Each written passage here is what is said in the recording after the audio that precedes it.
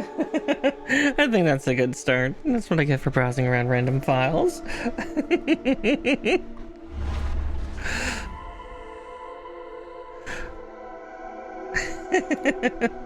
Oh, exactly. Oh, there we go. A little lower. I was trying to find a picture for something and I accidentally clicked a video test. Whoopsie. Hello, hello.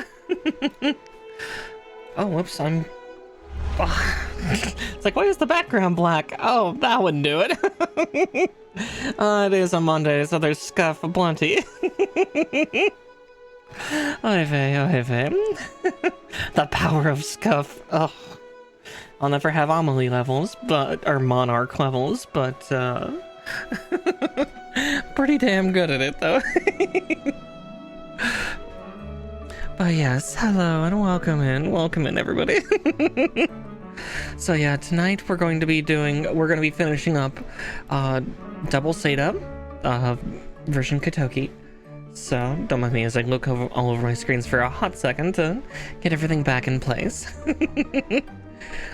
But yes, with that said, we can get to that right away. Top down. There's the red button. Oh, and I need to move myself though. There we go. Now I'm not completely blocking everything. Oh, yeah, it's definitely one of those kinds of Mondays, apparently. But yeah, as you can see, we got half of the big guy done last time. But we still have another half to go. And a chunky part of the legs, too.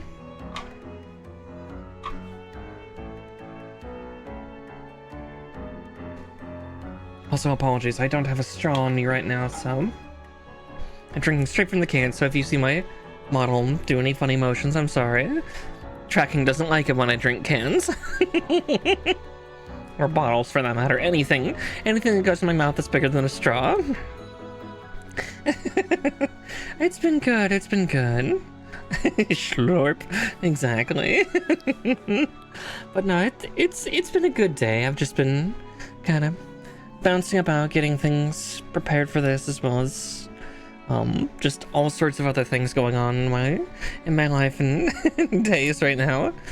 I think things will be a lot less busy once January comes around, so I'm looking forward to that, but I have other things to look forward to until then. But with that said, yeah, trying to keep my caffeine levels up, and cleaning out kitchen, stuff like that, so, in my bathroom, so. There's always something for me to do. But, yeah, it's been good. But let's see if we can start getting the legs finished here, because that's the scary part, is we're only halfway through the legs. This is only up to the knee. So we gotta get the other half built. Oh god, yeah. Christmas time is a busy time. And if I weren't traveling, it would already be busy, but it's all the more with, you know, less than 2 weeks until then. Well, actually, no, 2 weeks on the dot now, so... Oh boy. But let's see, let's get these parts cut out now. D10.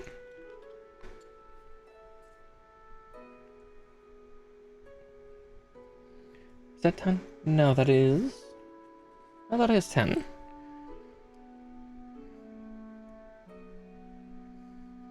Ah, there it is. Looks like that side's already been snipped. So...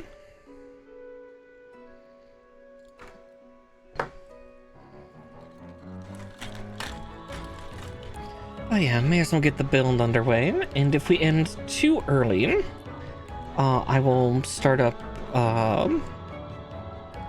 maybe some Gundam Battle Operation 2, and we'll have a touch more scuff there, as I did not prepare that as a contingency. Yeah, whoops. Beep boop. Hi, hi. Oh, Sherlock has taken the spot in front of my desk again. Cheryl, I want my feet to be there. Please. Alright. Oh, I forgot to cut out D23. Yeah, woo, more scuff. As I say, yeah, I'm pretty sure everybody but me likes it. Alright, D23.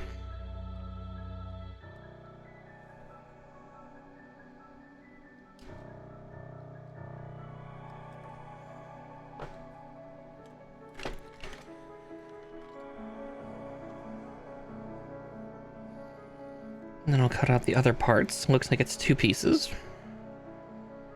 But we'll get this little tiny bit attached first.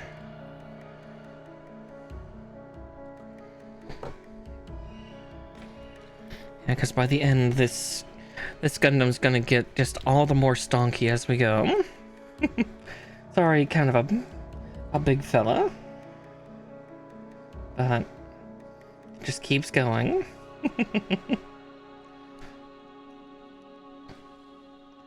I'm scared to try to put this thing into its flight mode. Kind of am with, I think, almost every kit.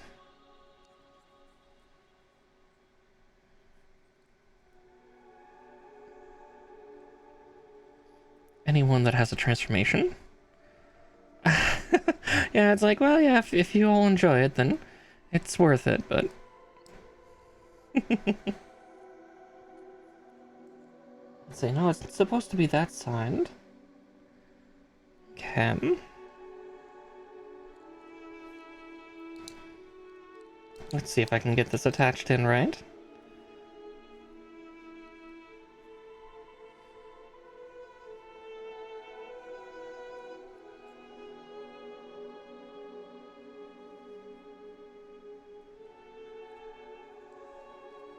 Like it's supposed to go tightly according to the instructions.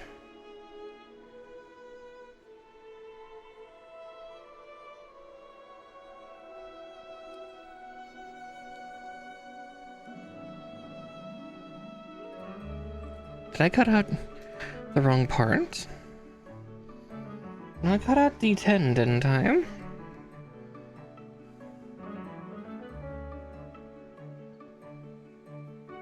I did, but how they're showing it all attaches is wrong.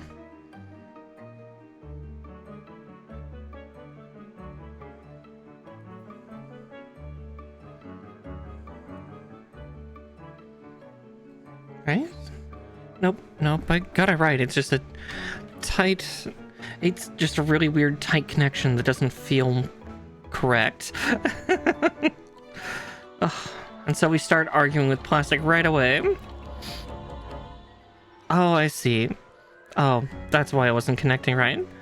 Because it's supposed to be like that. I was trying to get this part hooked in. There we go. Don't mind the rabbit. Too much caffeine, not enough thoughts.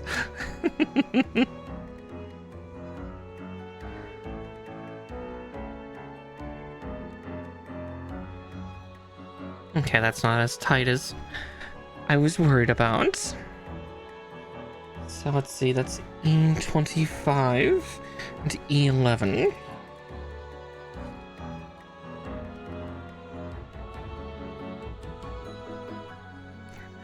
No thoughts, bun empty. No, I'm full of stuff right now. Sugar, caffeine, decent amount of food. See, and E11.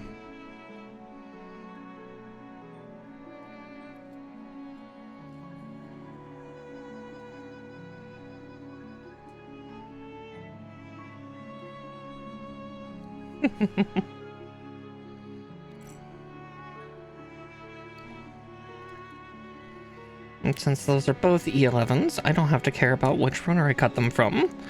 I can just go like that and not have a care in the world. But let's get the other one out as well. 25. Because on the plus side with the legs, we get to build them pretty much 2 at a time, because especially the double Zetas are big and chunky and uniform. So that's an awful nice thing for it. Now I just have to find the parts that I cut. Ah, there's one. Yeah, so basically, this little part is going to block up those little holes. And they made it a build instruction for nothing more than a form of amusement.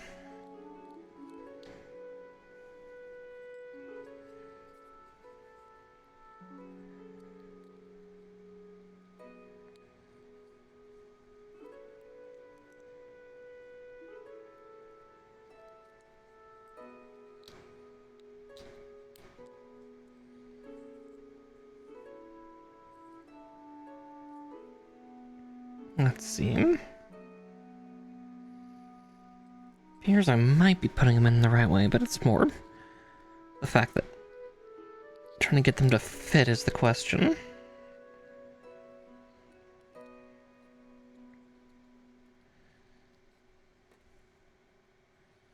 Top of the fact, it could use a little bit of sanding.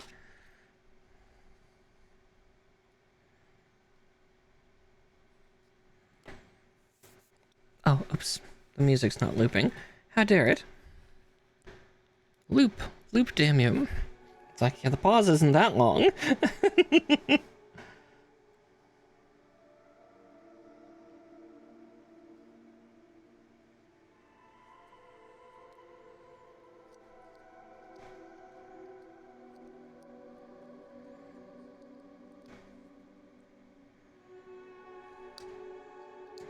Ah, there we go. Play! Nah, since I accidentally misclicked... Well, since I clicked that video, I forgot to turn the looping back on for the song, so...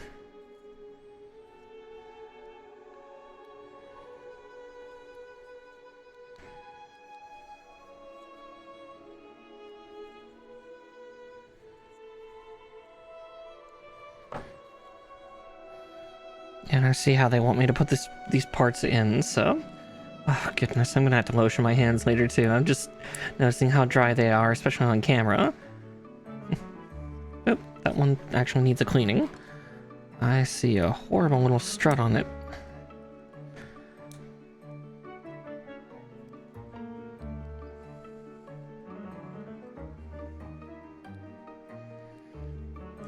There we go. There we go.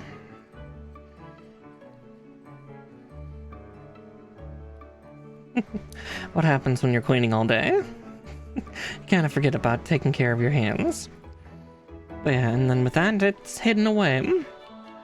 Interesting that they made you do it with one side but not the other. But... oh well. Whoop.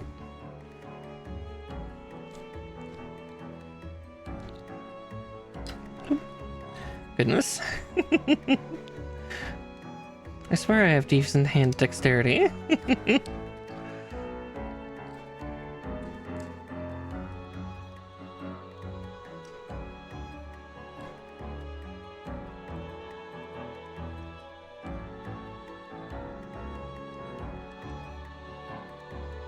guess that's what I keep telling myself. It'd also help if I'm not putting the part on upside down.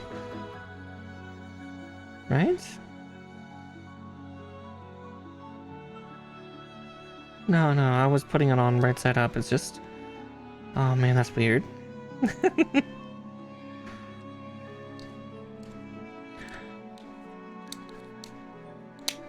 There we go. Gotta convince the parts to kiss. I know, I just... eh.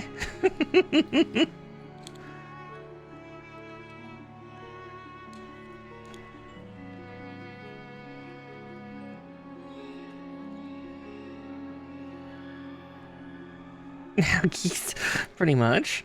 But yeah, no, it's just something I kind of noticed in the look of it, because you can tell the lower part there is the new part that was added, but then the upper part here looks like it's supposed to be the same kind of thing, but that's built into the piece. And it's just kind of... it's weird. Feels like it shouldn't, like, you either do both or something. Let's see. Now A32s. Okay, good.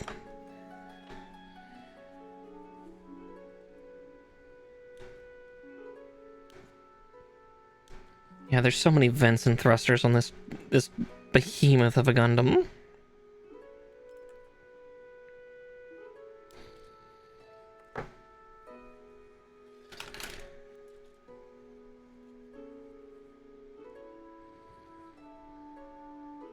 If I had a capture card that could go down to, like, you know, more old school video types, I would definitely do that and just fire up some Gundam Battle Assault and show you the ridiculousness of this thing during that frankly ancient fighting game. I would not be terribly good, but wouldn't be terrible either, but it's just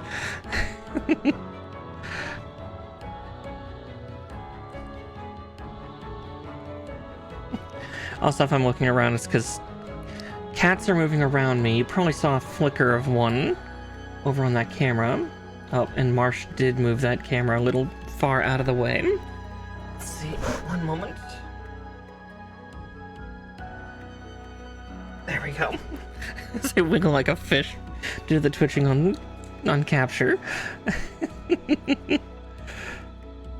I'll fix it properly. Oh yeah, Marsh was up there this morning, which was super cute. That was that photo that I posted up of the boy.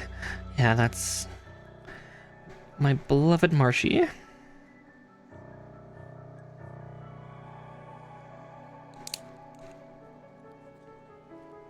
My giant 23 pound kitty. Just a little over 10 kilos for those using the right math measurement, or the right measurements. Alright, E28 and E11, we're going to do it all over again, but now for the mirrored side. Let's see, yeah, this is the one that has both the E11s.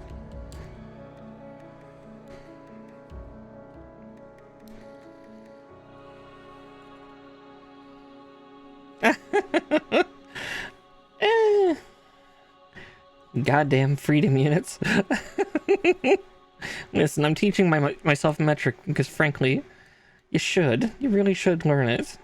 It's helpful. I promise it's helpful.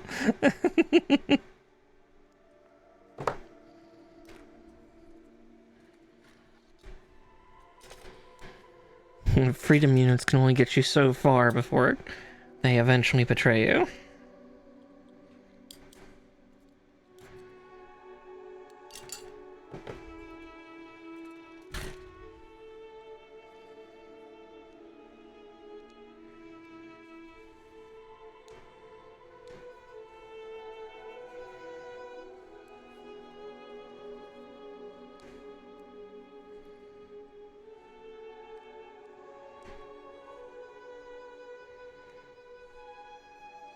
Oh, are we gonna get Mallow there?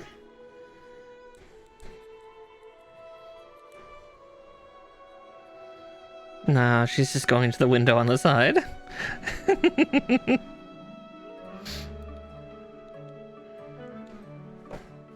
She had to check and sniff, though. She's not terribly used to her brother being anywhere she is. Well, her blood-related brother, I guess I should say.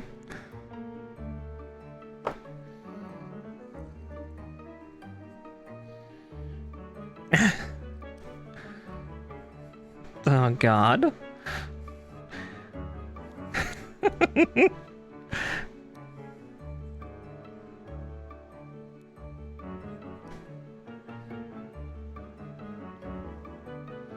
Which is still funny, because our military will use it, because that's where the sub-nick term clicks comes from. It's 3 clicks out. Yeah, it's 3 kilometers out.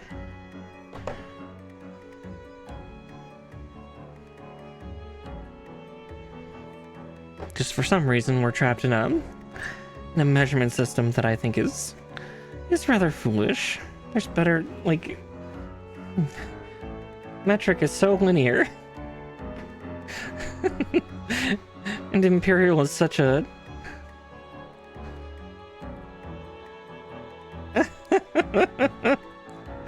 Oh.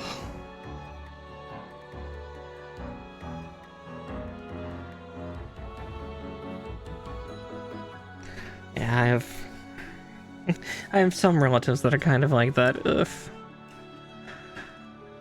Alright, D18 and 24. Time to get that other half snipped out here.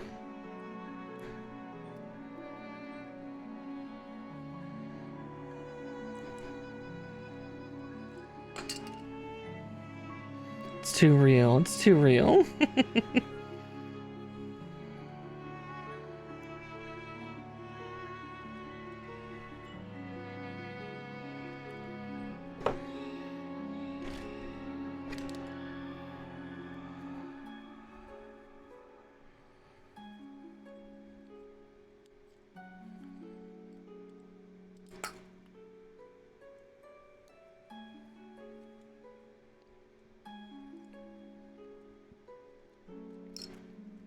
But we're zipping right through this. Yeah, we'll see how long this takes. I don't think it'll take me a full 5 hours. If it takes me 4, that would be kind of nice. Might just call it there, but at worst we try to get Gundam Battle Assault 2 to work. Or Gundam Battle Operation 2. Goodness. Crossing wires on the brain.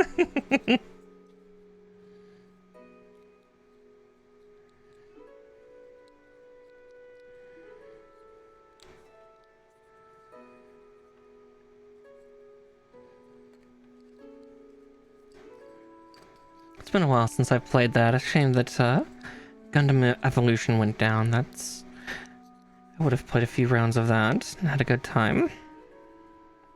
Rest in peace. Rest in peace, that poor game. Alright. Ah, yes, the A32 is from the other runner. Oh, my favorite Gundam game. That would probably be, as a series, the Gundam Dynasty Warriors game series, because that really made you feel most like you were piloting a Gundam, because typically in the Gundam universes, yeah, encountering a Gundam, if it's not on your side, is a very, very terrible thing. Like, that's actually something that's going to be showing up in, I believe it's a movie? Yeah, they made 3 of them. Unfortunately, they're on the PlayStation 3. So they are old and they've not made a new one. But yes, you can go back and find them, and they're very, very fun. But yeah, like, lore-wise, encountering a Gundam is truly nightmarish. It's the last thing you want to do. Yeah, I was to say, I mean, they still play well, but, you know, you require a PlayStation 3 or a PlayStation 4 with some backwards compatibility. Otherwise, you'll just have problems.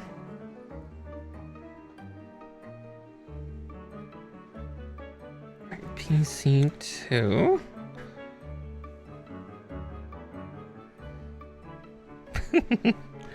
But yeah, Gundam Evolution I was very fond of too. Hi Mischief, welcome in dear.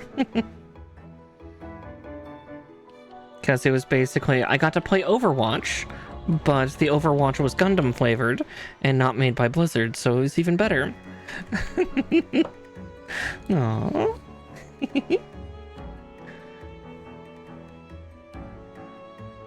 Oh, right, I need a second one because we're building 2 of these.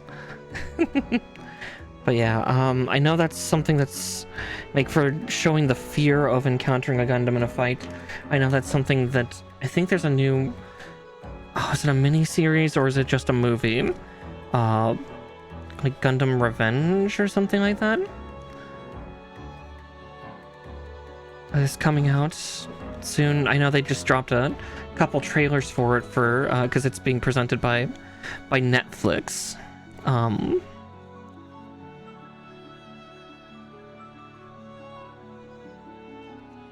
But yeah, it's, I think, a tale told by Zeon's side. So typically they're the antagonists in the Gundam universe.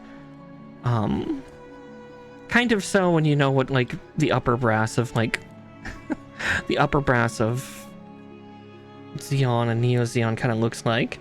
It's very, very telling. But yeah. Looks like it'll be a fun series, though. And just to think these are just the calf units. Alright, D32. And more part connector 2s.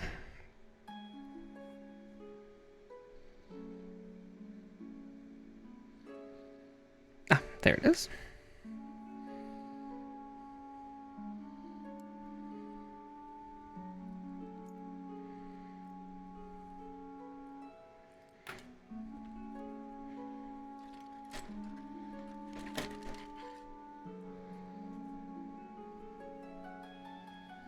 There's also like a really great scene in Gundam Thunderbolt that kind of shows the mobility of a Gundam as well as just the terror of encountering one as a soldier.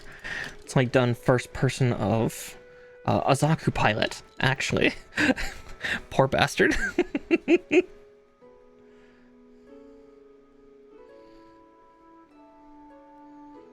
But yeah, yeah, that was Gundam Evolution was definitely a favorite because I actually like Overwatch like games, but yeah, I just can't support Blizzard for a few reasons. I used to love Blizzard, but I really can't go back. Let's see.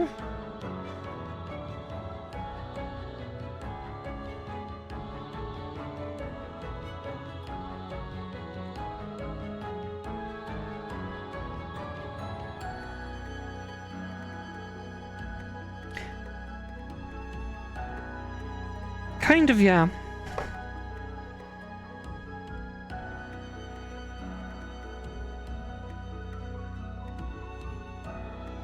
Yeah, I'm not sure of a good Warhammer equivalent for, like, a mobile suit versus a Gundam. Because it's really difficult to pin it down like that. But yeah, it's just like a huge technology difference between a mass-produced unit and a specialized unit like a Gundam. Because that's the scary thing is these Gundams, anything that is labeled as Gundam, they're one-off. There's very rarely ever more than one. Or if there are, there's just enough spare parts to quintessentially ship a Theseus, another Gundam of the same name and titling. Very rarely have Gundams been a mass-produced unit. It's kind of like Char's specialty units from Zeon. He took normal units like a Zaku 2, and he basically, it's like the outside, aside from the color, looks the same, but everything inside it is not a Zaku anymore.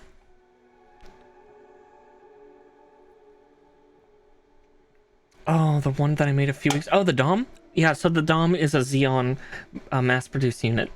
That is not a Gundam. That is a mobile suit. Yeah. Yes, Dom is a mass-produced unit. Now, that being said, there was a trio known as the Black Strike Trio, if I remember correctly. But no, the Dom is a mass-produced unit. Yeah. Let's see, D11, I forgot to cut those out. Ah, there they are. Yeah, Doms were another Zeon unit. Like, Zeon has several dozen types of units. Like, basically, you know, your standard progression of, you know, we're in wartime, so we are dumping excess amounts into war fund for units. Zeon very rarely had specialized one-offs, and what one-offs they tended to have were primarily mobile armors, giant you know, significantly bigger than a Gundam. Typically not faster, but,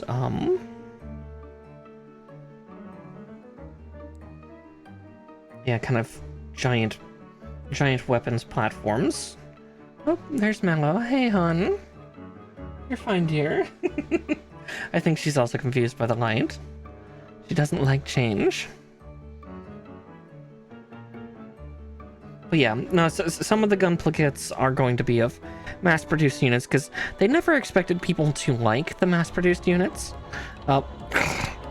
Wonderful view, Mallow, thank you.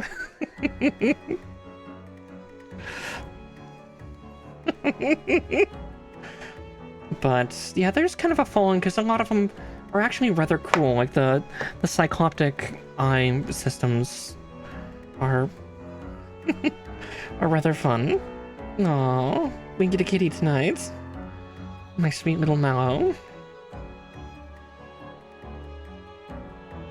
Yeah, she's just showing how to keep good hygiene.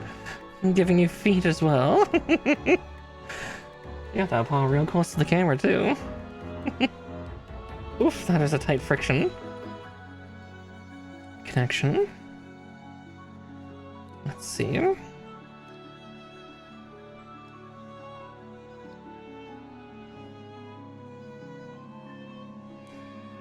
But it's done so with rubber, so that's going to eventually go bad. Not today, not tomorrow, but in a few years, this guy will be a little loosey-goosey.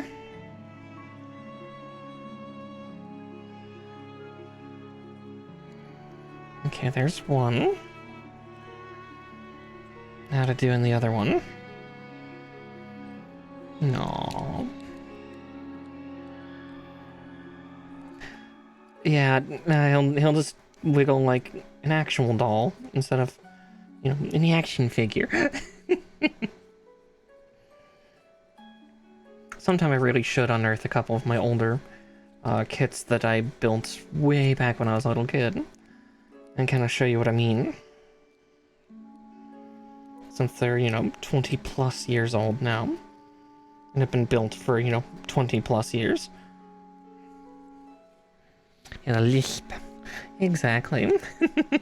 Gotta flatten out your voice too. D39. You didn't see that part. See, D39 and 12, so I'll got both of those out.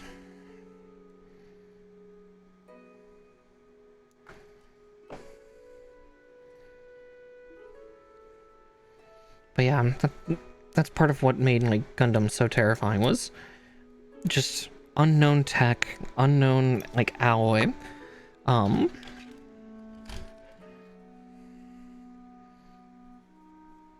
due to the fact it wasn't a mass-produced model like the GM, it's very hard to try to stop, and then you suddenly realize since it's such a one-off, you were going up against a legendary pilot, somebody who, you know, at this point probably is beyond an ace pilot.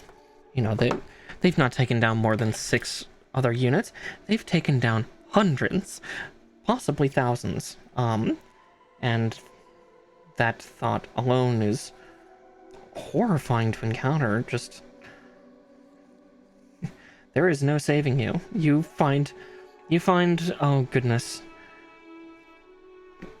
Gundam 2, New Gundam. Especially once you get up to New Gundam. That's Amuro Ray in his, like, mid-20s, late 20s. He's been piloting since he was 14. Yeah, what do we do? Perish. No, quite literally, like, when Amuro Ray first started piloting the first Gundam, he was 14. I think by the time he was wielding the High Nu, I think that was his last unit. He was like 27, 28, something like that. Like, you know, he had been piloting these giant death machines for well over a decade. Yeah. And each one had been an experimental tech, so. And by the end, the High Nu, you know, had the Psychomo system. So, you know, he had funnels and basically could wield things similar to what the beloved Char could do. Except scarier, because, like, the new and the high news funnels are horrifying. You'll see that eventually, because I do have those kits, but basically theirs were, like, plasma railguns versus, like, your standard,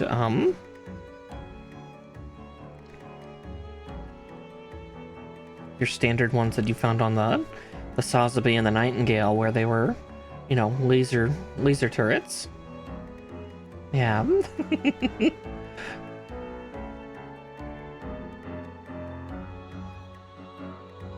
Let's see, how does this connect? Like that? No, that can't be right.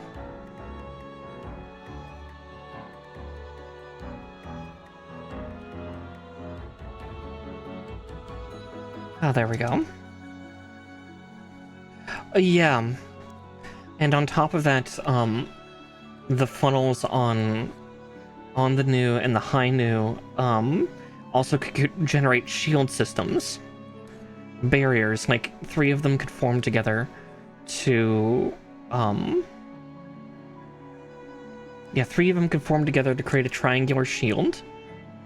5 of them could connect together, like in a system to create a pyramid shape that would completely, keep any type of energy weapon from hitting. Like, yeah, the new and the high new were terrifying. The high new was just scarier because, you know, the new had 5 funnels. The high new had 10. So it could do double action. And, you know, these funnels are massive. Again, you'll see them eventually. Yeah, like... And, again, it's Amuro Ray. You were going up against this legendary fighter who's been at it for, you know, 13, 14 years by this point, and... Oh boy, are you screwed. Alright, so part connector 7, which my hand's on.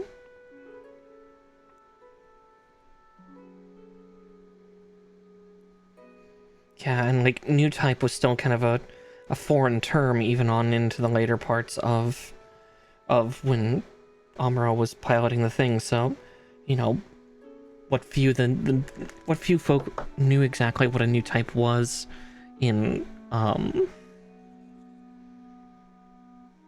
that universe. They're quintessentially space psychics. So, you know, superstition amongst the soldiers. We're going up against... It's like, they've heard about ones being on their own side, but this one's on the opposing side. And is piloting this just powerful machine. Just, yeah, it's... it's a lot of spooky shit.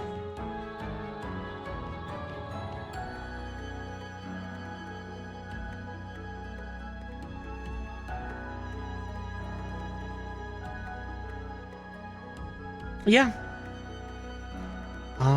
I mean, they're both massive space operas, quintessentially.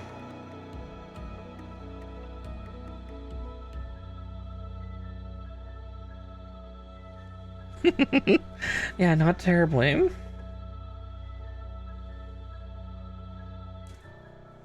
Let's see, it's telling me to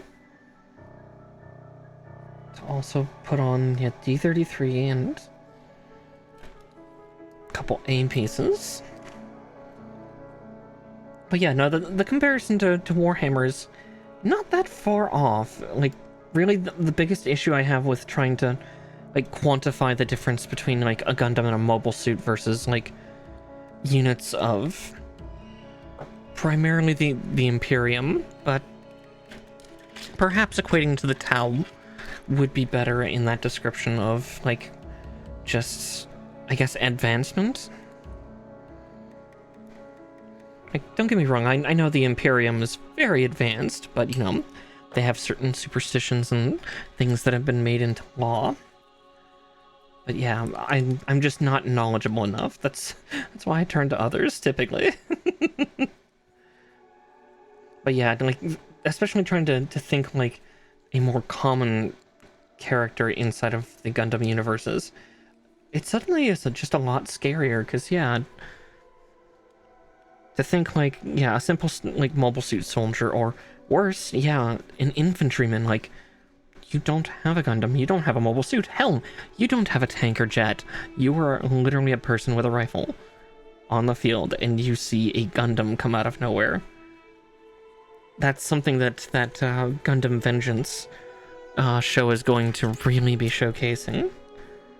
I'm super excited to see how that turns out. But yeah, it's just, oh gods. A25.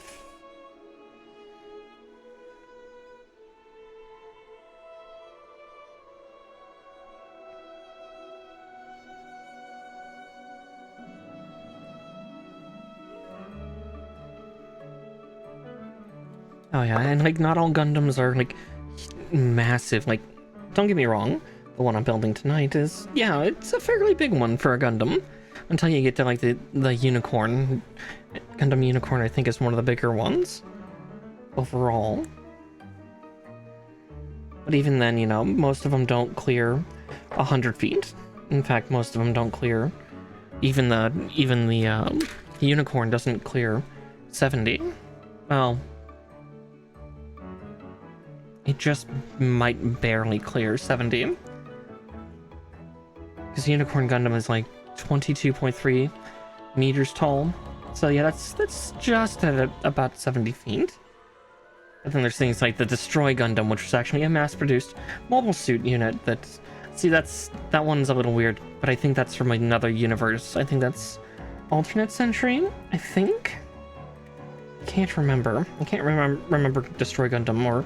There was a unit that was based off the Destroy Gundam that got mass-produced that was like 120 feet tall, but that was due to the giant disc on its back.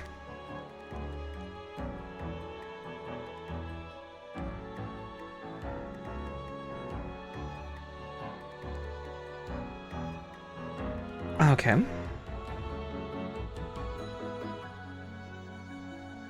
I see. I got a little excited and built that a little too soon.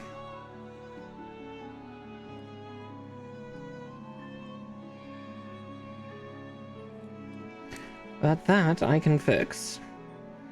That I can fix super easily.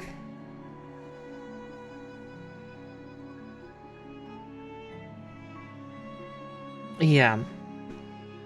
It's weird because, you know, like, if you go into like the wikis, they talk about like the power output of like the generators and the weapon systems for Gundams, and I don't know the ones for Warhammer.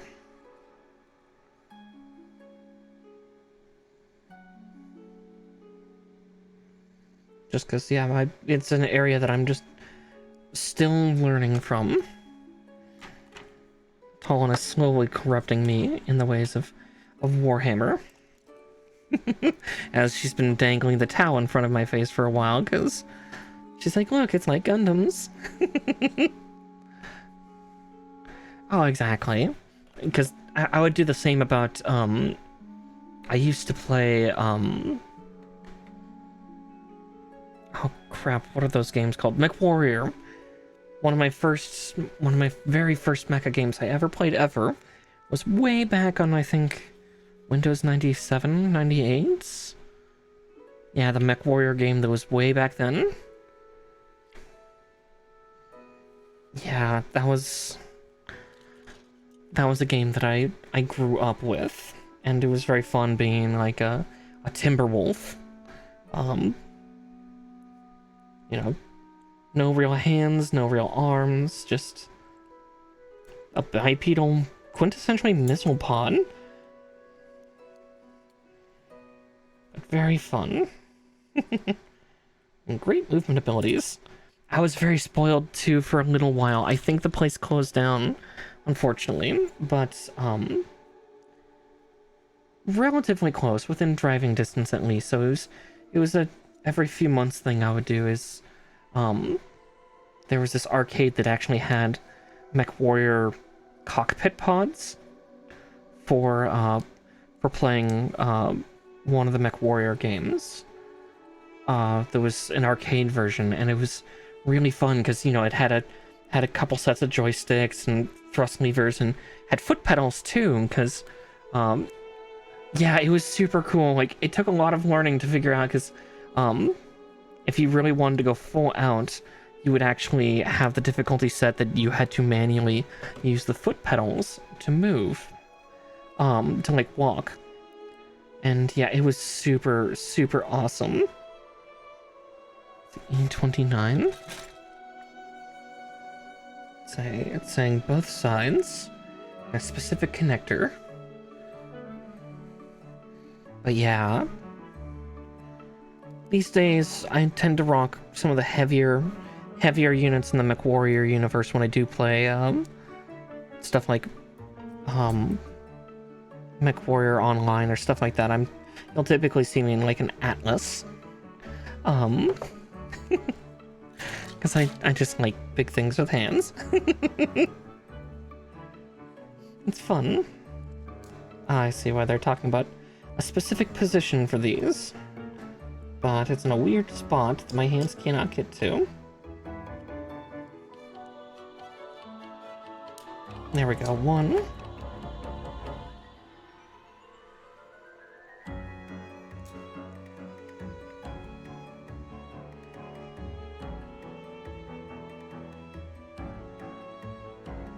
And obviously, like, I was playing Armored Core 6 for a goodly while. Because that was super fun for me. Alright, now for the scary part of how this connects. This is the thing that interests and frightens me.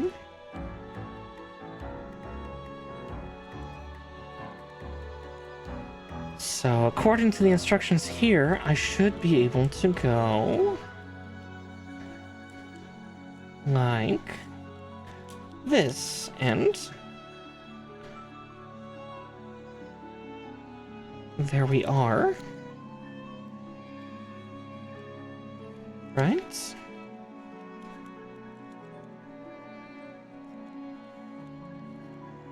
Feels like it's... Whoop, part of the knee just popped off.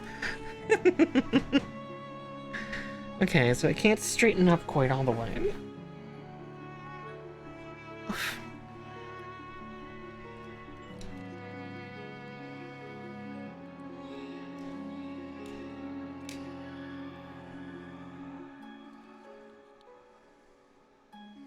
Let's see.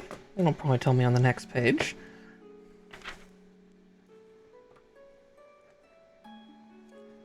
So, yeah, it says to go up like that. It looks like I still need to lock it in place with armor. So, D35 and 36.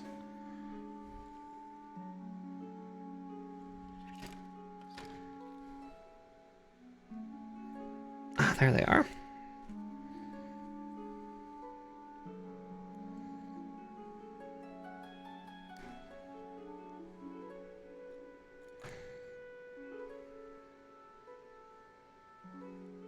Make sure I'm snipping the right parts, because there's 4 pieces here, because the other one's for the other side, for its plating.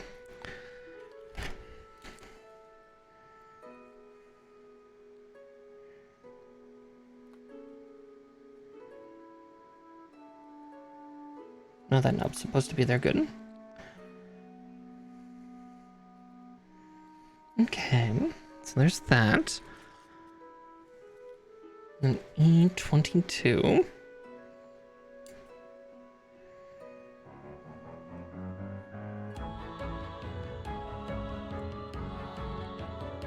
Yeah, maybe I'll try to see if I can get the double Zeta in Battle Operation 2, and I can show you why it can be scary, though in that game I could also get thoroughly trounced.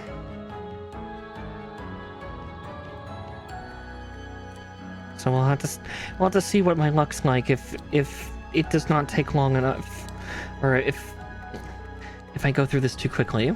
Words are hard.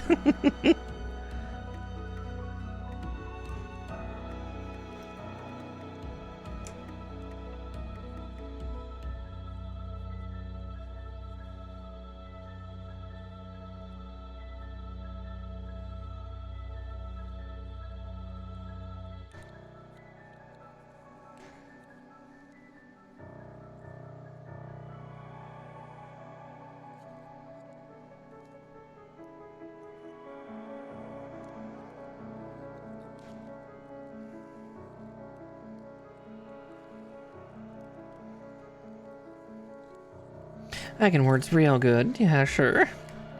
That's what we'll say.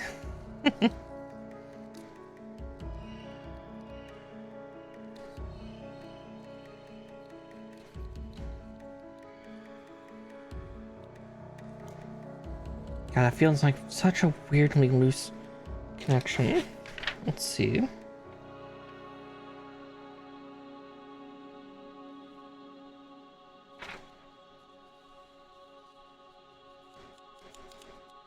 Yeah, no, that's exactly where it went. I see. You probably lock like that. Yeah, that looks right for what we're aiming at, but we gotta build the other side.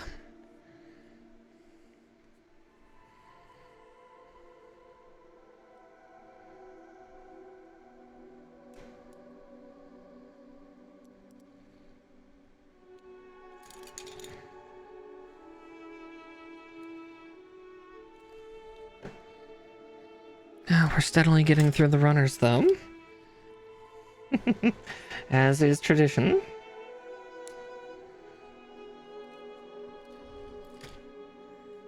An E21.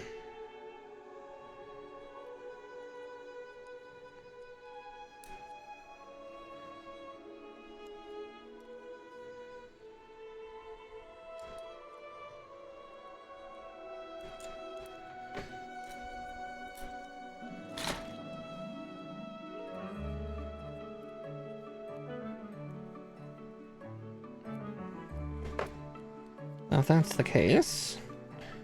One moment. Luckily, I can actually access that part where the undergates were, so... It's just a matter of actually seeing where they were. There we go. I don't have to dismantle anything. Alright. There's that. Though that could use a trimming.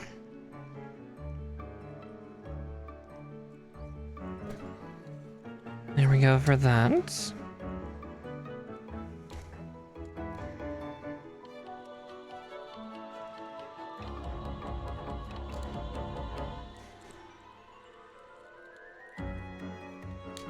There we go.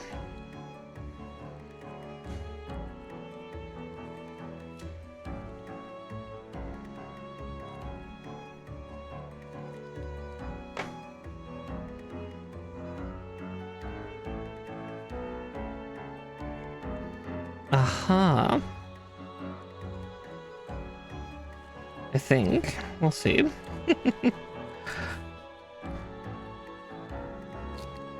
It's like, push these parts together, but there's a weird section in the middle that also moves, so I gotta be careful with how I'm...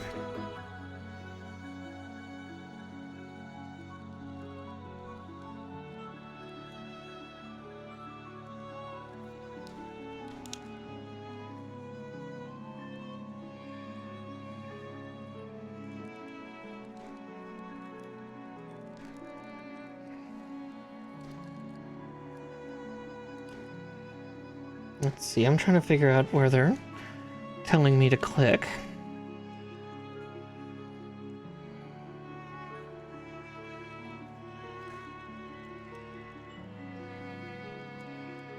Because, yeah, they're telling me that it's supposed to be able to push down.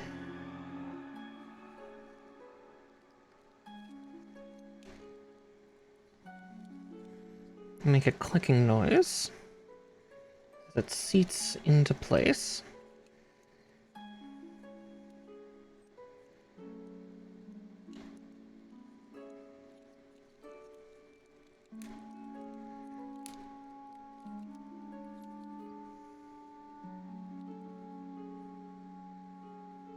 I've seen the part and how it's supposed to. It's just a matter of... yeah, I really want to use the fulcrum of actually the foot.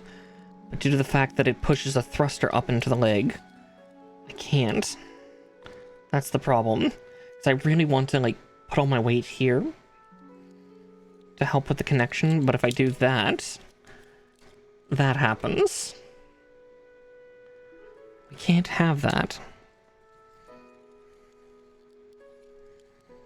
That's a really finicky junction. But probably once it connects, it'll be pretty darn solid. It's just a matter of getting there. Alright, clicked that down.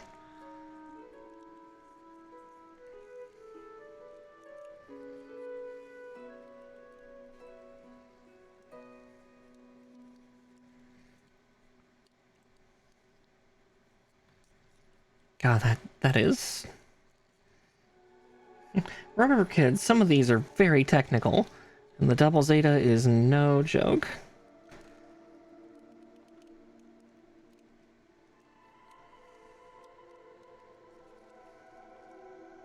I heard a click, but that was from me extending the lower leg.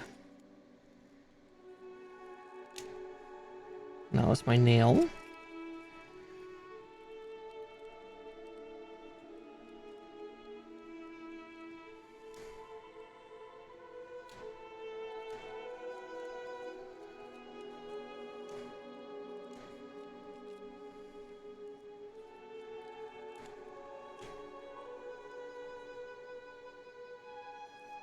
God, where's a little light when I need it?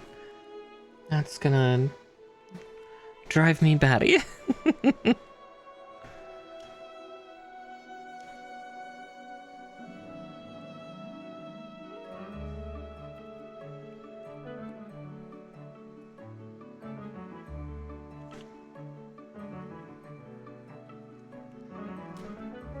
Nope, that was me shunting the leg back up into its weird spot.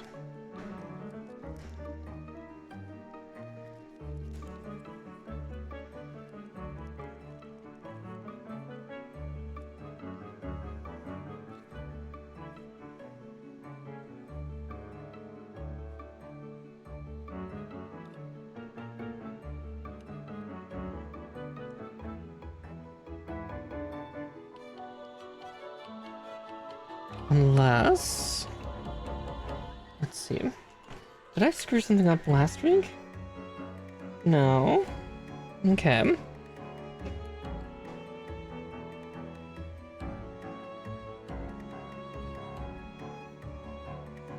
Oh. That might do it.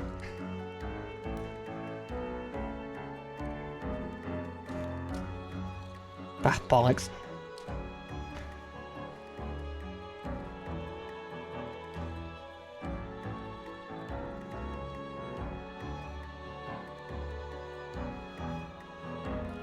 Okay. Oh, I heard a click, so then we can go like that, and just pretend like that will never happen again.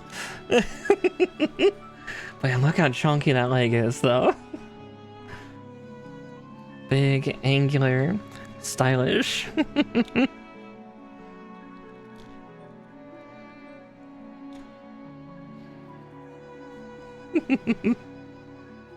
Alright, once more with feeling, though.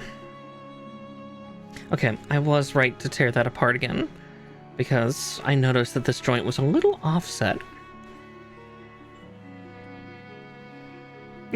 Yeah, that thing ain't thick, it's a brick. Oh yeah, no, it's hilarious when you compare the double zeta to the original zeta. The standard zeta is so sleek. Like, it's a little angular, yes, but then there's the double zeta who's just you know, just walking pile of a blade of armor. Alright, so E13, E14, and E29, so we are repeating what we did on the other one just a few minutes ago. And now that we know what the hell we're doing with that part, it'll be much easier connecting it this time.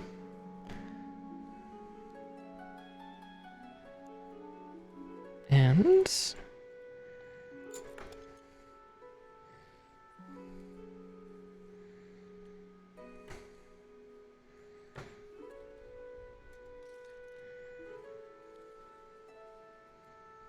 Gunpla. Oh god, that's hard to say 3 times fast right now. Hey Nora, welcome in, welcome in. Ah! How dare.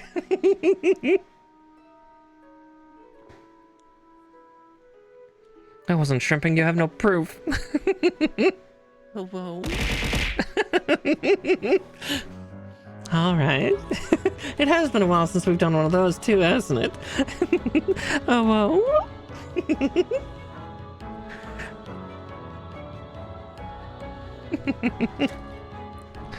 Alright, I need the... It's true, there's so many things to redeem on.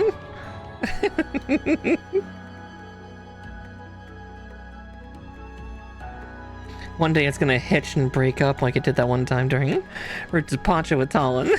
Good girl. Ah.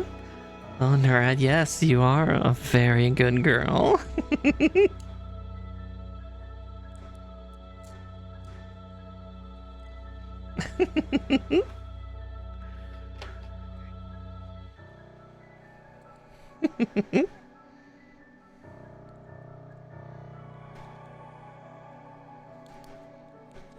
The famine.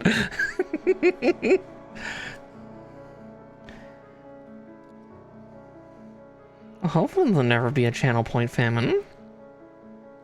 Or is Twitch plotting something that I have not paid attention to?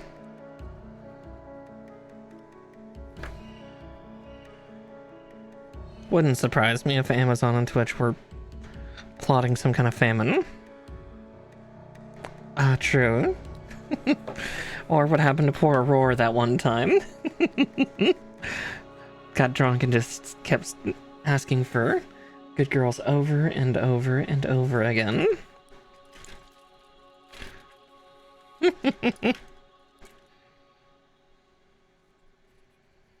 Alright, 25 and 34. Mustn't forget that.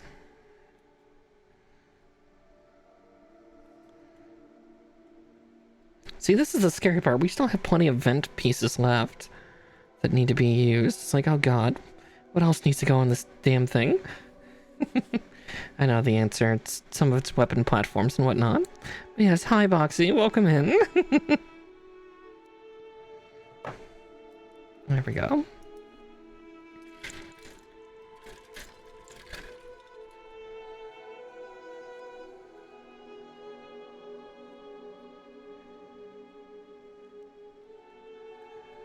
Let's see, that could use just a little bit of sanding on the edges.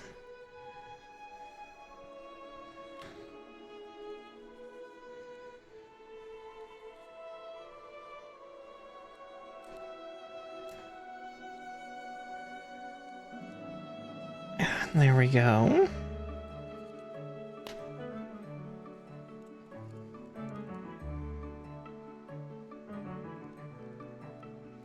And now the wacky connection process for this. Up that goes. Now we make the plates. Once more with feeling.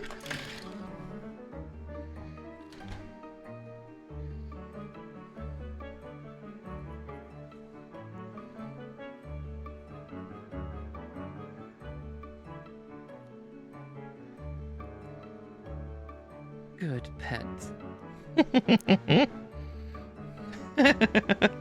Ah, I see nature's wanting to flirt with the hazards.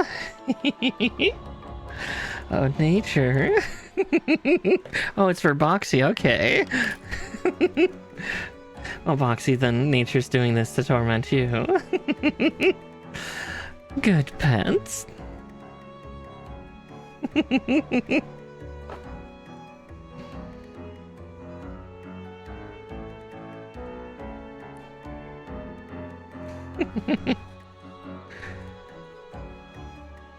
See, which one is that? E22?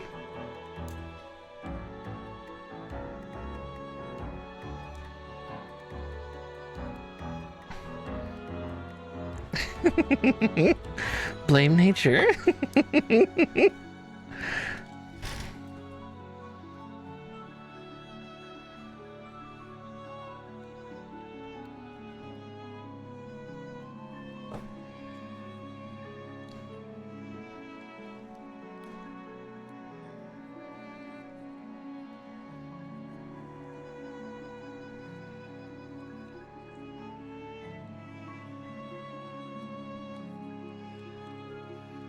Yeah, now here comes the hard part of connecting this with so many loose moving parts about. There we go.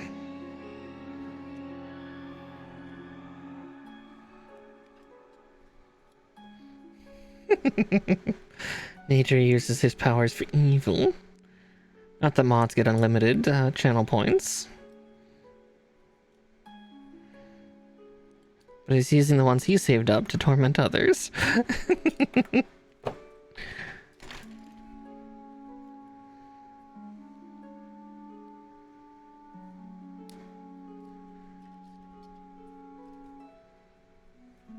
Oh wait, I didn't turn those undergates, did I? I did not. Or maybe I did. Actually, it looks like I did. Yeah, I did. It's mischievous, most definitely.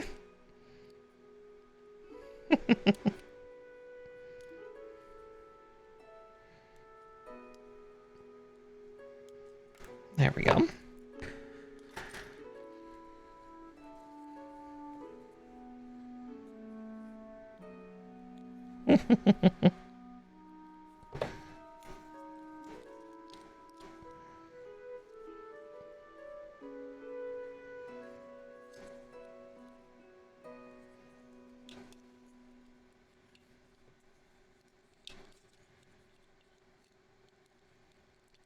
And...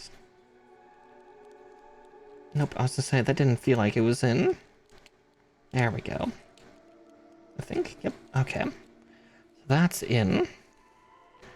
So let's do that. Okay, that one clicked a lot better than the other leg. But it's now.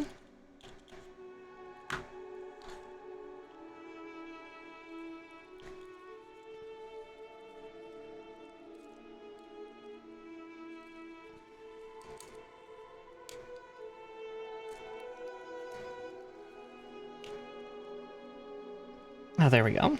Just felt it click a little harder. Good, good. Alright, now... Oh god, we're building the hip sockets for these things now.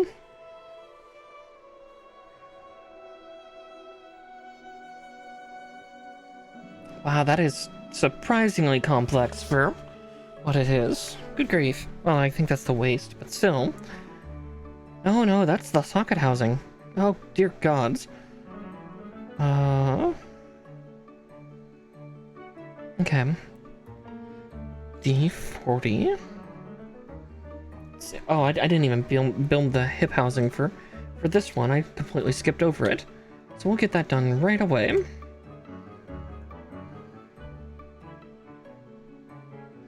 Yeah, because I completely skipped the hip housing over here.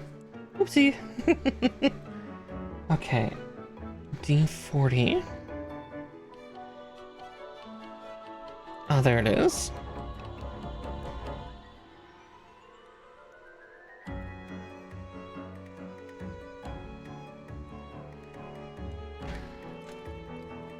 A27 and 28. And A18.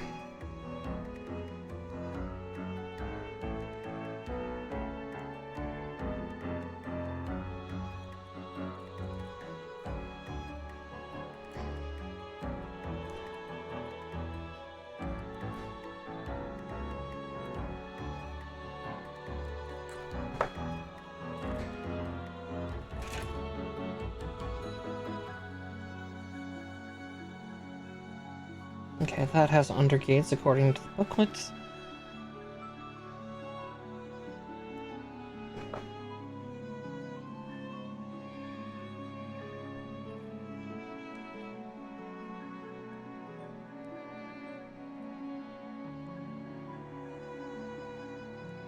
I was so focused on getting the leg connected together that I wasn't paying attention to what needed to be done.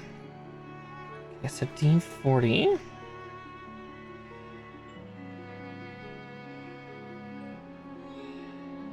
Goes through there.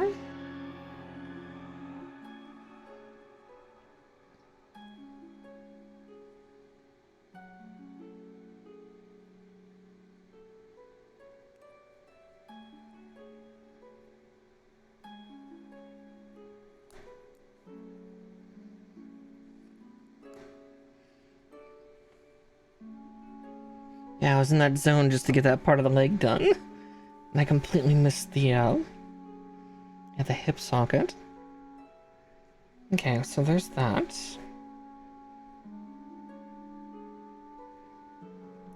Part connector 13. Little rubber washer.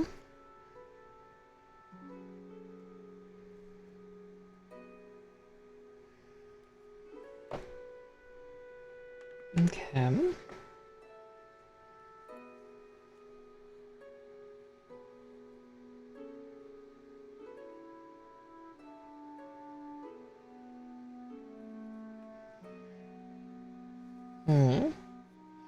A20.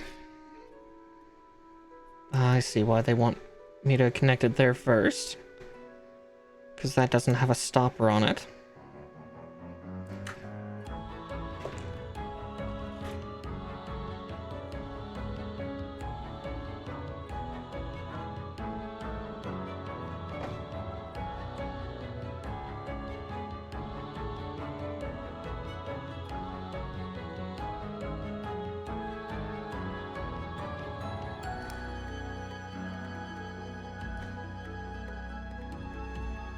Okay, there's that. An A17 and A33. C33, it's yet another thruster vent. Or maybe it's a coolant vent. I can't remember. I just remember this thing being a behemoth, but surprisingly agile for just how bulky it was. Compared to its far lighter armament on Zeta.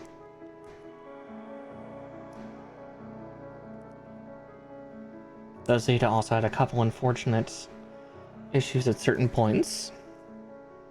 Like one point when the Zeta Gundam was in need of repair, but hadn't gotten its repairs just yet. It had to use a Zaku's head as a replacement for a little while.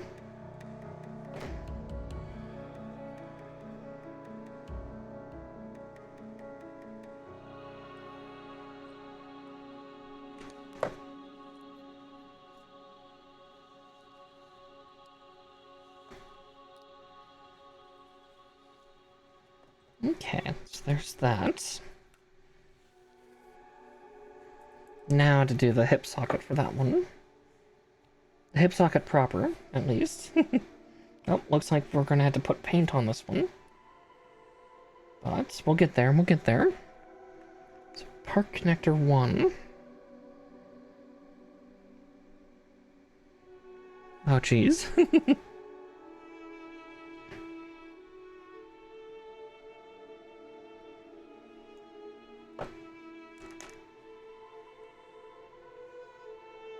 Okay, D9 and 38. Let's see the D9.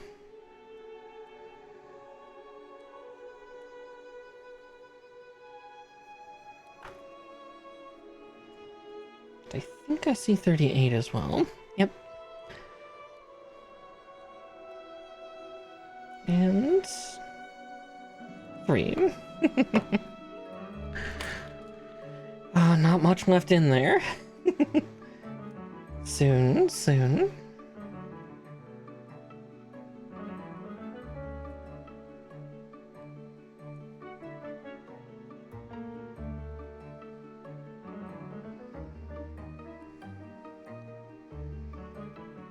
And there we go.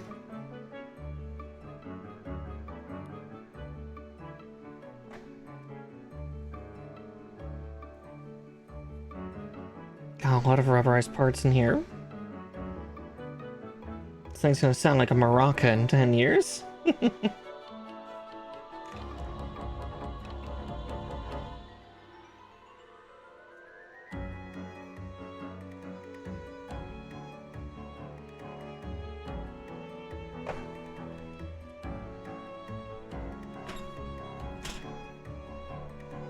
Sorry, I'm also moving stuff about a little bit, reorganizing stuff from my desk. Because this runner's going to die very shortly.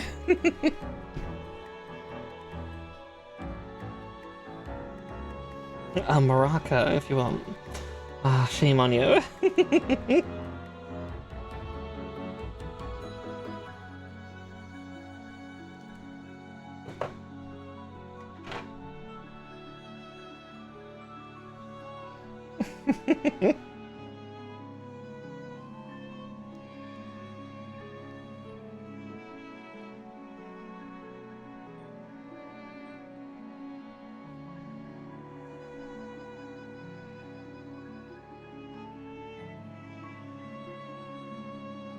And there's that. Now I can cut out D1.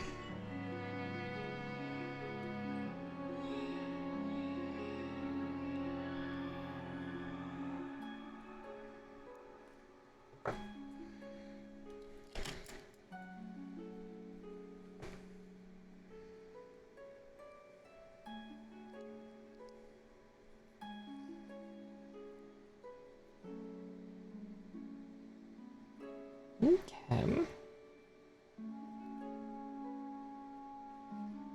So D21. Da-da-da. Oh, hi, Talon. Someone's been missing something. Da-da-da.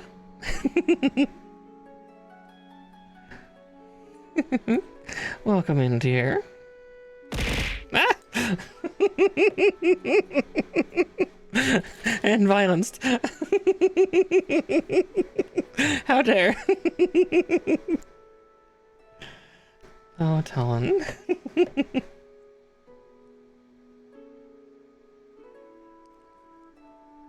Okay, so it's saying like that. I need A10. Let's see. Ah, my hand was over it. I just knew it. It's like, I'm touching it, aren't I? I can't see it, so I must be touching it. My hands know. They always know.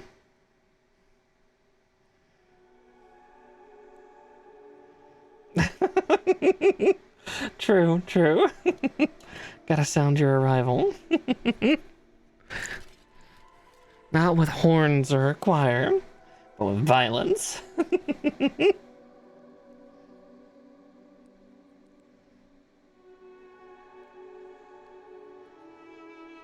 Okay. I'm going to socket this into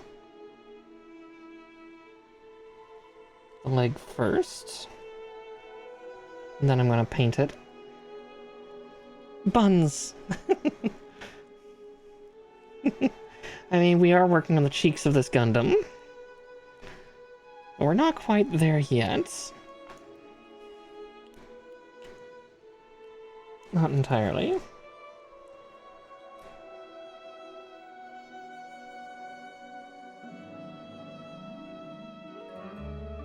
Ah, that looks lovely. This metallic green marker over like clear plastic is actually very pretty.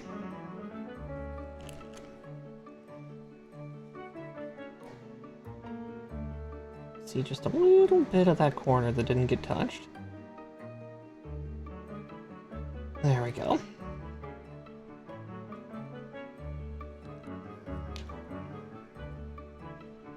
Okay, there's the right leg done. Well, I forgot to put that on, didn't I? But that won't require me to touch anything, so...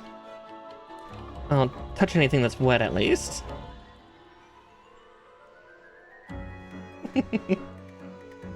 Alright. One down, another hip to go. Yeah, the ultimate tease. It's like, this runner's almost done, isn't it? There's one last piece over here, along with... I have to cut out the D40 from this one, because I cut it from the other runner.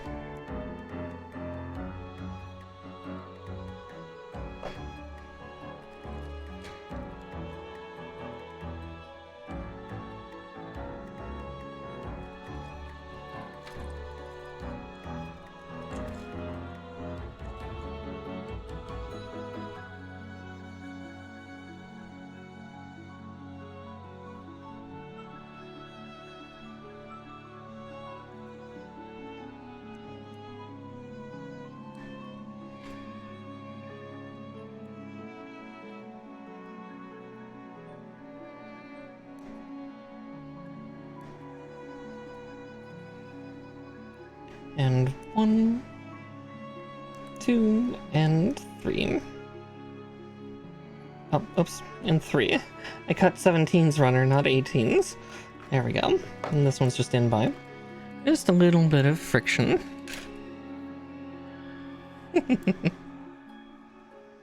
This one has 1 undergate.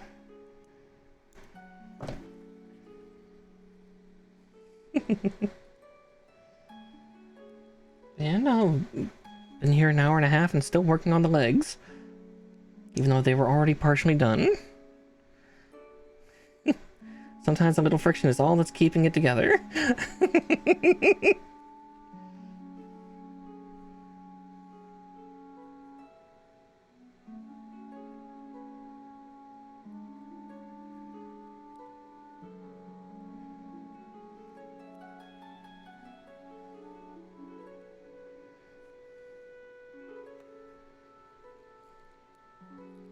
Speaking of that, I put that in the wrong way.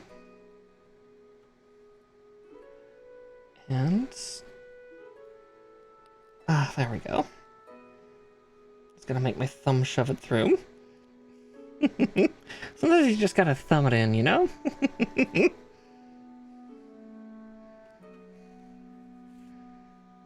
Port connector 13, that little washer again.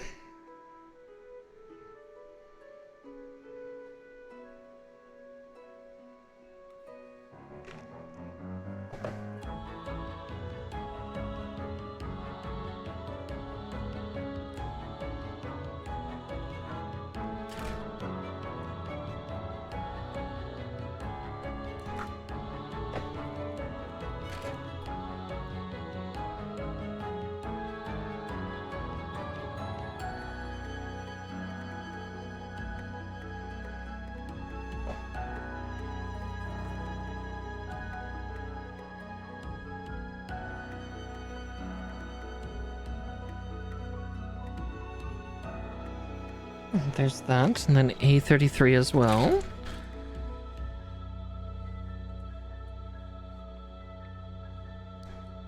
And this one has undergates, so I had to cut those.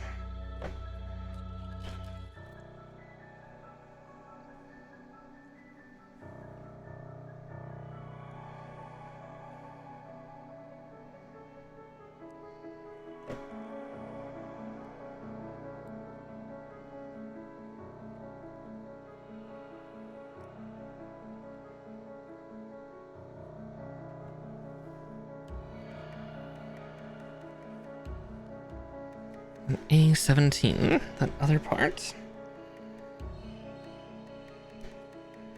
And attic should fall. Yep, there we go.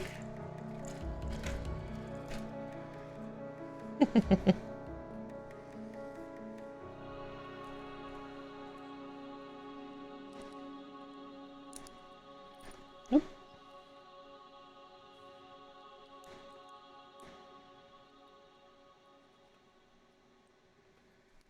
Ah, so it does. I trimmed that off of the other one. I did not.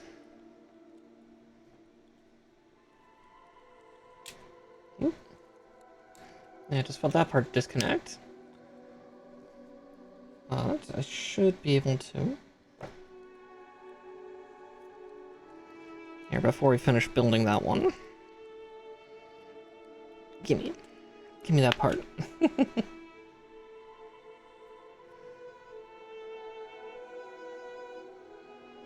And my part separator.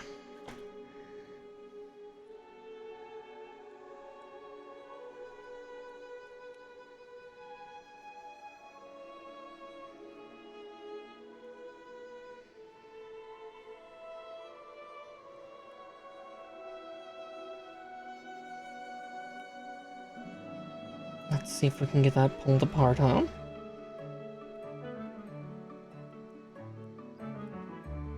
There we go.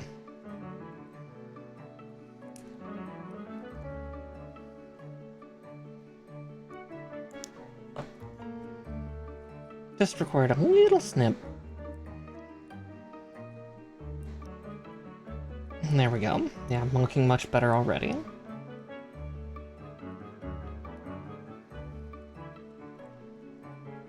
And just a little bit of violence.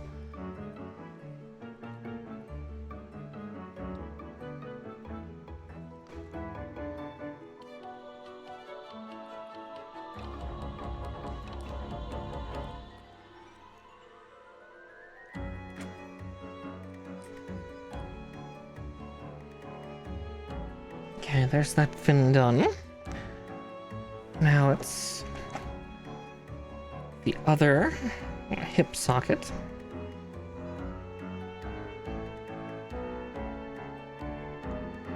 And soon we'll be building the groin of this thing.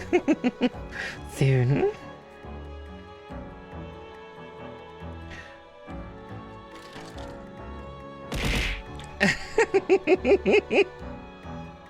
Violence, oh god. Okay, so 38 and 9.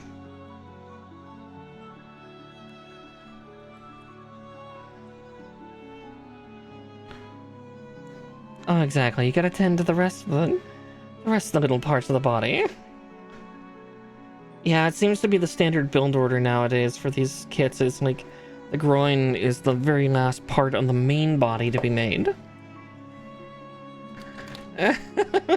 Uh-huh. The urge for violence kicked in. It's fine, I understand. Yeah, they gotta tease us with everything else. Just, you know, gotta play with the chest a little bit, and work down the arms and the legs, and then you can get to the fun stuff.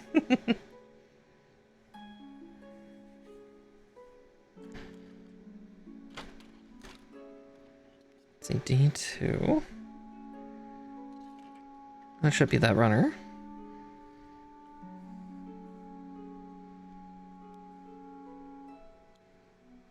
Yeah, so foreplay, exactly. Can't just rush in. Where's the fun? Where's the romance? Where's the surprise for it?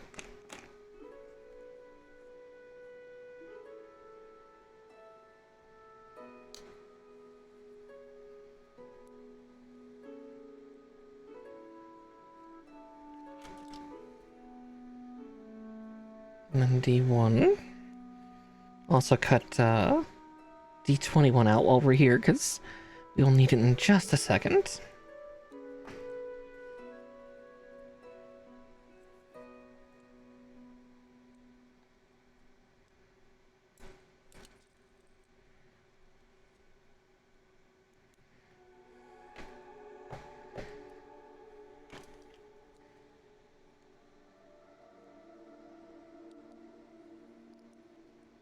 And there we go.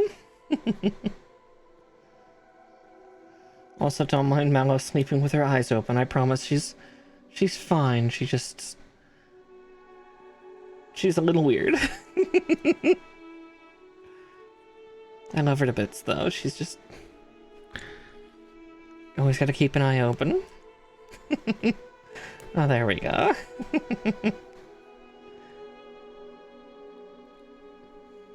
Oh yeah, she's adorable. My little scaredy kitty.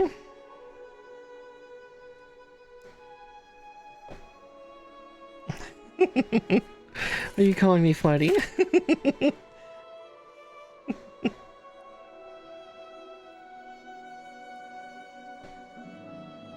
Okay. And let's see. I'm gonna press that in just a little harder, I think. Or actually, I know why it's doing that.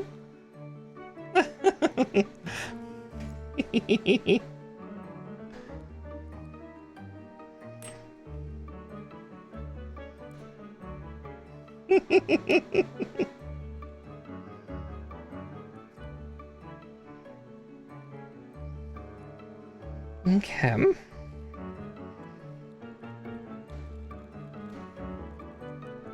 There's that. And this, and then I'll paint that part on. I know I didn't do it with the the fin last time, but I wanted to get it connected this time around.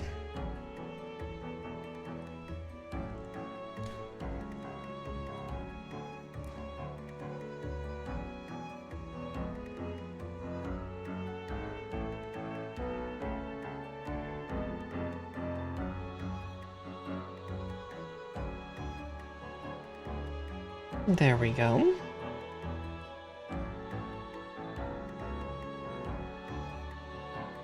From crystal to emerald. Or from quartz to emerald, I guess I should say. Now I get to sit there and look pretty and dry while we build the waist.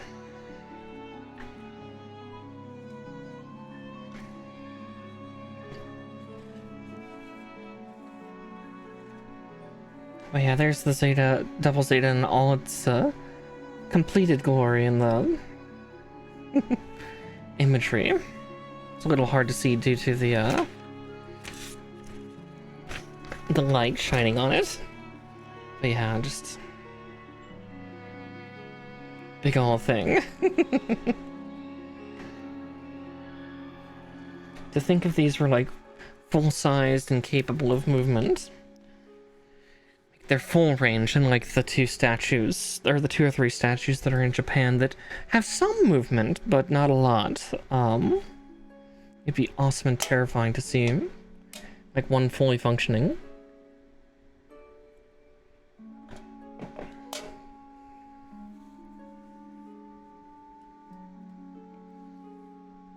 Oh, we're using the bee runners now.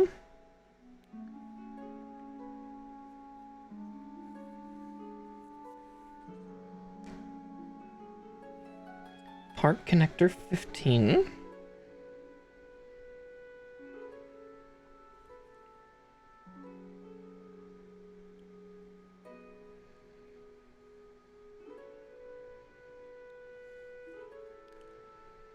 Okay, there's that at least, but... Oh, and 14 as well, goodness.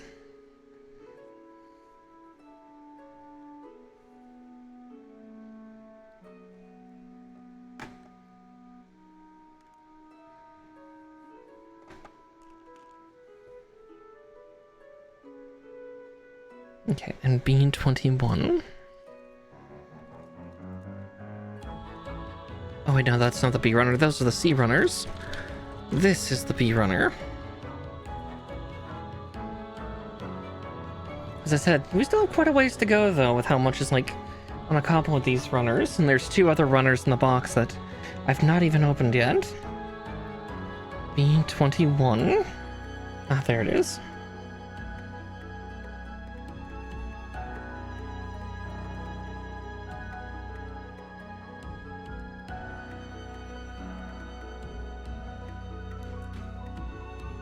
Well, Mallo's doing a sleepy stretch.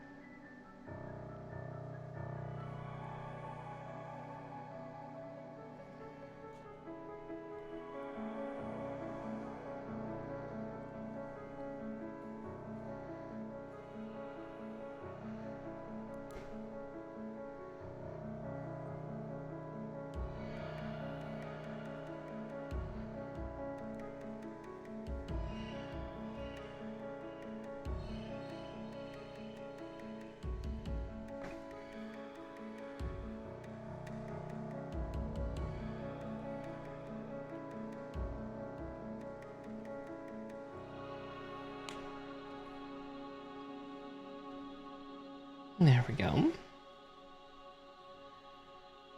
Then from here, 41, 42, and 19.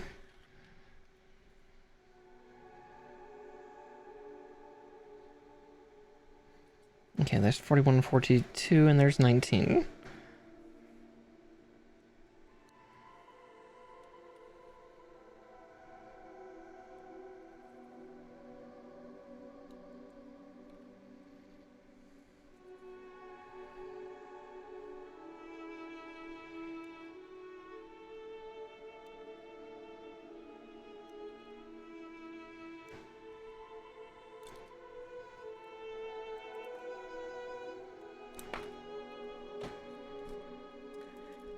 I'm gonna be smacking the mic quite a bit.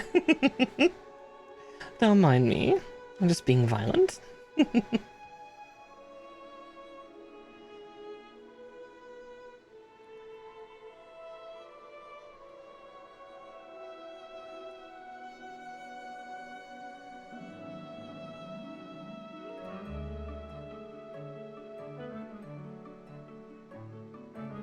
Part of me is like, why is there a trigger switch on the groin?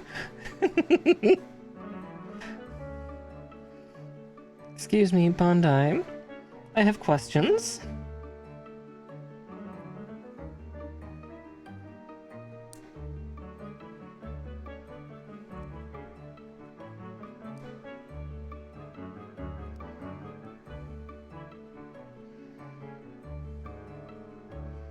Yeah, 'cause... Oink. Oh, he's excited.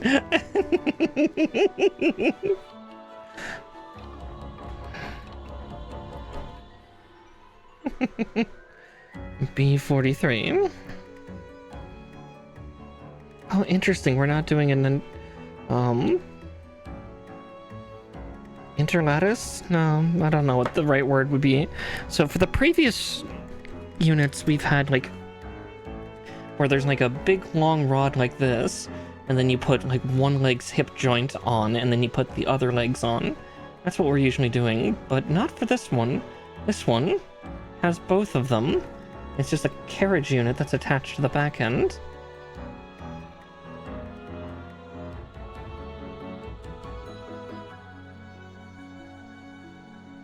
Weird.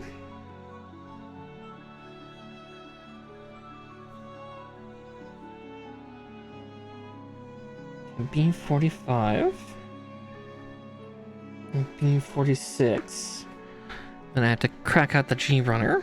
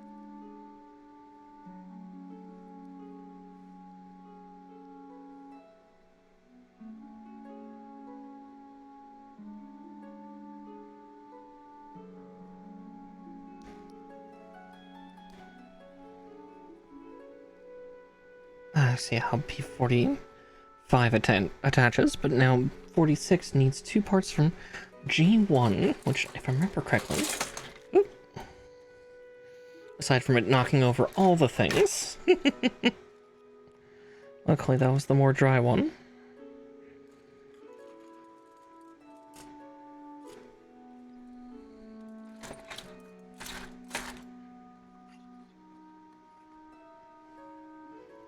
Yep, G1 was that one, because G2 is the silver one. Alright, G1, 11, and 10. Ah, I see them.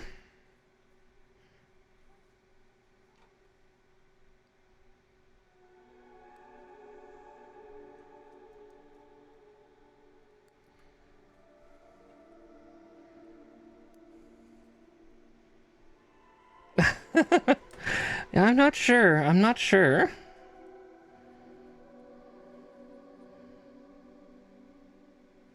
Aside from the Gundam Wing Gundams, most of the Gundams didn't have a kill switch or a self-destruct switch.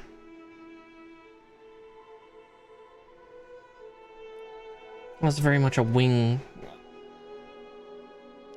thing. Most of the rest of the ones, especially in Universal Century, usually just end up getting destroyed, like, in combat.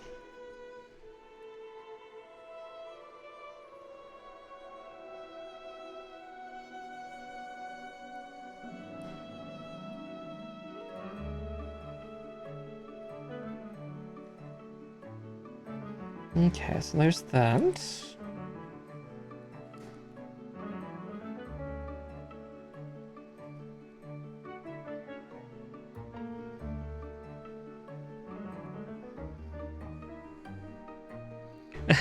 No, no Robodongs. They're not Autobots, they're not organisms.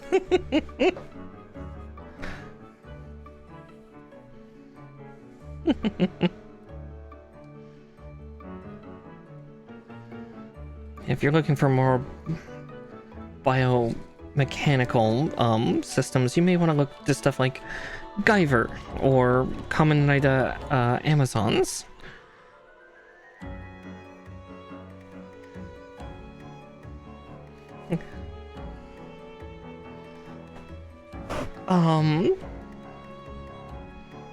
Depends on what part of the internet you look at, dear.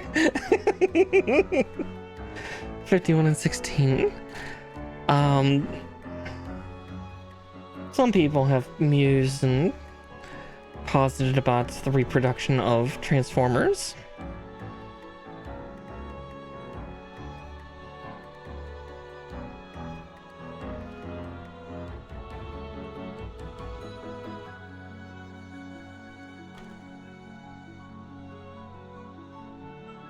B16, which is way up there.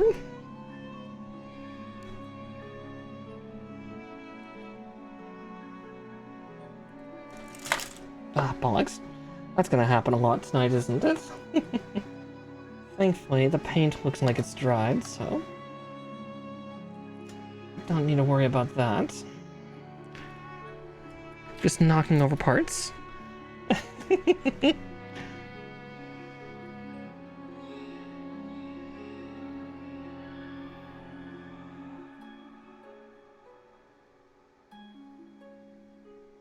Right, NPC 5.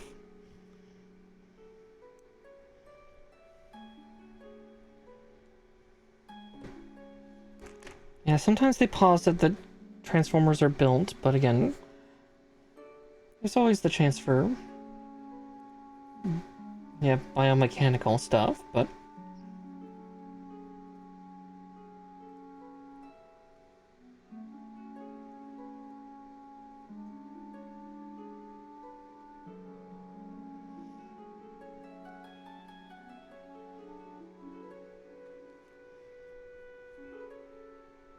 oh goodness, that was quite a stub I left on that side.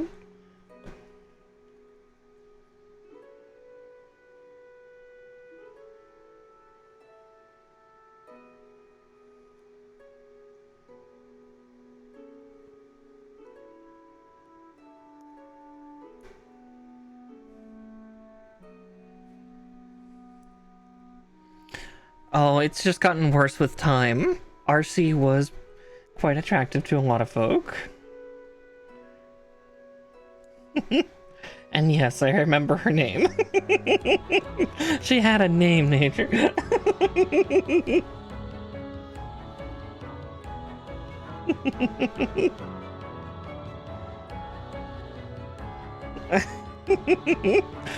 I also say there's a whole series of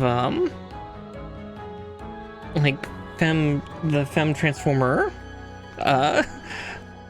There's actually a naughty artist that actually did a bunch of pinups of a whole slew of the femme transformers, and one of them actually ended up becoming the design for one of the transformer girls, to the point where it's now model.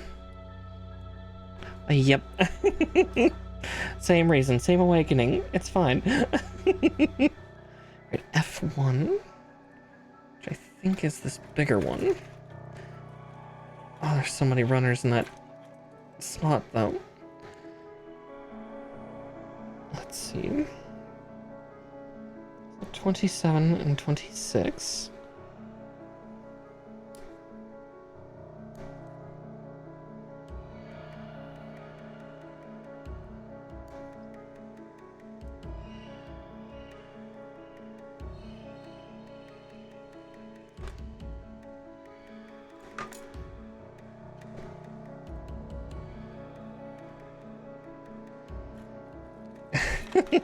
Yeah, maybe it's just a you thing.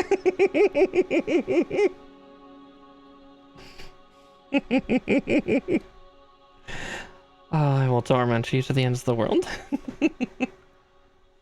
I'm into all sorts of things. I'm just a kinky little girl.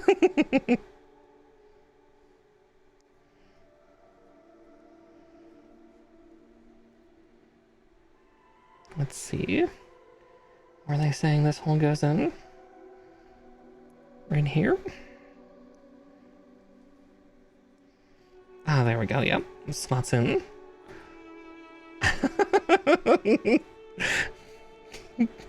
Yet you are the only one that's weird here.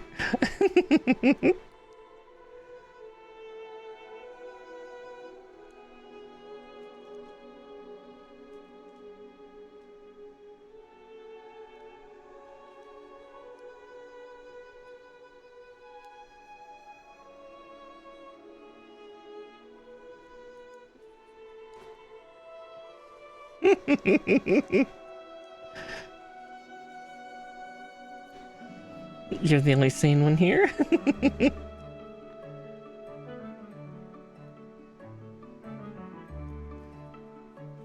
Let's see.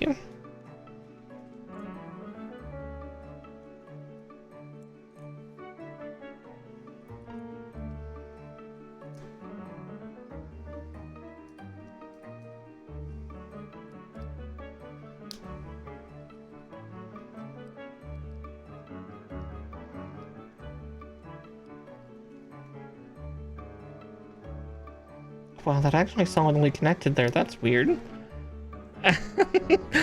Even Mallow's staring at you in judgment.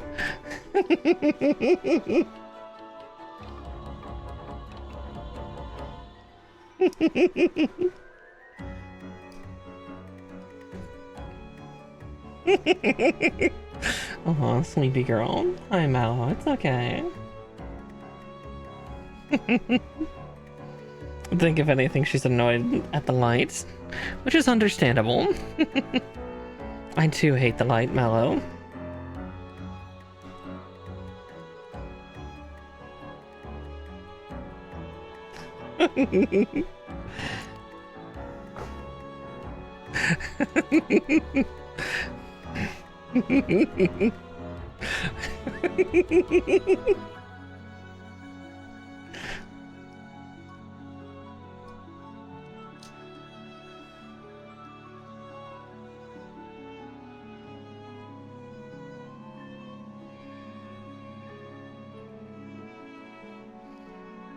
Goodness, look at that little piece there.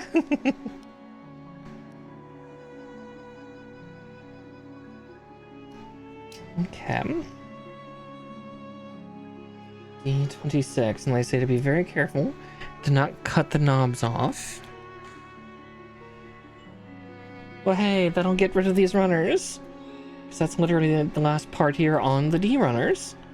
Cool, I can then repopulate my thing. Oh, wow.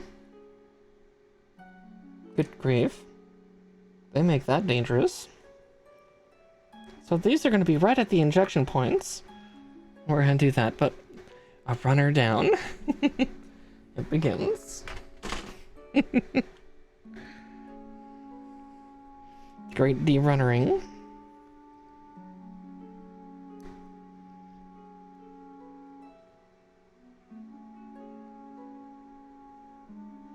There was also the spider transformer, I believe, Arachna?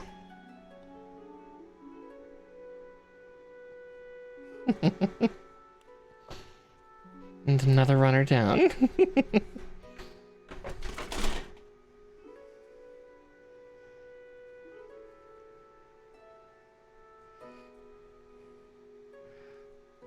Of course there was. I mean, why would there not be?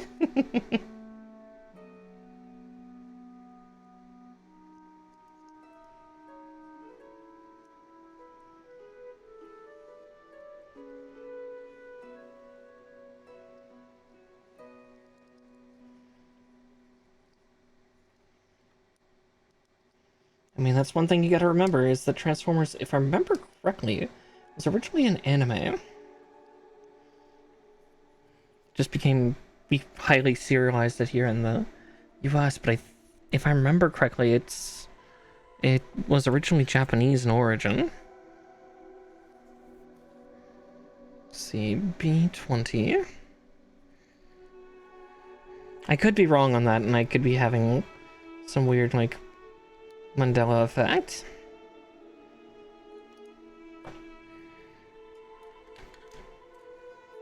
G1. G11.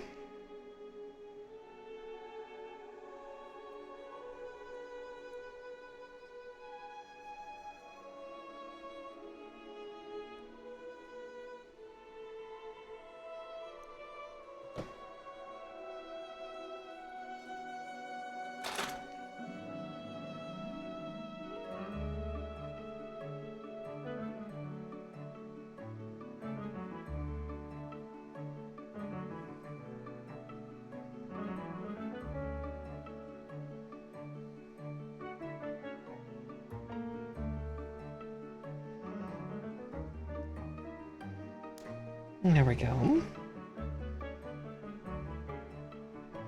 And then up. Now we need G17.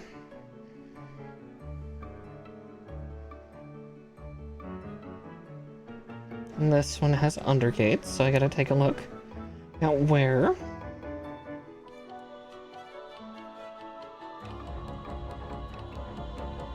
And 4.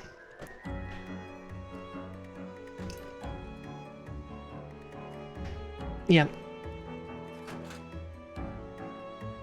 Okay, so I'm not misremembering. But yeah, I think then... Yeah, Hasbro. Which is, yeah, a very American toy company. Yeah, ran with it. Alright, now we gotta slide this little guy right into place.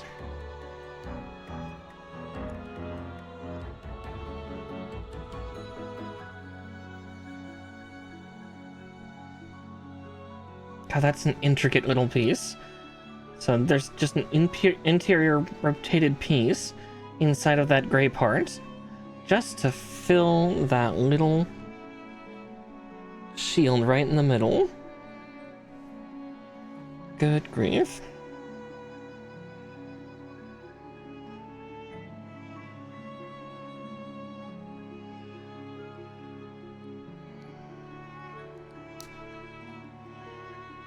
And boom.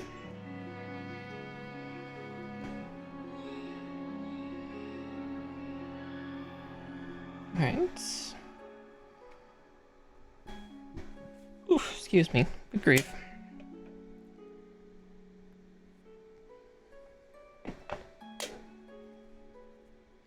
I'm out. She's like staring straight at me this whole time. Love you.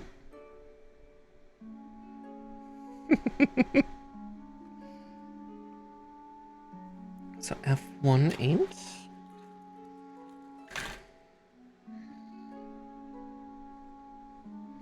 Still a couple parts left here, but that's for the armament system, I think. We can move the E-runners up a slot. Ah, ACOM, okay.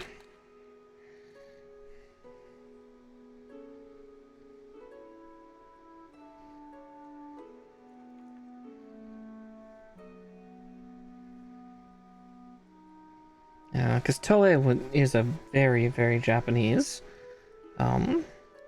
company. Still very much loved even to this day.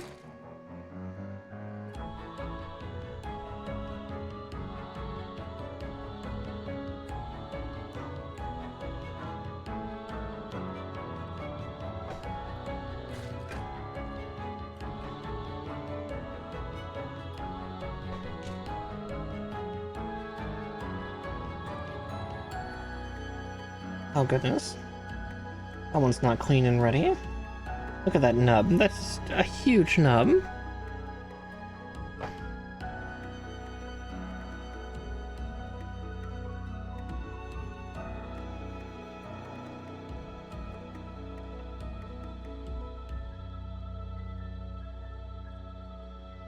Okay.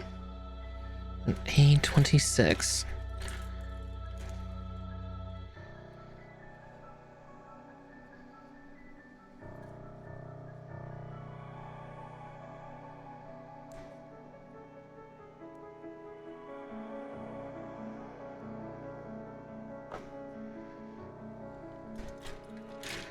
There's one. And let's get the other out.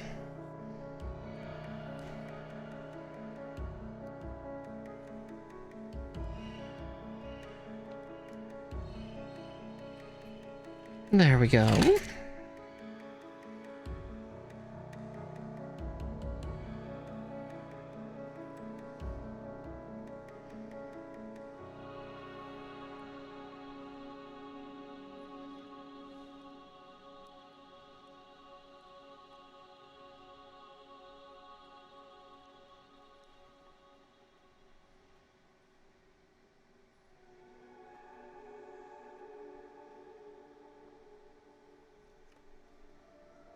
Okay, and there we go. Another couple thrusters. This time on the on the groin of all things. All right.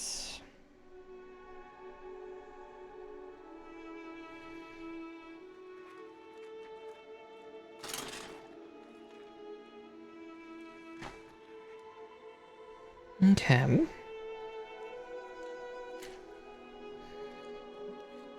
B49 and 50. Ah, there they are.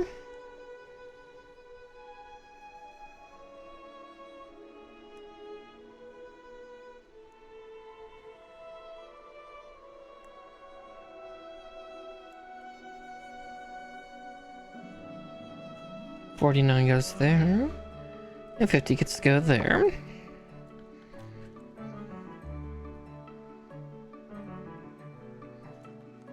Next, something from the G2 runner. G2 12 and 13. Let's see if I can find them first.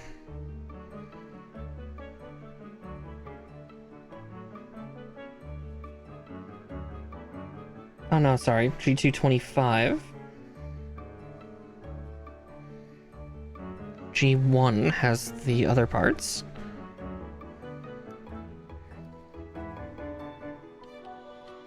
Oh, we gotta get a little shiny chromy bit. Oop.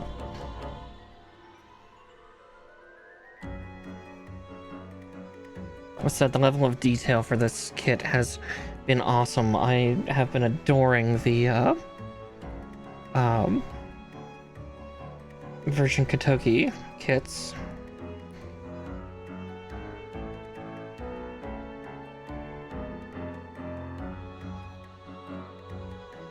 I guess I should say the kits that are CHONKY's version. Okay. G112 and G19. So, primarily, so when it comes to Gundam, Gunpla, which is the real Gunpla, because Gunpla is short for Gundam play. But Bandai primarily does the kits for Gundams. For Gundam Gunpla. For other mold injection kits, you'll see companies like Kotobukiya,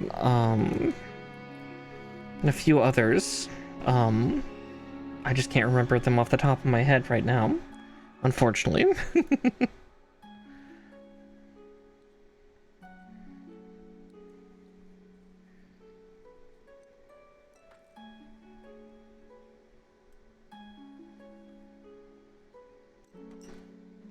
So yeah, unfortunately I don't really get a choice for brands, depends on, you know, which one got hold of the license.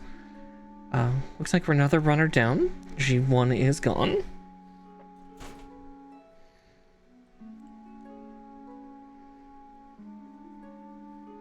But I see undergates. Yeah, like, there's a couple Chinese companies that make some variants, I know. Oh, there are a couple people showing me, like, the Scythe Hell custom that was made by a Chinese company, and it looks interesting. It's much more, stylized. But yeah, like, the Zoid kits are made by, Kotobukiya. I believe Bandai makes the Kamen Rider kits.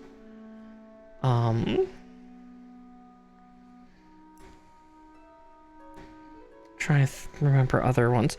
Like, Bandai does a lot of injection kits as it is for their things, but yeah, unfortunately you won't find typically Gundam officially done by anyone else. God,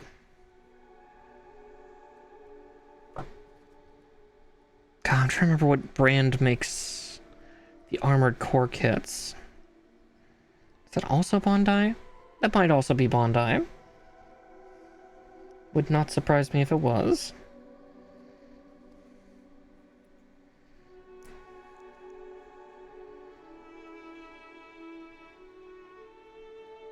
Yeah, I'll have to look next time I go shopping on one of those sites, and I'll have to gird the loins of my my poor purse.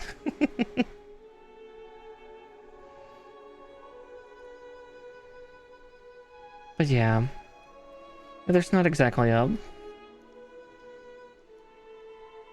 brand that I tie to so much as there's not really a choice on brands.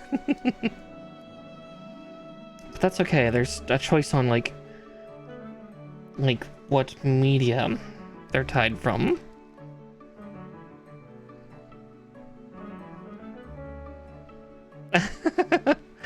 No, you burn large quantities of money on just one big unit. Because that's something I have coming, I think, in January now. Is I have a perfect grade coming, so that'll be 1/60th scale, and it's of Gundam Unicorn. So it's gonna stand about 1.5 feet tall minimum. Yeah, just like the Imperial Knights. I think Talon has some experience with one of those recently.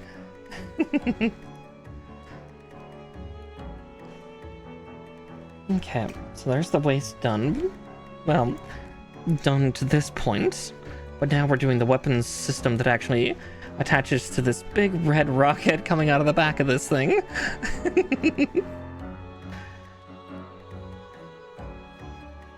Yeah, or you can spend like, yeah, $1,000 and try to get the high grade Neo Zeong. I really should actually just have that as like a here's a contribution goal for something you can try to find me. Go out into the internet and hunt it down.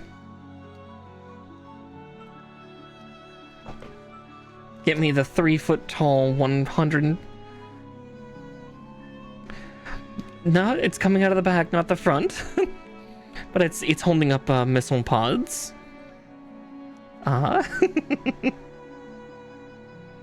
It's a tail! Look at it wag! For anybody who gets that Futurama reference.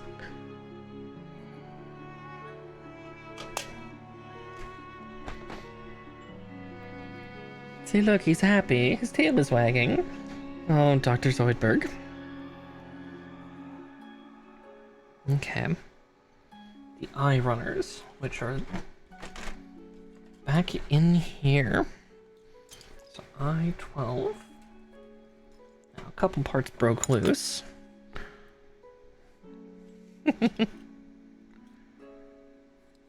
I-12.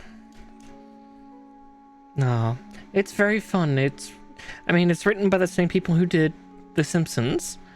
But one thing you should know about the people who write The Simpsons and Futurama, most of them are math doctorates. And that really shows in Futurama. There's a lot of behind-the-scenes stuff that is very complex math stuff. That's actually just kind of fun to encounter.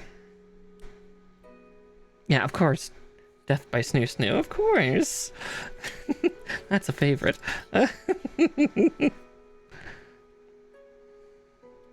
Yeah, I guess Matt Groening and the others are all... Yeah, they're all doctorates of math in various forms.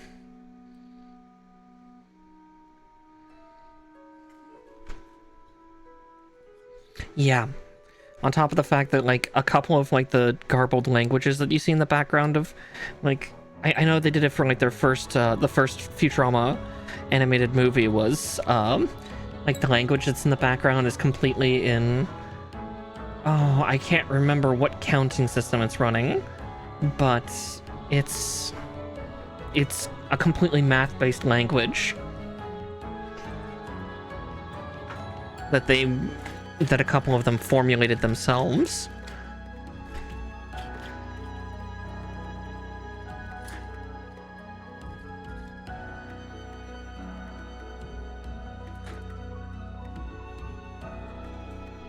Actually, I'll put the eye runners there for now.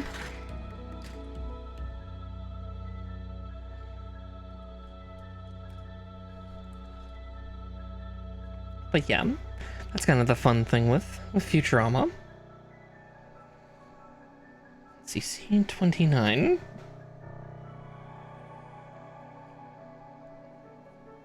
Oh, there it is. It was that part. It's like, it doesn't have a square in it. But it does. Right, there's one.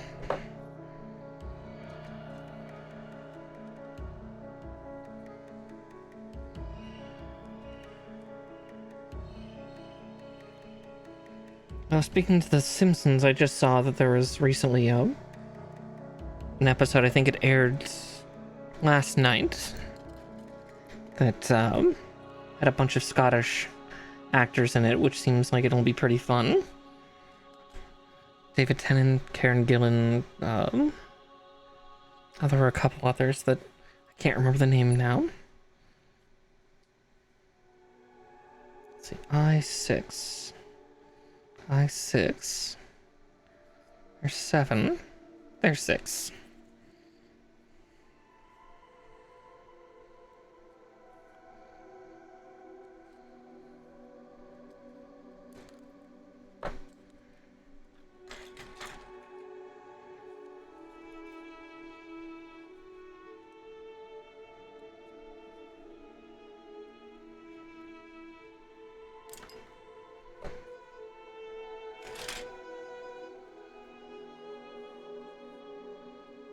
Okay.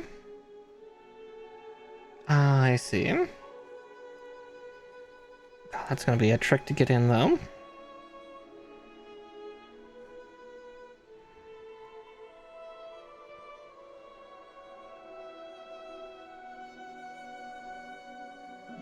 Not that I really watch... I don't really watch a lot of television as much as I like to talk about media and nerdy stuff. I don't do it a lot. It takes effort to watch things.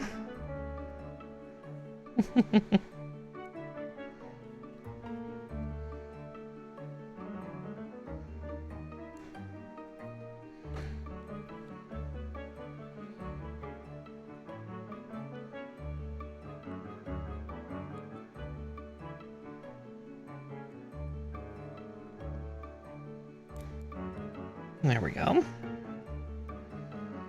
Nice and solidly in.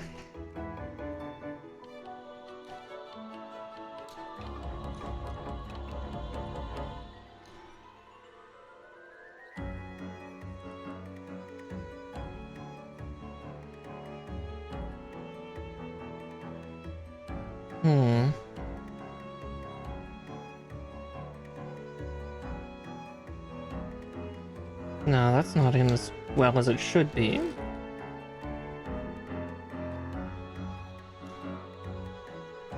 At least it doesn't feel like it is.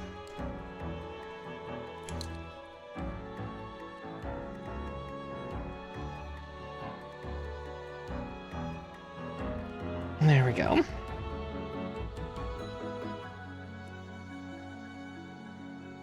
I was right. Wasn't in all the way. Well, just gotta fix that, don't we?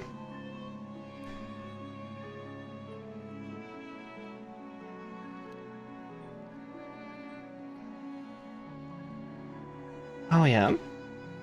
Firmly grasp it and shove it right in. Let's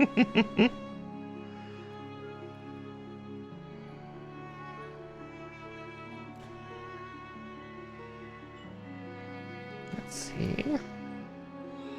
There we go. Now we try again with feeling.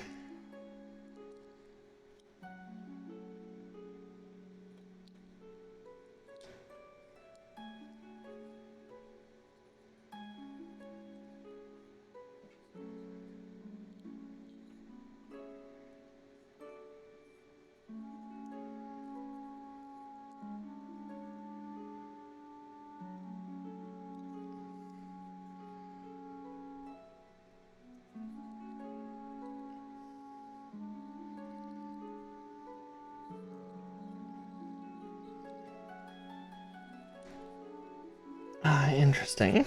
Creating some weird stress stuff, trying to get a peg in.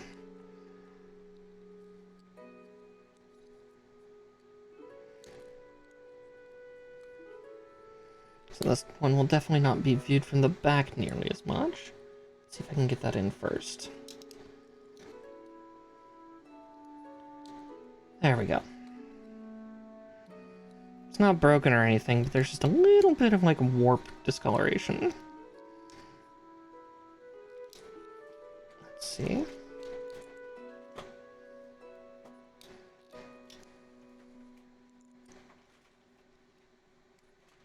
There we go. Like you can just see it just a little bit from me trying to force it just a little wee bit. But again, that's something that happens when you don't quite get in the right place. Like, you can't feel any stress issue, but there's a little bit of a look. Luckily, I could probably hide it with just a touch of paint. So I might do that later. But this is on the back of it, so you'll never quite see it.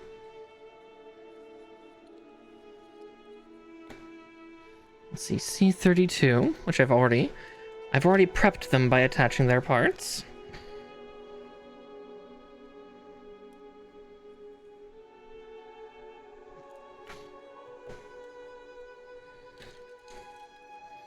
There's one.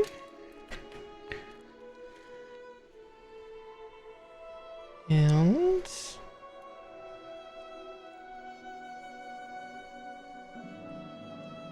two.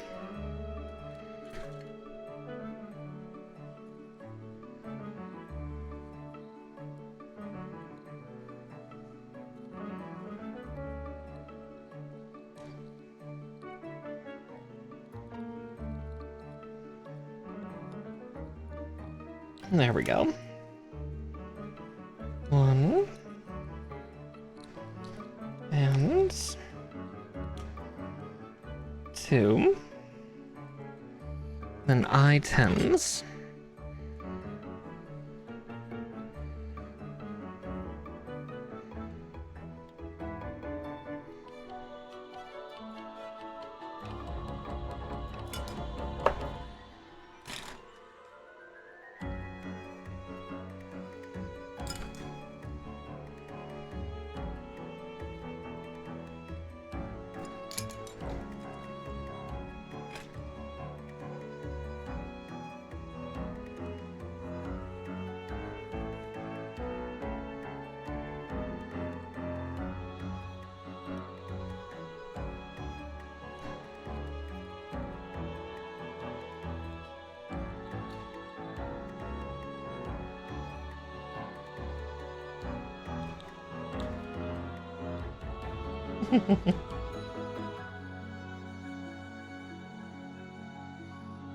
That's where it goes. Because it... Okay, that doesn't pop off, but it pops open like that, so it can salvo launch upwards. Interesting.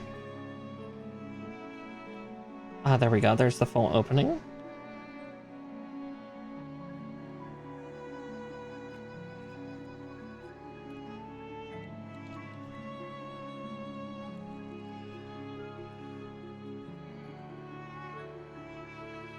Okay.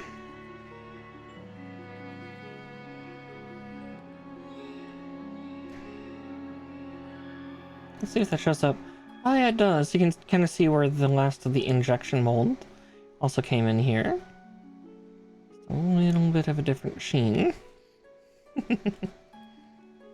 Not a bad thing, mind you, but it's just notable for the manufacturing process, and it's part of why some people swear by, like, cutting all the parts off to begin with and then painting them. Like, or primering them, then painting them, and then assembling. I think it's cool. I think they're crazy. And, no. Alright, so let's see, 26, 27, and 31.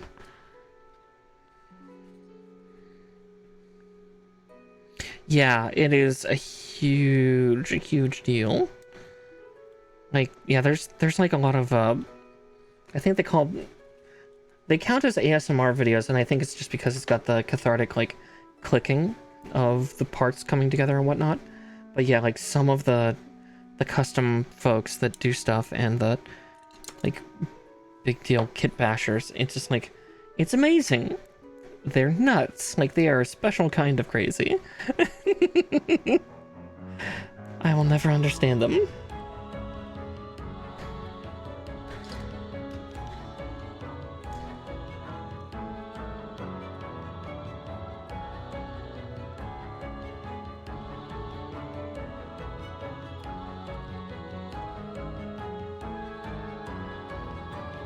Yeah, the best kind of crazy, sure.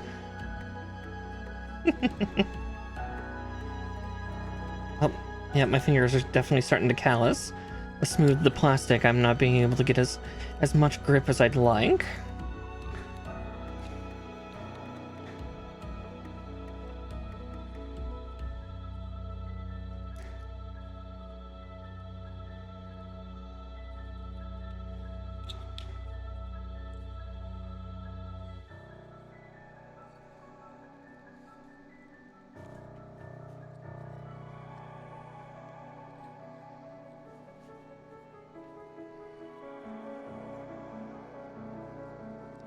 Okay, so there's that one. Let's get the other one cut out real quick, and we'll do it too.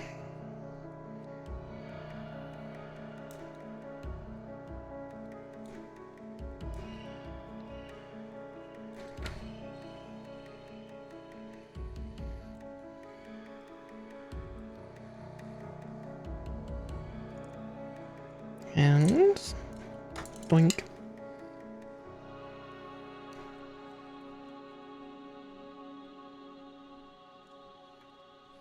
There we go.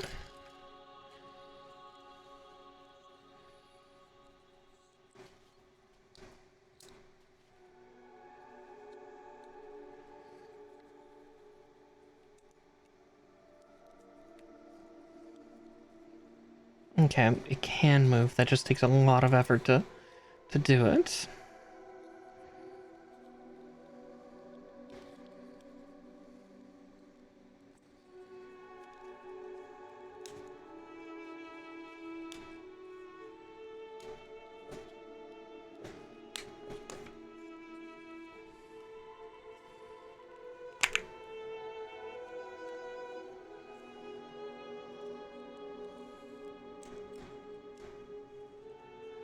Yeah, I feel that'll get a little tighter once we get more stuff put on this. Of course there's thrusters on these too. Of course there are. Alright, C33, 35. Okay.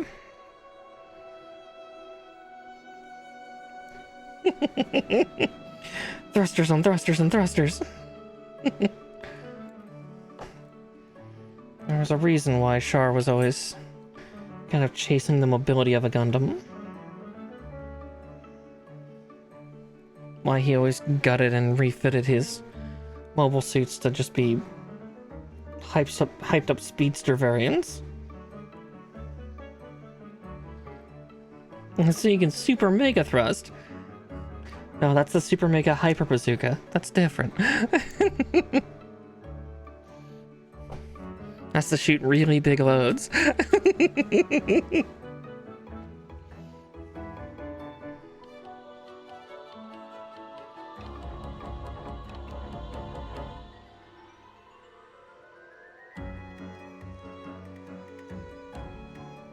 Can only do it a couple times, but that's just because I guess it's a hell of a refractory period.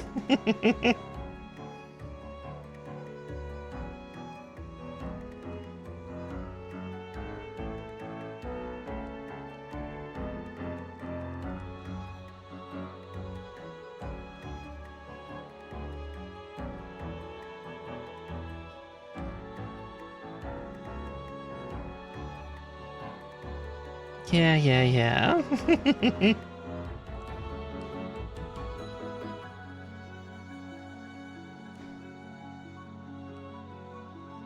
I might pry that part off real quick. Yeah, it takes out an entire fleet of ships.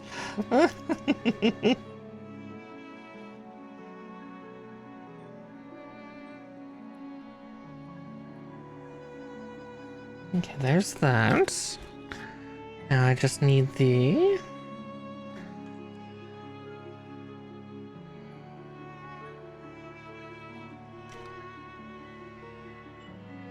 F121 or F221. The F runners are almost out too.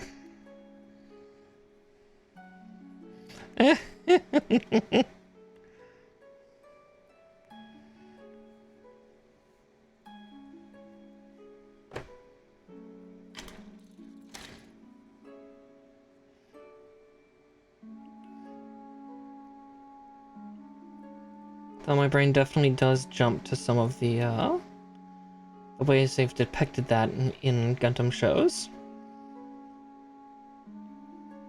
Because they've done that a few times. Jumping to dark things again, just kind of... Yeah. What about all the people in those carriers? Oh, they've not hidden from that. Not too often. Yay, war crimes! Yeah, pretty much. Like, I'm fairly certain Shard does that to, like... Yeah, spoilers, but not really, because it's ancient, but, like, I'm pretty sure Shard does that actually to another Zeonic, like, bridge cockpit. He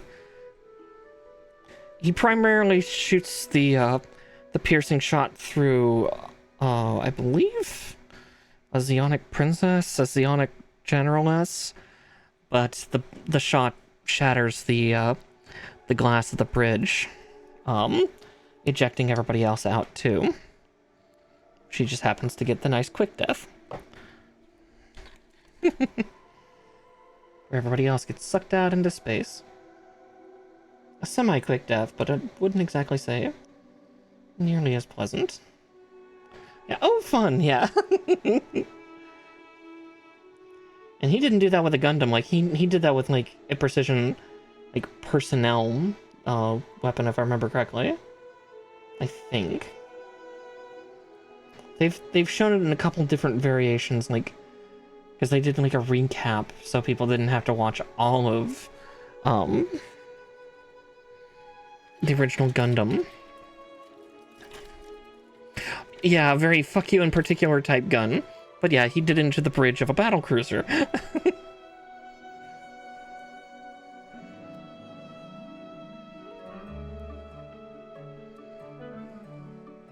Yeah, from what I remember, he didn't like her. Yeah, I think she's part of the Zabi family. Which the Zabi family, one of the most well-known Zabis was the guy who primarily piloted the Big Zam. But yeah, they were very much kind of like had kind of a royal family attitude. I think that was one of that guy's sisters, if I'm remembering right. As I said, I've not watched a lot of it. I've watched a lot of, or I've combed through a lot of, yeah, because yeah, Big Zam's piloted by a Zabi. big bulky zombie guy with the the large square chin. But yeah, yeah, yay, war crimes. Let's see, C-34. Okay, I think this will help clear the F runners,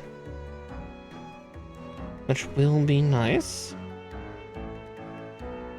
So 1.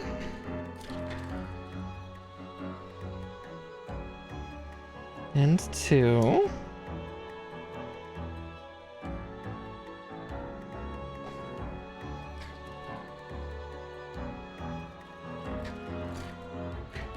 Let's see. Yeah, that will be the last red part from here.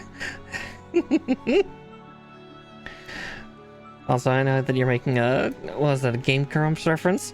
Big Sam! Oh, Danny. And another runner down.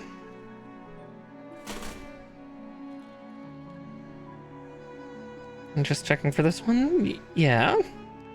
This will be the last part out of this runner, too.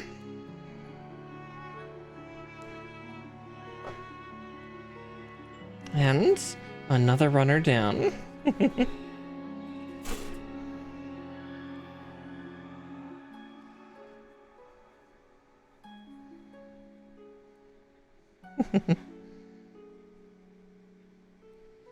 Yeah, also there's somebody that's aged super gracefully.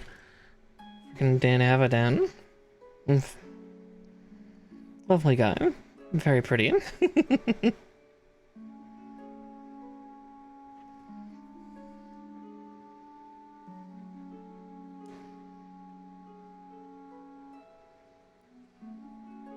Yeah, because he's like in his mid-40s.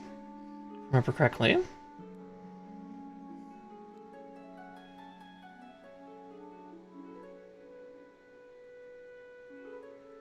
Yeah, because Aaron's close to my age. From what I remember.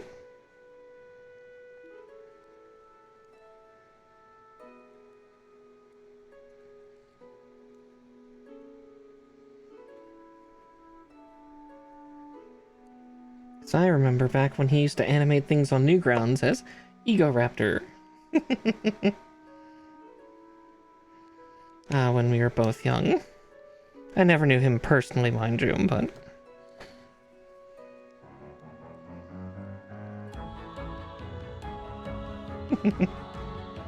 At I-11. Oh, there it is.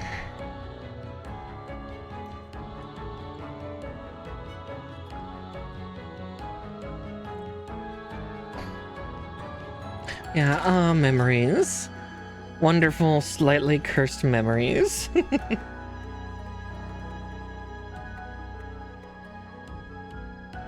I love Newgrounds, but yeah, that was during some pretty formative years, so I saw some wild shit. Came out all the weirder for it.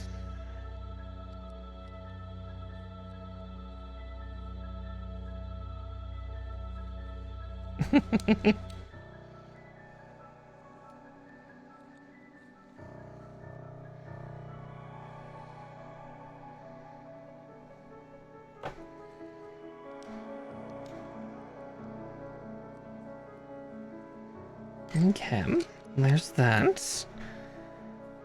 Now, do I-15 and I-7. Then we'll do the big outer plates.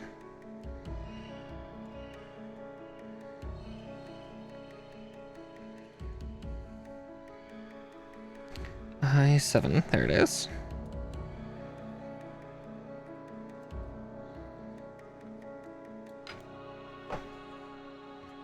Actually, yeah, we'll cut out all the ones for 1, then we'll go on to the next one.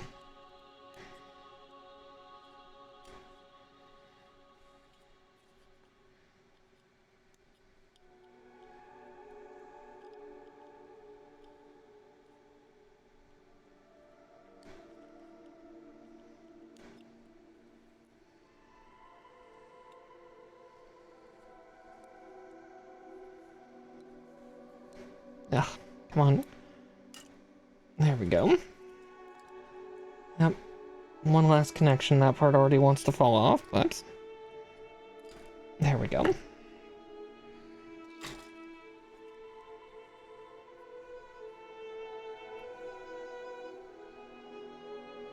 And doink. Alright.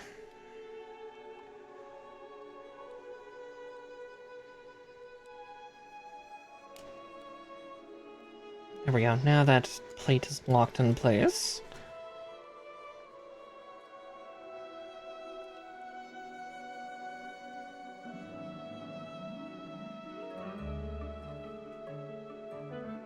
And then...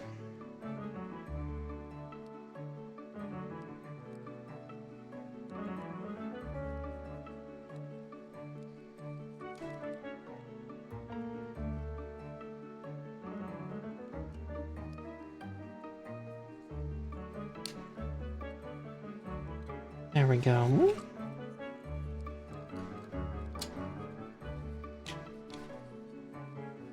Okay, I won't have to worry about the painting over that section even in its extended mode.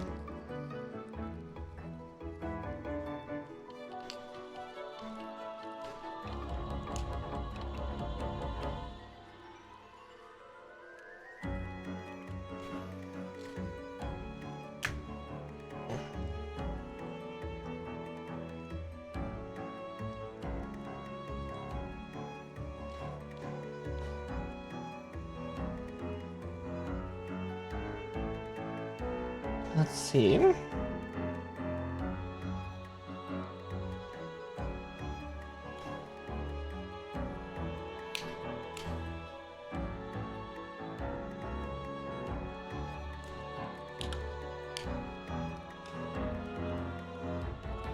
Goodness.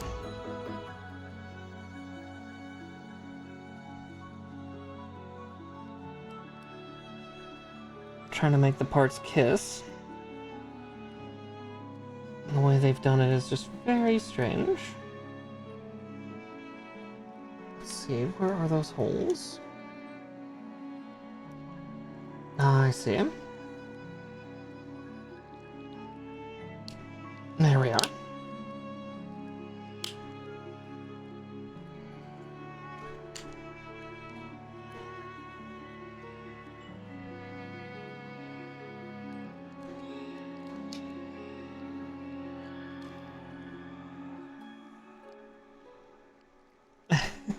Yeah, they like to just be a little off-center, which is fun. You know, kiss more towards the edge of the lip. I get it. It's cute. It's sweet. There's one done. Now for the other. Well, they're not done, mind you, but they're getting there.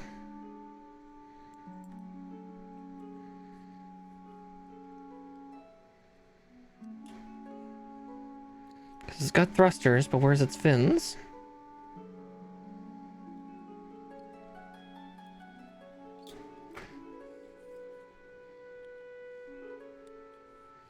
Can't forget the fins.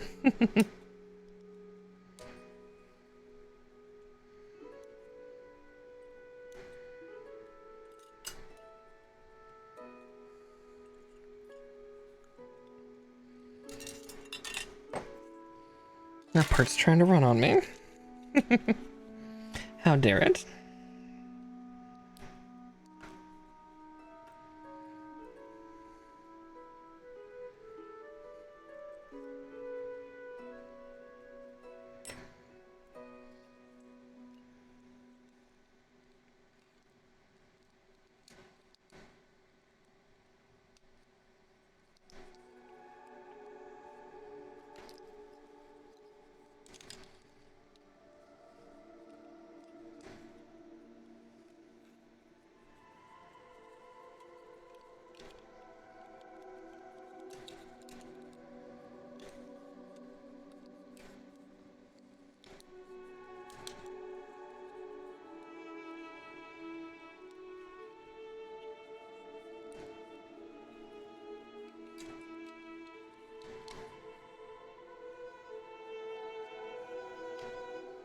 And that one just went on perfectly.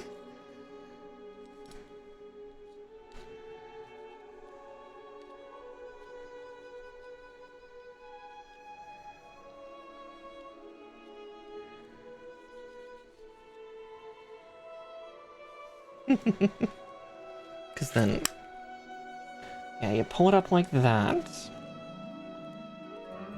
And then boom. Out they go. That looks like they can still do it from a non-extended.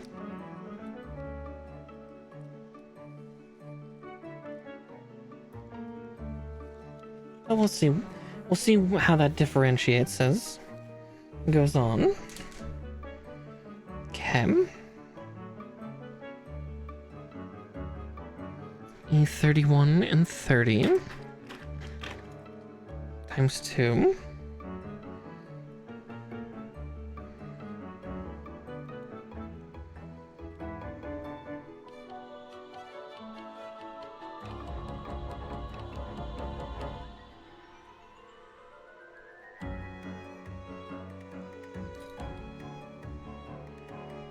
And there we go. That's that one, but it said times 2, but let's see, it requires G2 21 and 20.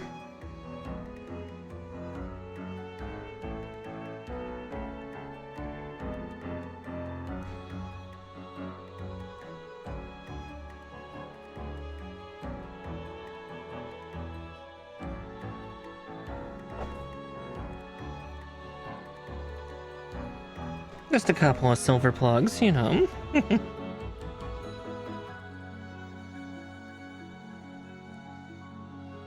they're actually blasting caps. No.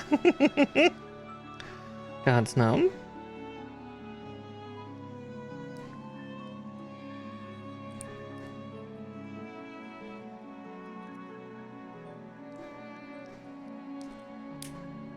Alright, there's that one. Now to cut the other parts out.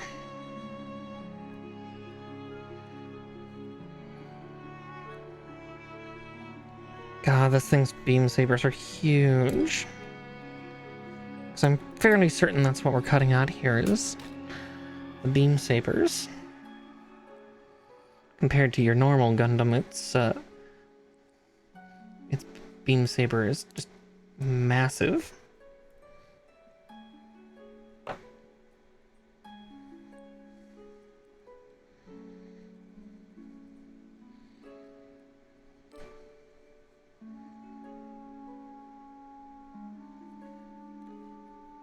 Okay.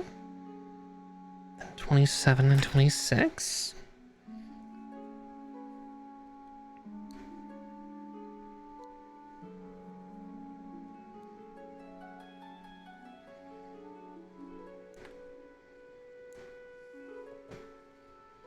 One part left on this runner, but it looks like it's a replacement for the hands. But we shall see, we shall see.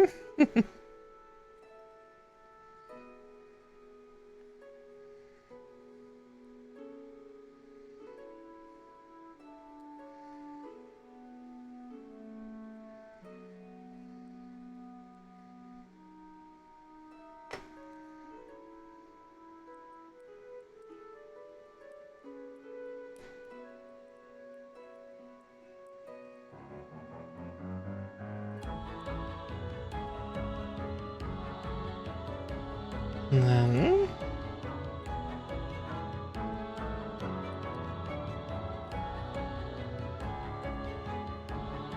let's just clean up those knobs a little bit. So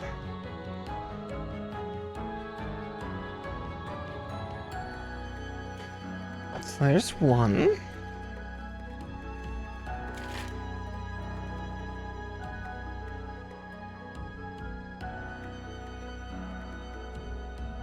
I see, Fluff has vacated the space. Looks like she's actually getting ready to go. Somewhere. Is that even Fluff anymore? Or Mallow? Yeah, I think that's still Mallow. She's still technically on the tower. She's just below the camera.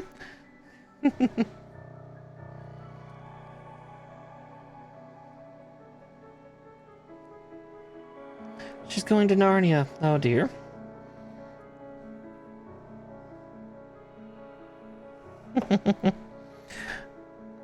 Good luck, Ice Queen.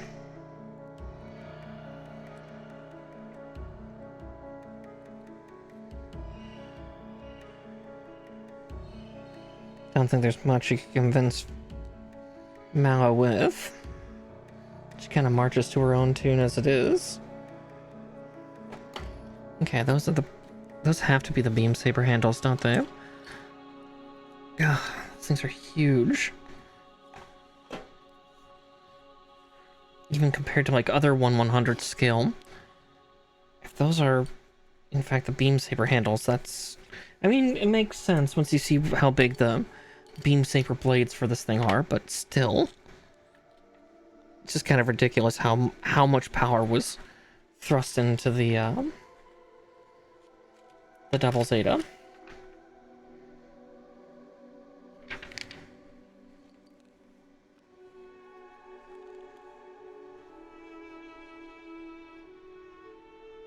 Okay. C28. Oh, my hand grasped hold of it right away. It's like it knows.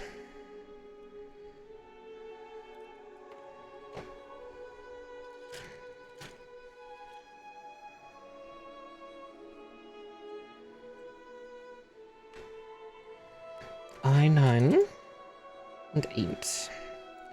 Okay.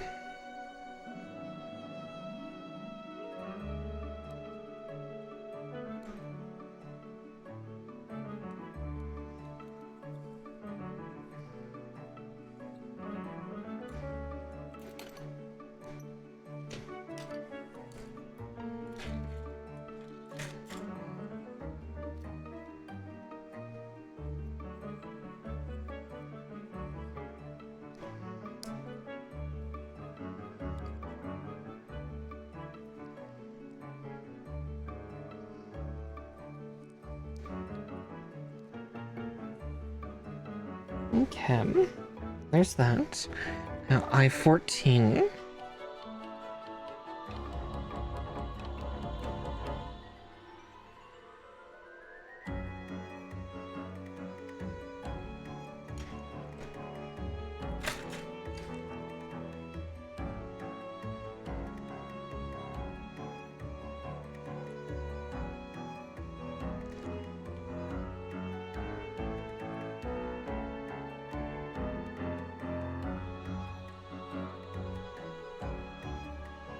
Okay, I13 and B47.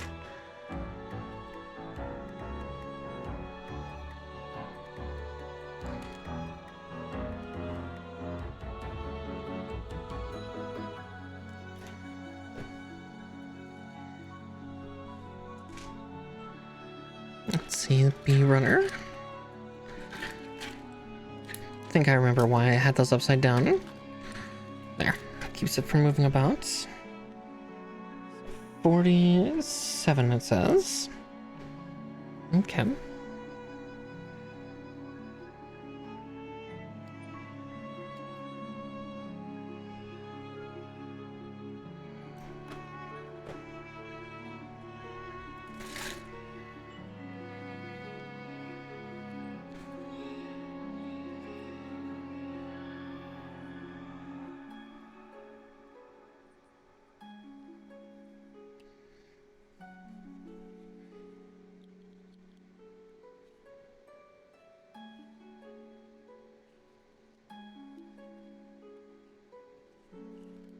Feel...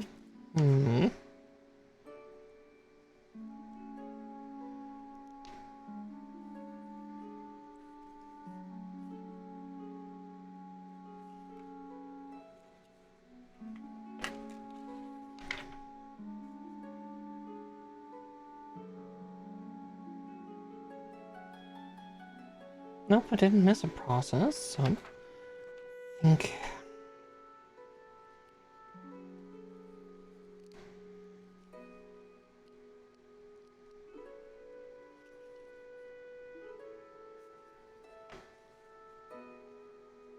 Oh, that's why. I'm trying to connect it to the wrong part. I was like, yeah, it doesn't fit in that hole. No, that's right, because it fits over here, because it's, as I said, it's the winglet. It's...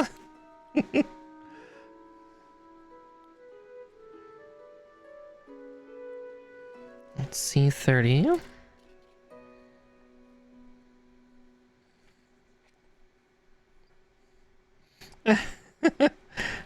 It's okay, the hole was too big, so... Kiss, goddammit.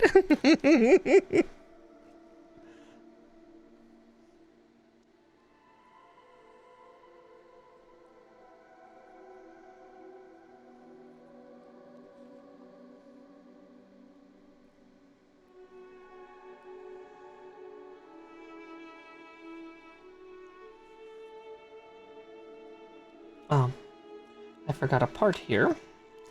It's okay, that's easier to disassemble. I felt like something was wrong here.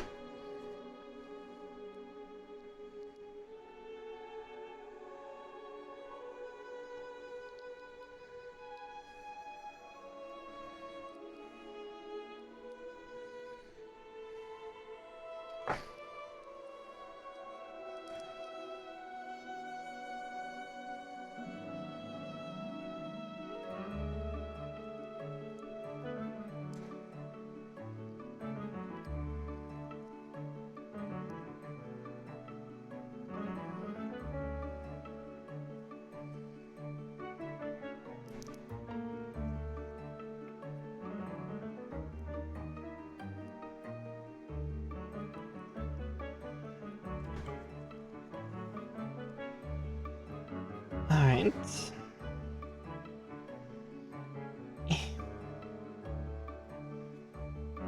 Just gotta wedge it apart a little further.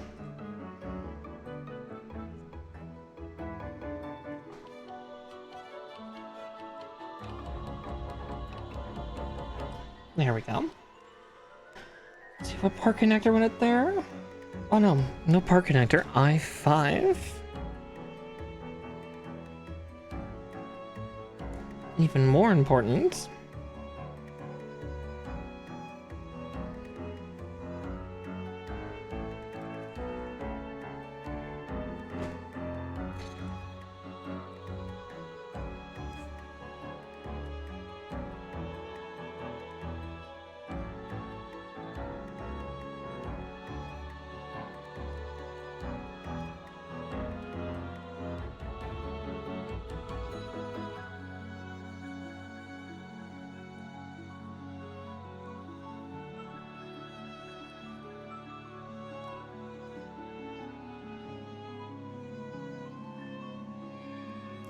Ooh. Did that fly off too? Okay, one moment as we hunt for the part, because of course it had to be dark. Oh, there it is. Had to be dark blue and had to slip out of my fingers. Ugh. But there we go. Now it's affixed.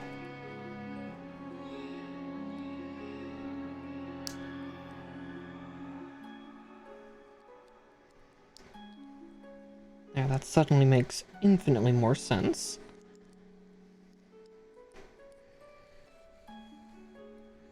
Because then you go like that.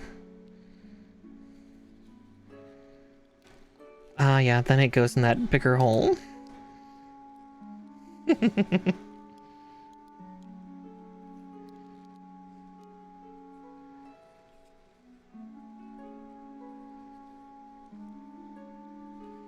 But we've done one side. Once more with feeling. And now we know better.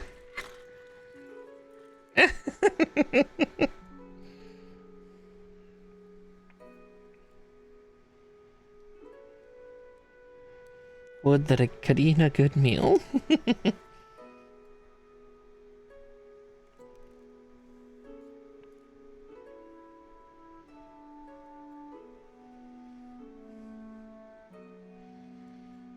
May as well chop out all the parts I need while I'm here.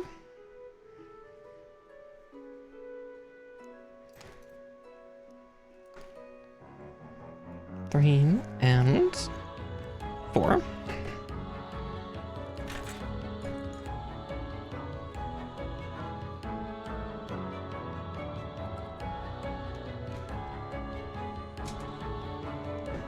Okay.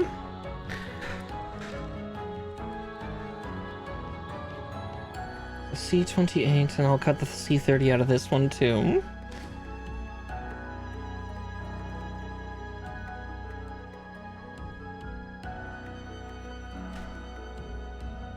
Because I can attach that to the other blade handle.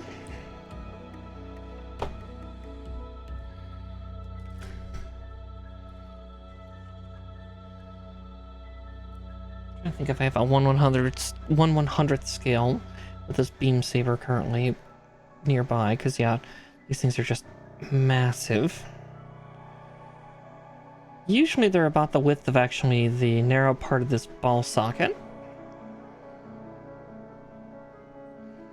These ones are ginormous.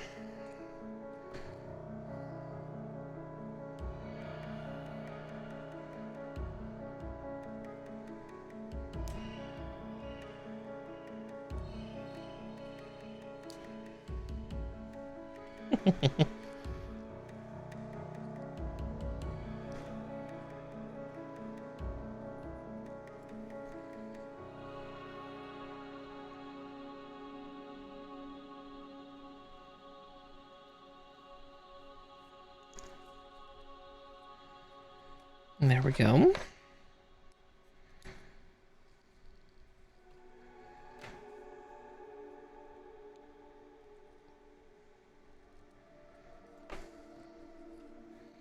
Okay, there's that.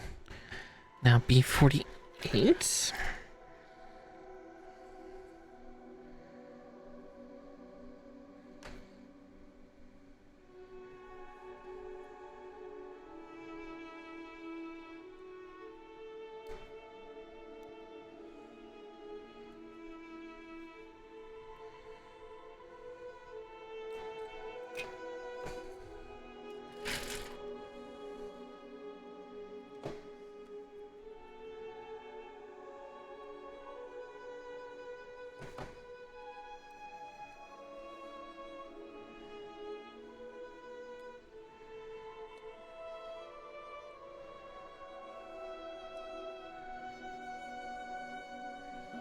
Okay.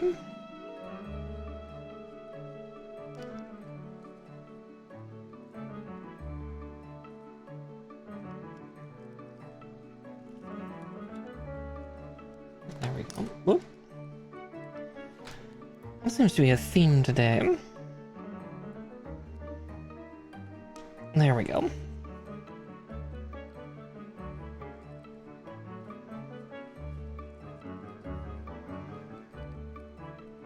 There we go. Now it's nice and cozy in its home.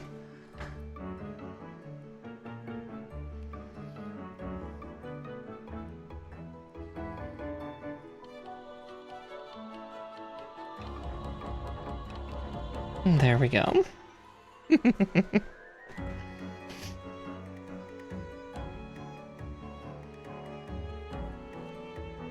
Alright, before we get to attach that thing. Hi love, welcome in, welcome in. We're just getting to the point of getting the lower half of this guy put together.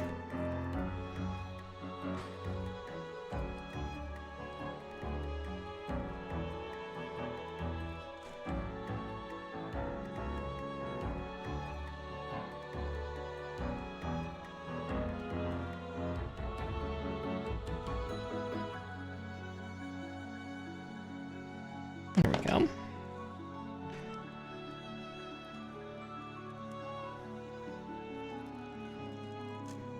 There we are.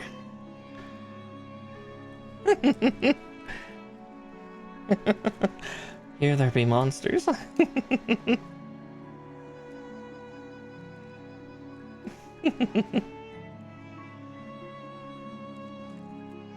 Okay. So there's that, but before we get to attach the upper body, we gotta attach these things. So I1, I4. Is that the same for the other side too? Yeah, because here's an I4 that fell out of the runners. So let's find the sheet that it came from, which was this one. I4.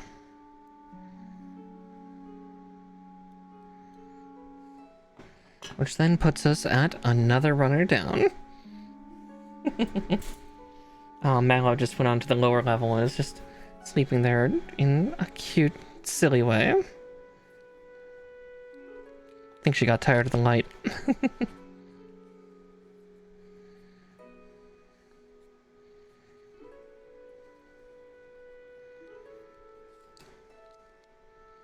Oh, I'm doing pretty good. Just getting this big stonking thing put together. Because then, yeah, we go like that. And like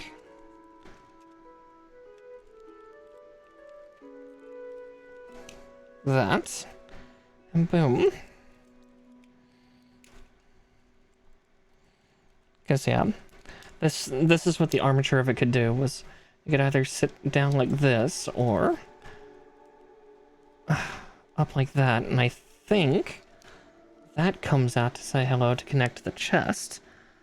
But before we get to do that, there's another thing we gotta do, which is take one of these fighters. Okay, so this thing did not have two fighters, it had one. The other one's just for display purposes, I'm guessing.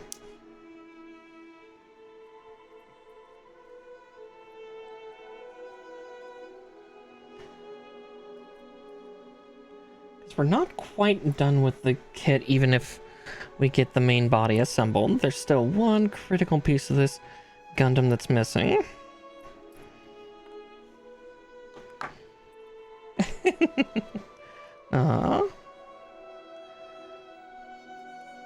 I wouldn't call them big. Mine are rather small.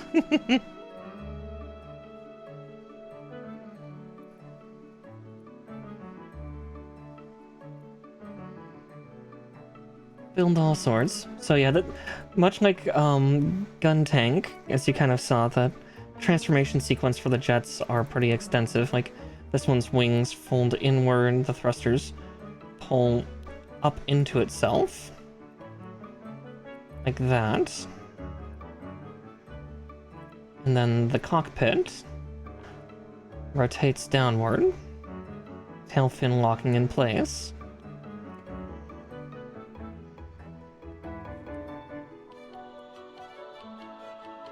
And then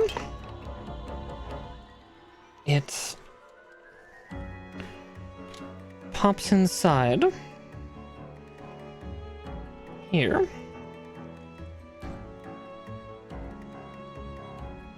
If I can find a way to safely shunt it into the waist here.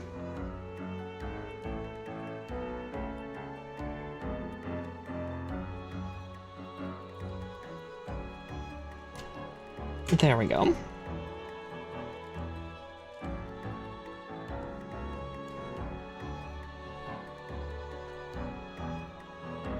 Which then just leaves this.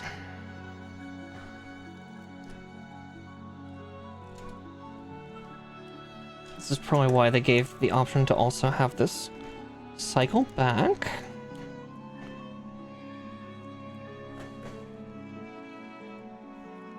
Because you need the double Zeta's top half to be able to make it down over the gun, or over the ship.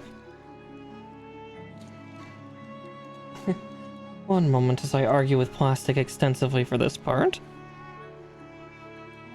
Oh, I put it on backwards. No wonder it's not going to go on right. Right, the cockpit doesn't hide in the back. It sits at the front to look presentable and pretty.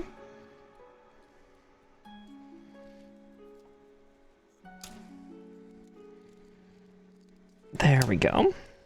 Down like that. And then goes over like that, and boom.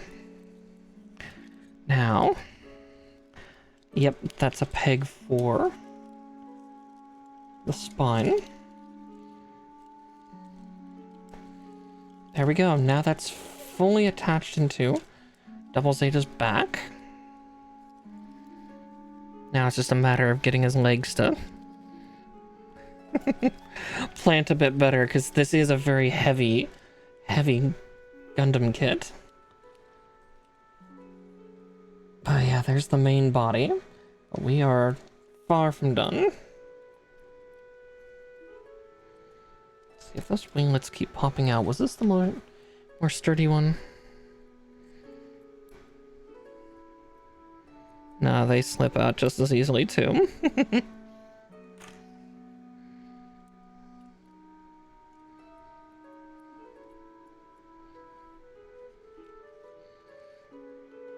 Alright. Actually, we'll do that while we get the particle cannon put together. So, the jet fighter, the pilots, and the mobile suits.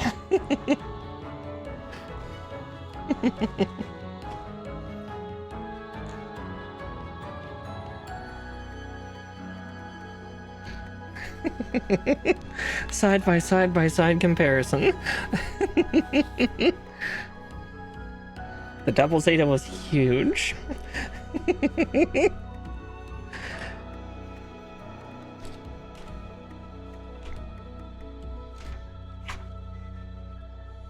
It's beautiful. Yeah. We're almost there. Yep, I hooked it in already because I kind of guessed what that peg was for. To go into his upper back. But we still have his particle cannon, and then they have instructions here for how to do the flight mode. It's like, yeah. Case in point, here's how hilarious, let's see, how hilarious the flight mode looks on this thing, if you can see it on the camera. Yeah, see the 15 down here, G Fortress? That is the flight mode. That is what this one looks like when it folds up for flight. Yeah, G Fortress, because, yeah, this thing was massive. A jet fighter inside of a giant Gundam inside of a jet fighter. Oh dear. But yes, we are building this now, so H. There we are. H16, which I think is this part that's coming free.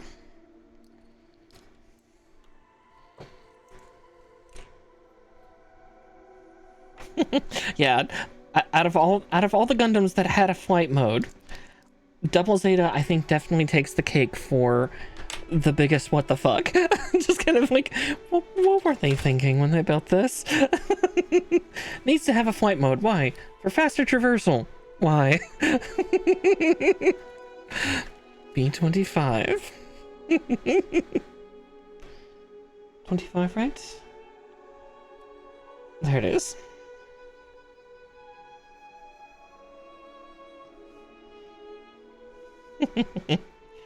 But I'm gonna keep it in humanoid mode, because as much as the flight mode's interesting and cool, I'm here for the humanoid mode. I like big humanoid robots.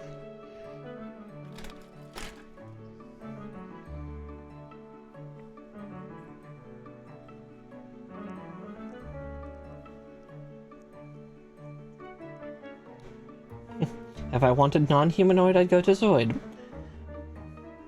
Then they're just big animals. Big animal robots. An A12. Let's see, which one of these is the more empty one? Alright, there's A12. And it's clear plastic, so it gets the same treatment.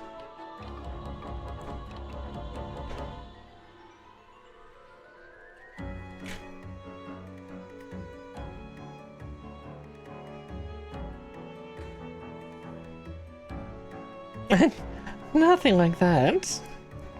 No, I do not want a Gundam to bend me over. They're far too big.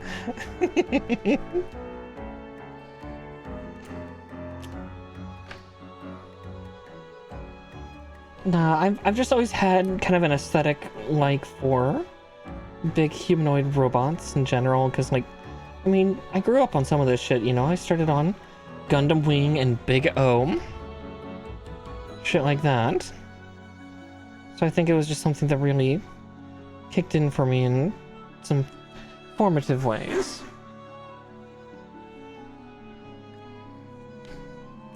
Yeah, there's a real size difference. I'm this big. I'm maybe just a little taller than him. Compared to Double Zeta here. No, I don't need to be penetrated. I'm good. So A42.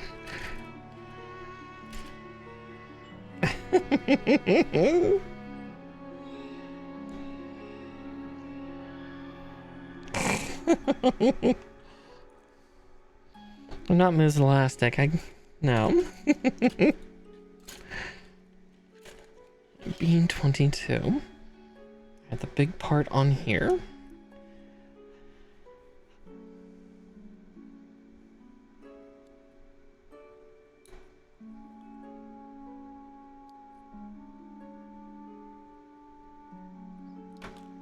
There we go.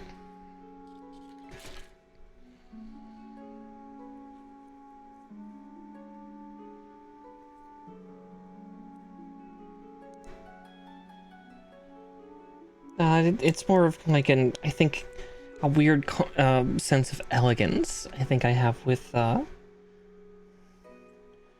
humanoid robots. Like there's something oddly elegant about, you know, choosing to make a humanoid robot as a war machine versus that of like, yeah, like you can go the way of Zoids, and don't get me wrong, Zoids are really cool and they're really fun. But yeah, again, then finding out the lore reasoning why humanoid weapons were considered the apex in war combat in Gundam is finding out that the Zaku 1, the very first Zaku, was a construction unit. It was actually originally for industrial construction. And like the building of space stations and colonies. That then they initially repurposed into war weapons. And suddenly these humanoid things that already had like these humanoid frames that they were using were just, yeah, squelching the competition. Like they were taking out tanks and jets and everything with relative ease. So the war continued with evolving into more and more humanoid type machines. It's weird, but it's cool. Okay, beam 27 and 28.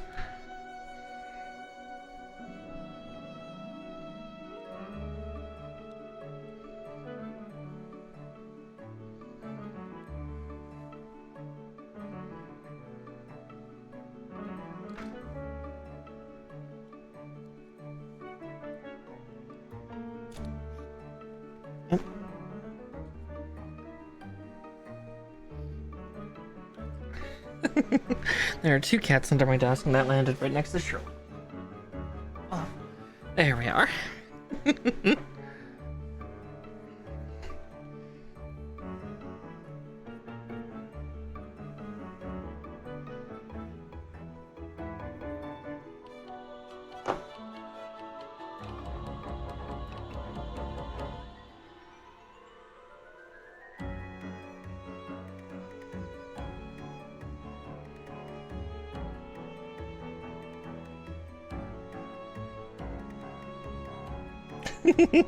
And you're not a furry. You say you're not a furry, though. Inch 9.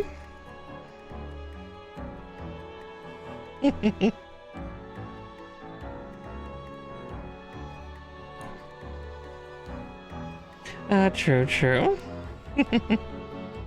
I guess you were saying earlier that you weren't into. Yeah. Yeah, almost all my personas were always still very humanoid. 'Cause, yeah, I like some of the human aspect to it.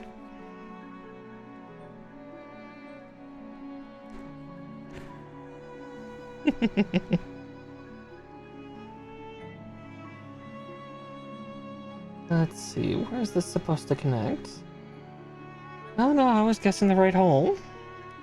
Just a matter of getting it in. Ah, there we go. Yeah. Yeah, where I leaned more towards the, you know, this person still has human thoughts and feelings, but yeah, there's animal traits involved. Let's see. There we go.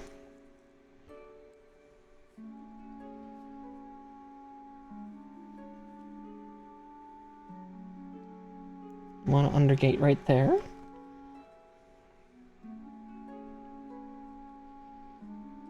I was like, for lizard folk, just instead of booba, just give them a pouch that they carry their eggs, and they just happen to be there. But they don't have boba. How dare? Boba's delicious. How could you deny them?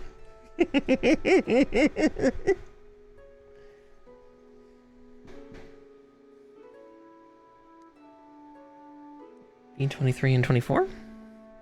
No, somebody did something like that for lizard folk, where they had like a set of like papoose is not the right term because that's a back type thing, but had like a pair of like cross over the chest sling pouches that they carried their eggs, that they carried 2 eggs in, and it looked like tits. Just, you know, then making fun of humans for staring at their chests.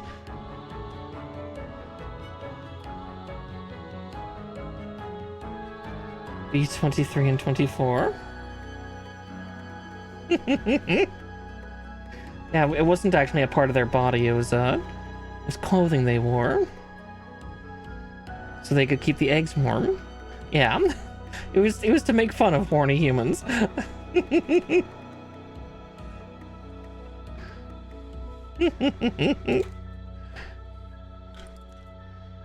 As we've learned in D&D, humans will sleep with everything. Look at all the half-breeds, they're all half human.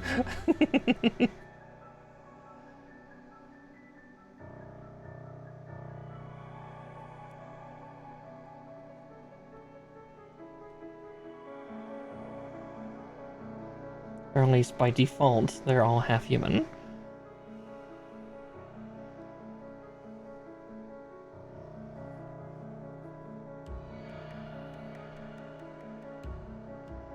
Alright, H12. I know, I don't do that either.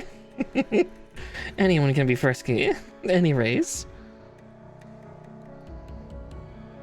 For my end, you just get a few aesthetic things, but at the end of the day, it's definitely, you have to choose which, you know, which race you are from the get-go.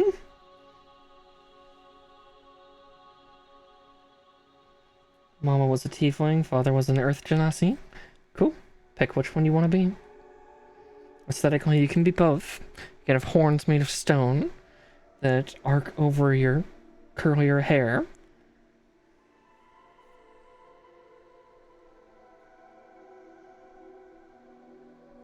I did cut out H12, didn't I? I did not cut out H12. I don't know what part I just cut out. We'll find out.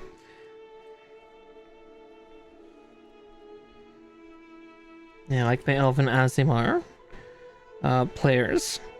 They were Aasimar. They didn't have any of the Elven resistance to magic or sleep.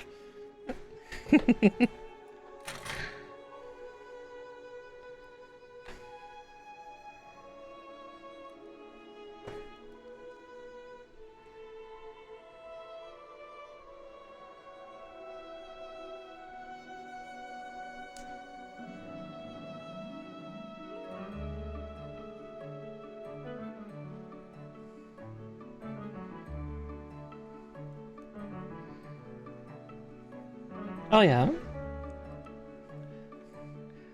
You know what the really funny thing is actually with you saying that too? Like, again, it's actually a good idea. That's actually a great idea. That's actually how races in Star Trek work. Is actually that method.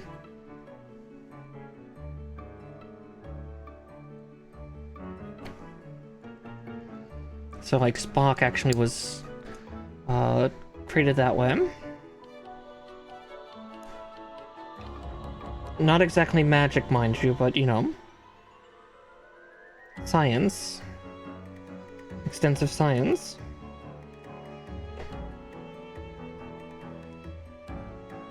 I mean, if I remember correctly, I think that's how the Klingons work too. Yeah, I think that's like how it is with almost any race in Star Trek. And being 26.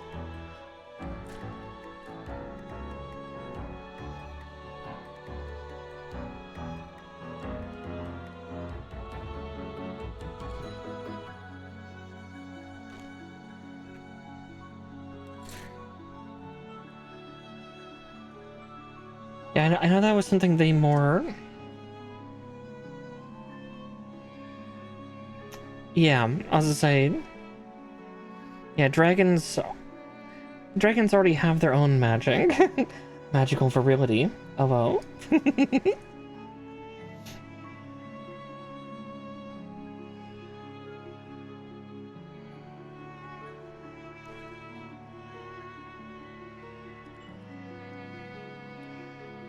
I blame being around in Tiefling Melissa's chatter, especially her Twitter, for that one. Listen, we all love a good dragon, and they're sentient, so it's not weird.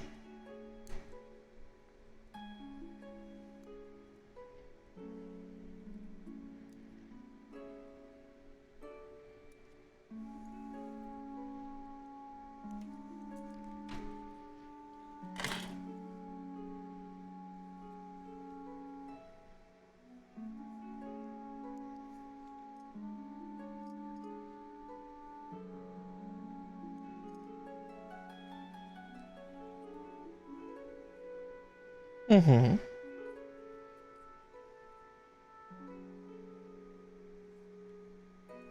Okay, just checking for any runners. But it looks like I got them all.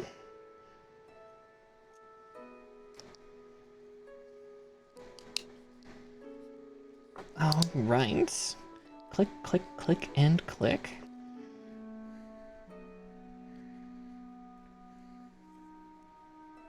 Right.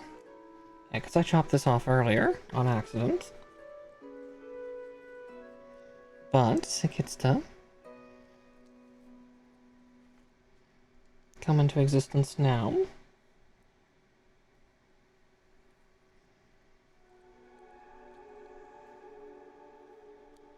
Because, yeah, then that goes over like that. Perfect, perfect. And H10 and H11.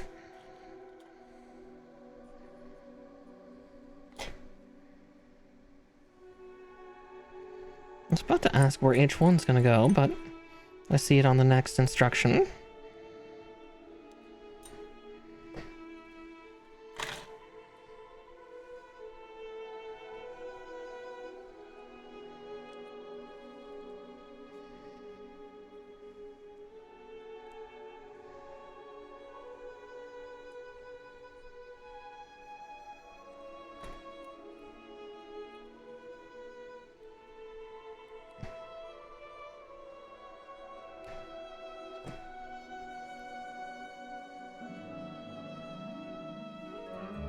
Oof, nearly touched the wet part. Don't want to do that. This is a wet part you don't want to touch.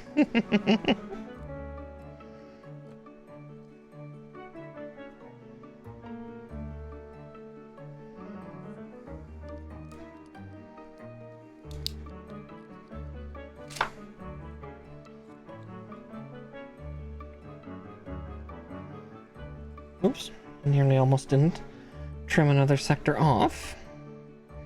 Right, yeah, because it was a bubble.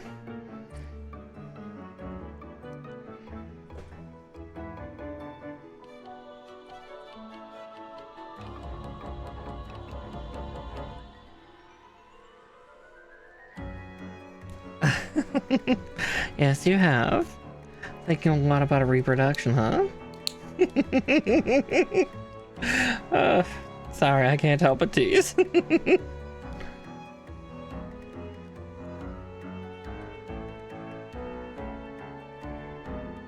Hmm.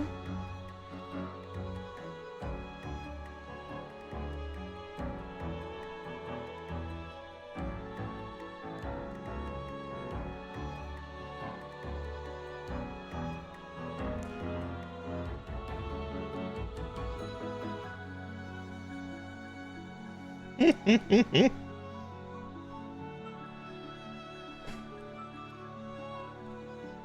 doesn't always have to be sensual either. Sometimes it's just animalistic, isn't it? I will twist your words against you.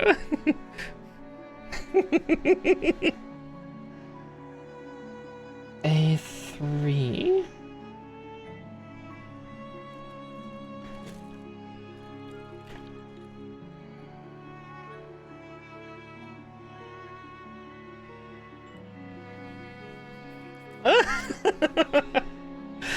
Oh.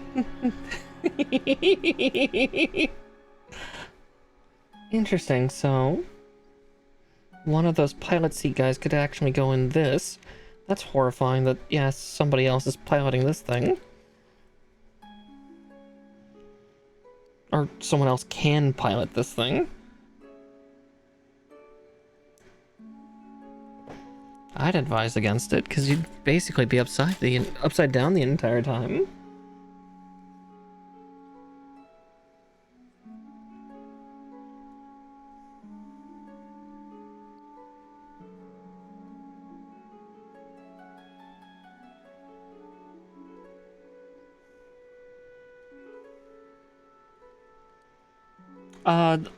The Book of Carnal Knowledge is what you're thinking of. I actually have a copy of that, and technically it was 3.0. I have a digital copy. Yeah, it was the Book of Carnal Knowledge. And, yes, all sorts of sexual things in it. Including some of the not so fun stuff, but a lot of it was like, yeah, roll for refractory, things like. Well, that's the third edition sexual compendium.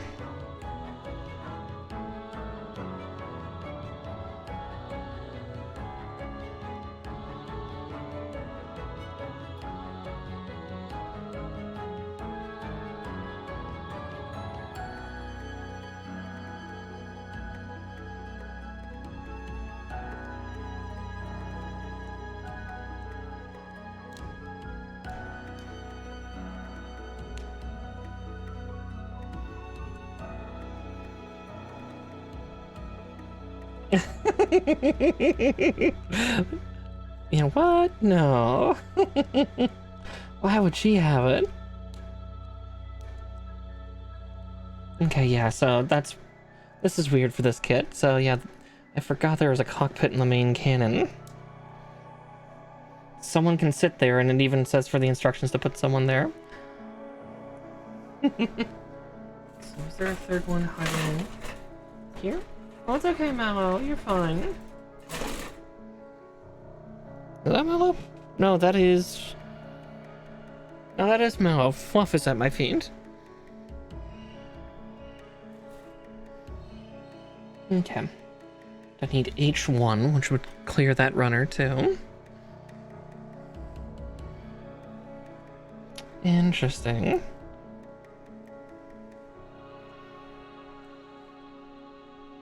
So there were two sex books in 5th edition, or in 3rd edition. The 3.0 and the 3.5. But another runner down.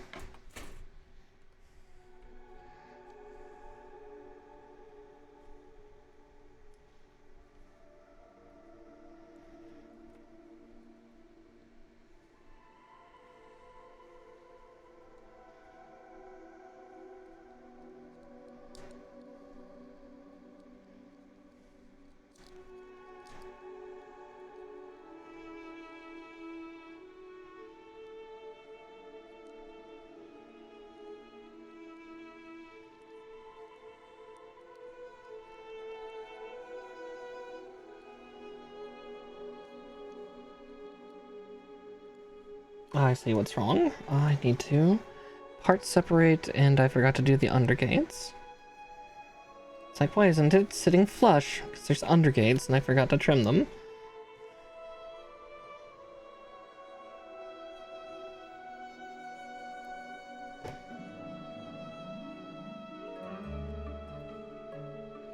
Well, yeah, I mean, they're more sectionally based.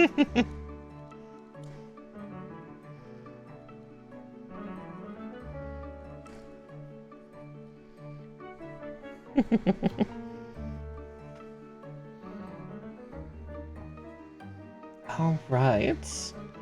We are nearing the end. Nearing the end of the build at 8.5 hours, but we still got the cannons to put on.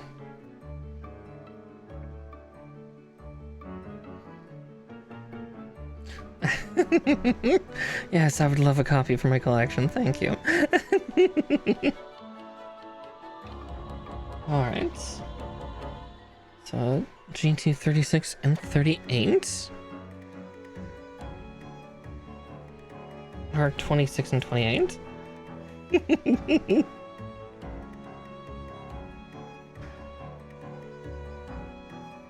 Well, yeah, I'm sure that they were probably trying to keep it with every edition, because horny forever. Let's see. So scene 24 and 25.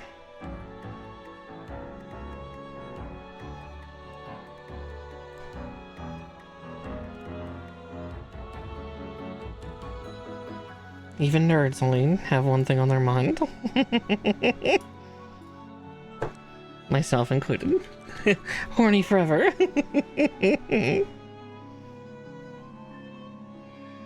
Oh geez, those have undergates. Why here? Why now?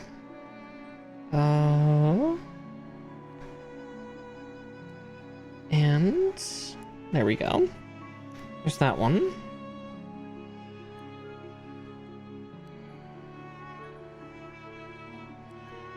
Okay, there's that.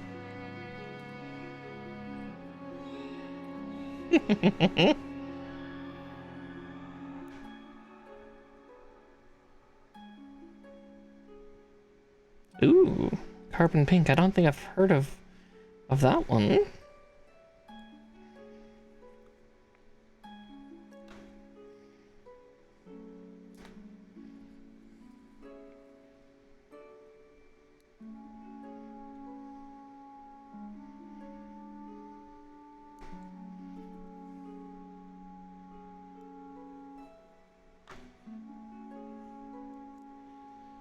Okay, and with that, another runner is down.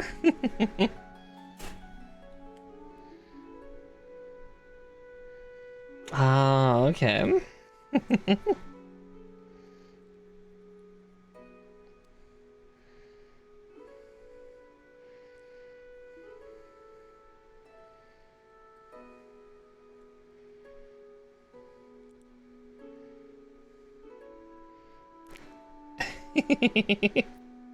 Oh my.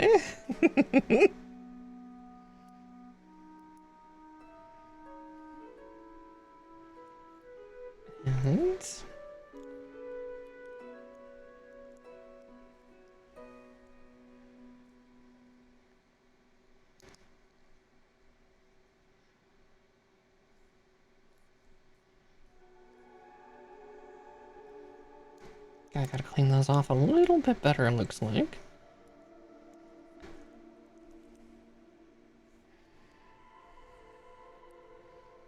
Let's see, where was that? Right there? Okay. Oh, that's awesome, though. Love it when there's actually a good art style on top of the horny goodness.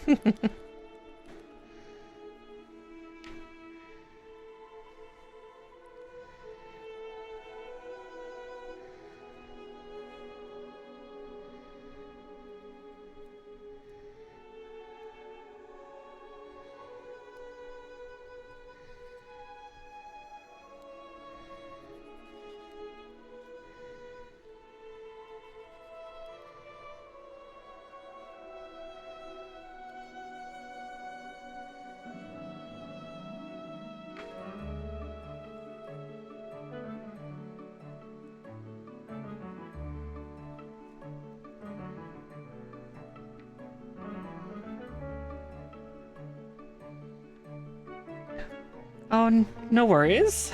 If anybody comes after you in DMs, just let me know. I'll not have my space, despite the fact that I'm happy with horny myself. My space shouldn't be a hunting grounds for folk. As I say, nature will go, I'm a healer, but...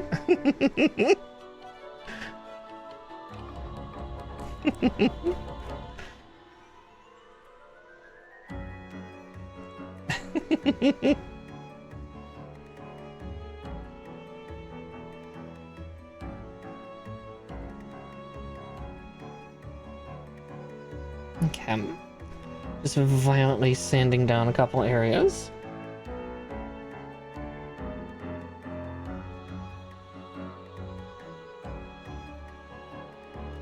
Exactly.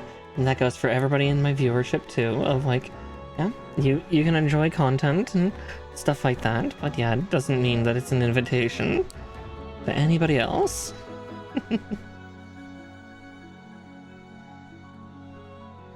Okay, there's one. I gotta do it again. Now I know I'm gonna be sanding for a little bit. Yep, consent is the sexiest thing. Even for non-consent stuff, there needs to be beforehand. And obviously safety systems in place.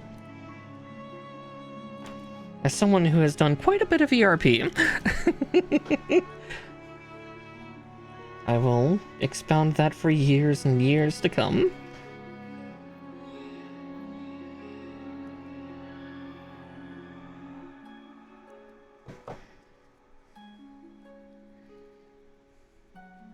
Exactly.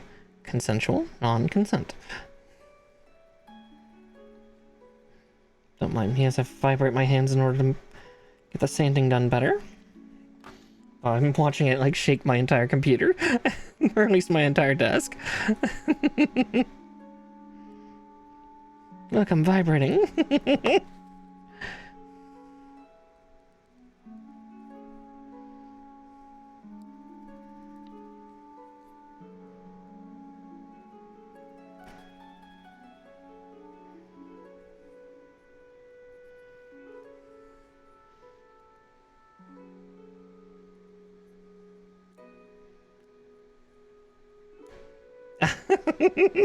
Buzz, buzz, buzz.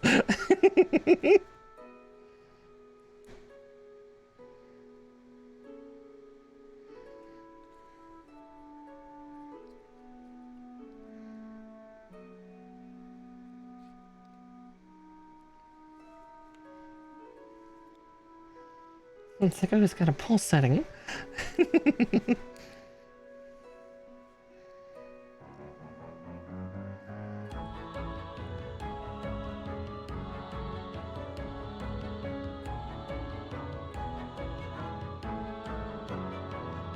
Let's see, did I...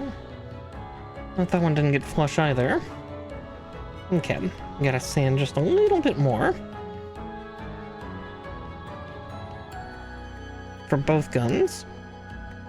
Or both barrels, I guess I should say.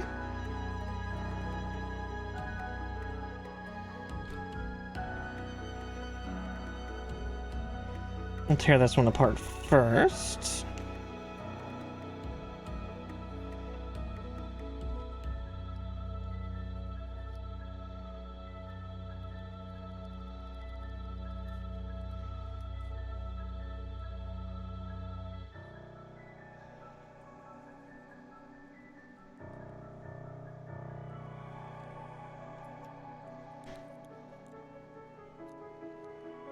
I love glass vials. Or files. Like vials too. Where did that part go? Alright, one moment as I dip under the desk real quick to find it. Oof.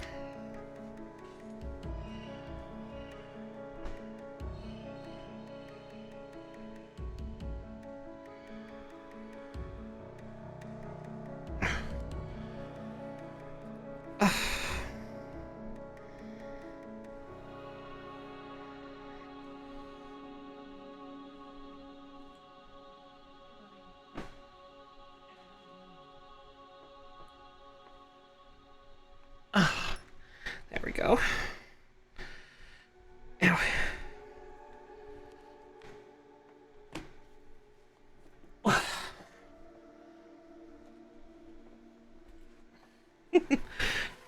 Getting near the end and and the part's wanting me to get under the desk, I guess.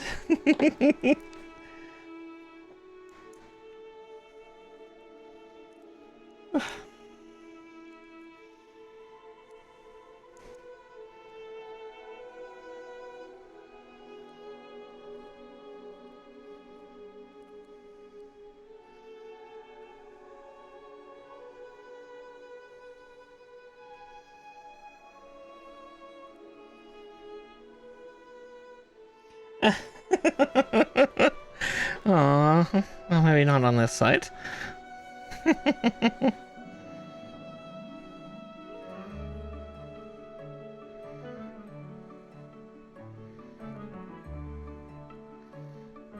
Maybe on Blue Twitch someday.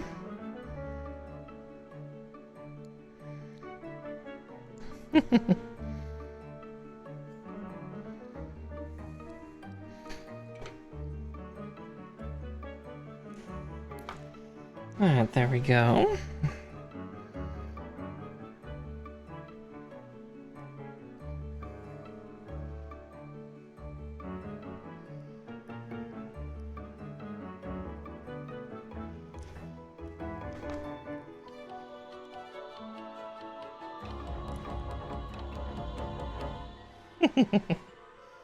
Okay, I think that's about as good as I'm gonna get both of those. So now I just need the C3s and the C2s, which will clear out the C runners for this.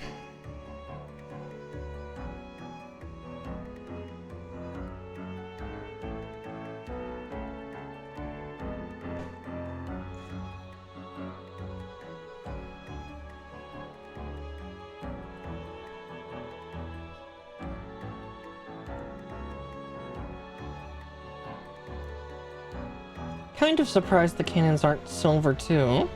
I could have sworn they were, but there's a runner down.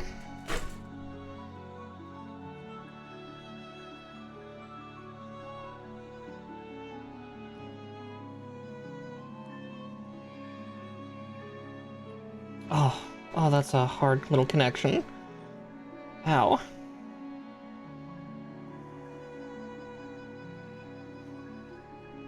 It's not all the way in either. Oof.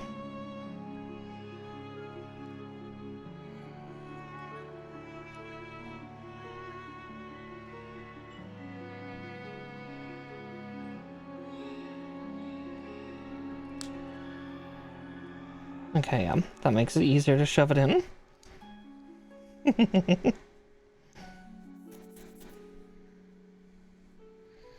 Okay, more passion, more energy.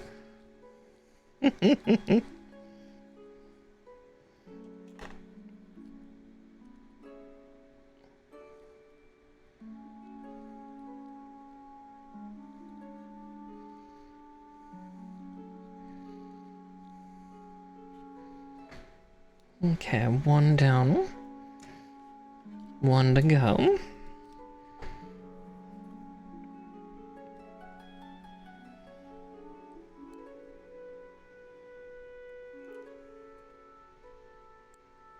And blink. And another runner down.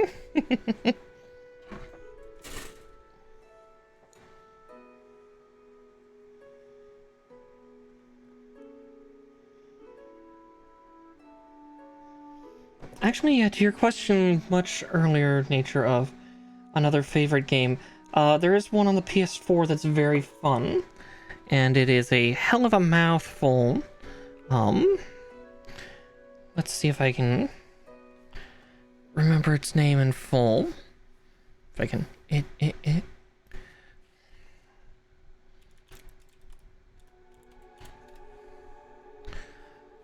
There's the name of it.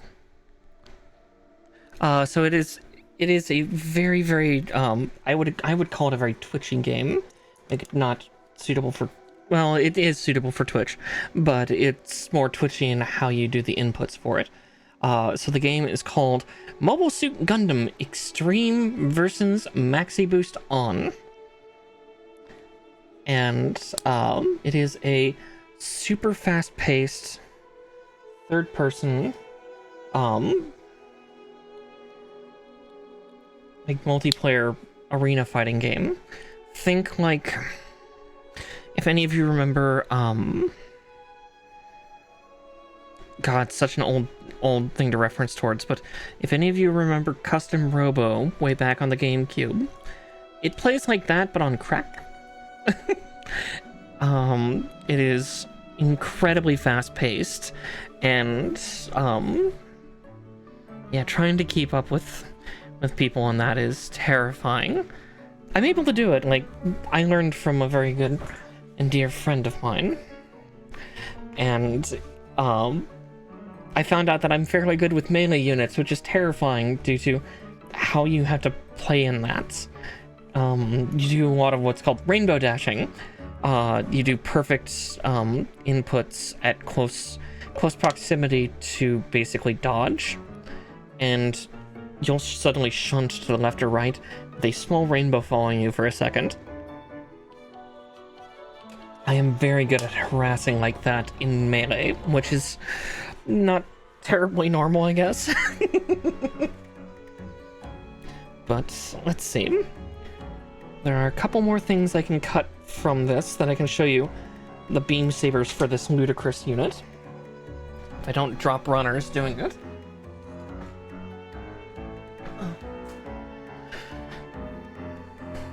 And it is these. Just gotta cut all the nublins off.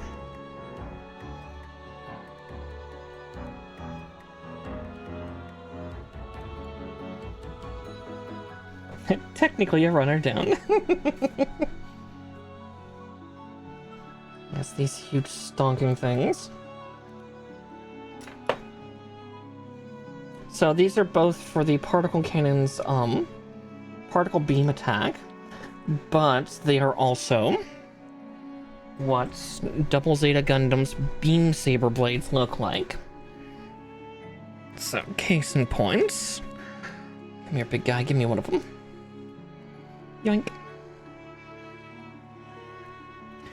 Actually, I'll go into another room and do a side-by-side comparison. I will be back in just a second so I can grab one of my other master grades. Oof. Or at least a full mechanics. Something 1/100th. I will be back in just a second.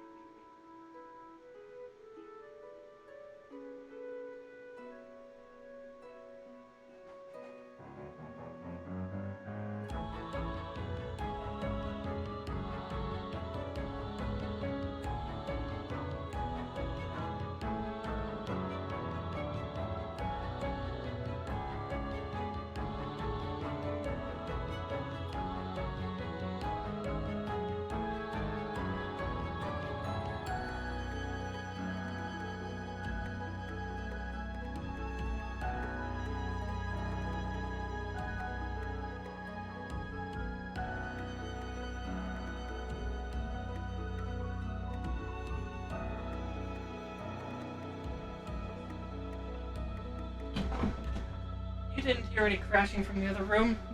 Not at all. Okay. Give me a second to just hook back in and snip this off real quick to show, because apparently I never cut these blades out. Oh, there's a pile of boxes and I had to pull one just to get the blade for a beam saber. So, case in point though, we'll make those disappear for a hot second so you can see a fun side-by-side comparison. So this, even the aerial, Gundam Aerial's beam saber is a little on the bigger side, but this is the 1/100th scale beam saber for Gundam Aerial. And then Double Zeta, same scale.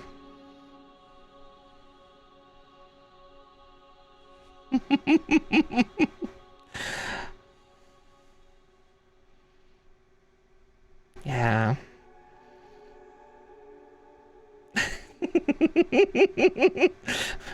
Again, 1/100th scale, you know, 15-meter tall Gundam. 1/100th scale, about 18-meter tall, 20-meter tall Gundam. Yeah. It is terrifying. I knew this about the Double Zeta. I knew that it was kind of something of a size queen, so...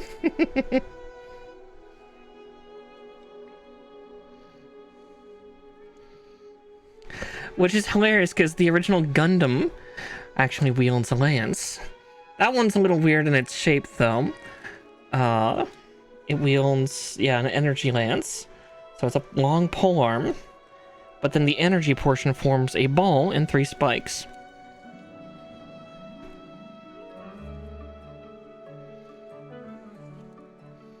But the other fun thing about these is that they are the representation of this cannon's particle cannons as well, if I remember correctly. Right?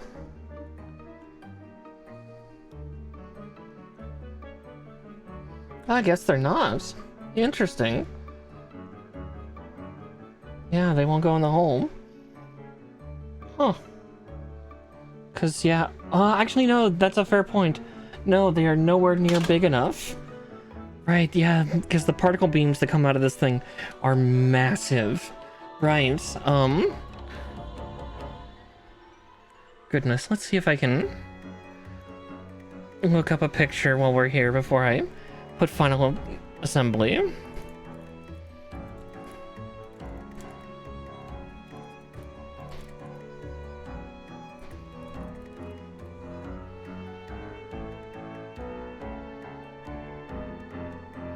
Let's see if I can find...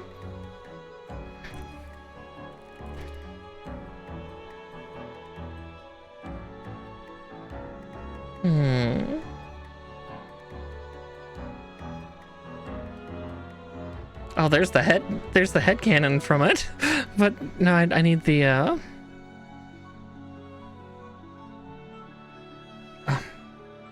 tracking acted up a little bit since I ran away. Oh wait, no, there it is. I remember it being bigger in the cartoon, or not in the cartoon, a couple games. But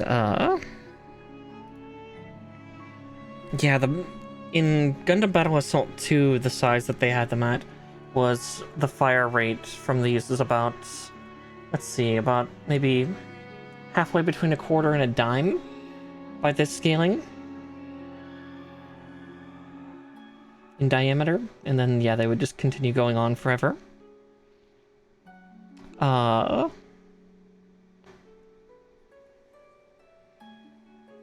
yeah. And the scarier one is actually the cannon on its head is the scariest one of all. Let's see if I can quickly show that. Let me just create a new element real quick.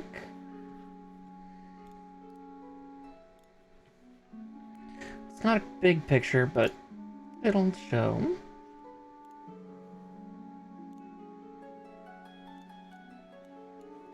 Scuff on stream, scuff on stream.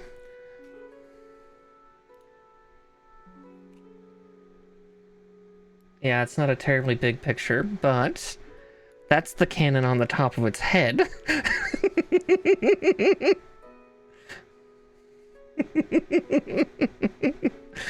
It is terrifying.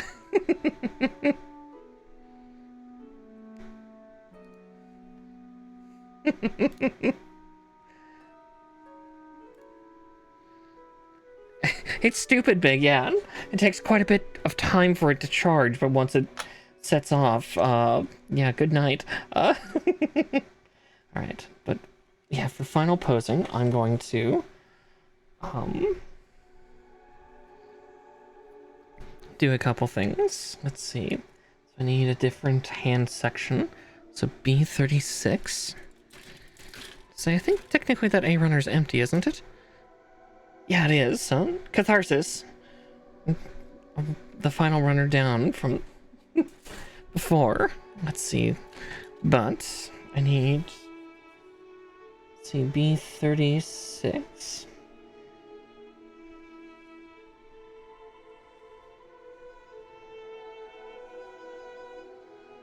$36. There it is. Where are, oh, my snippers are in this box, aren't they?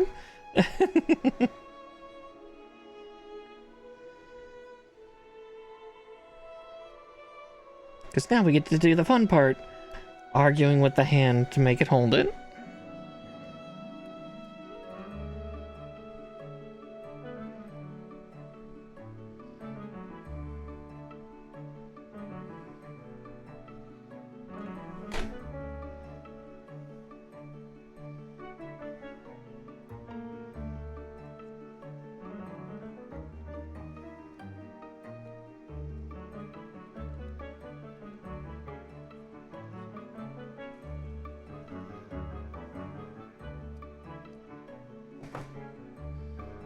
Okay. Just pull that off. And... oh, come on, big guy.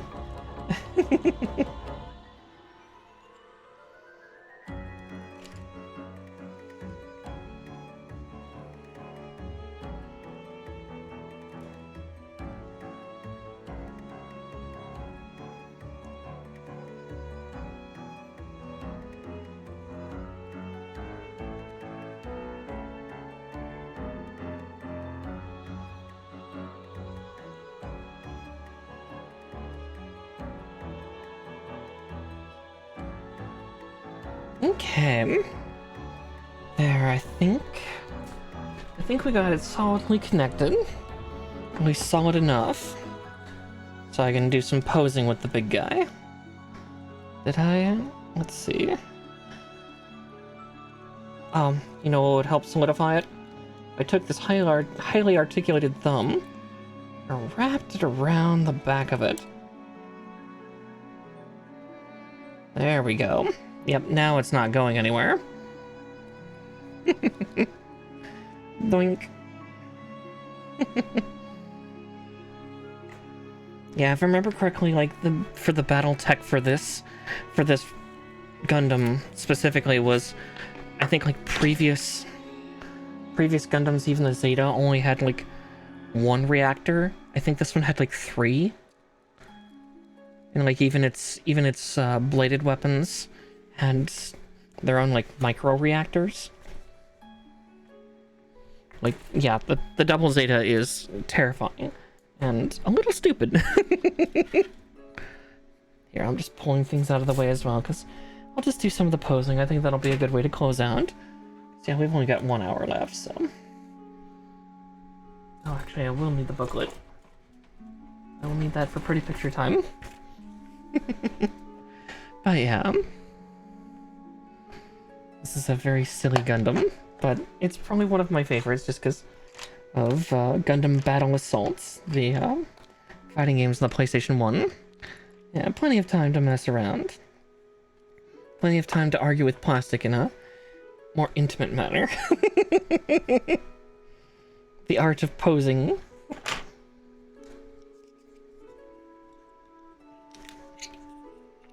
But you also get to see some of my teardown that I do for post-stream. Because the one biggest thorn in my side is especially this shelf to the right of me. It's fun and great, but it's just in the way of one of my monitors.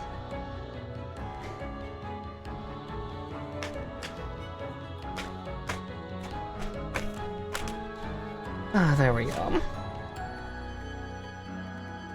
Oh wow, that shelf actually folded perfectly now.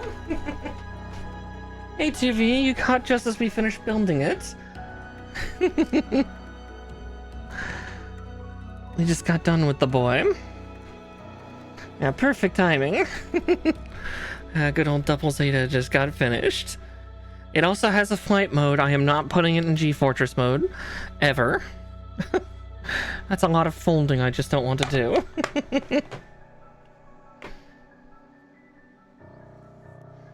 But, let's see, how am I gonna pose this guy? Let's see, he can't really wiggle his waist, can he? No, he can't, right? Yeah, because of how the,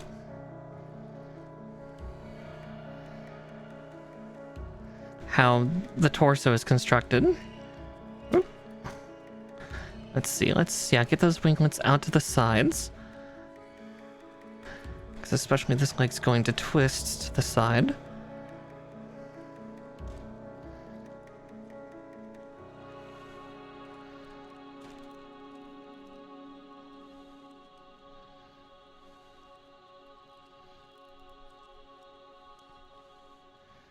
Because we're gonna have him...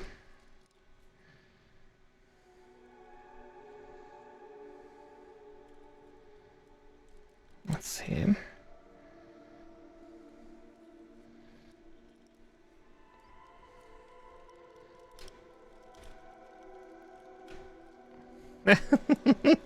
Those hips, I think, can most certainly do so, considering they can't... His waist can't twist.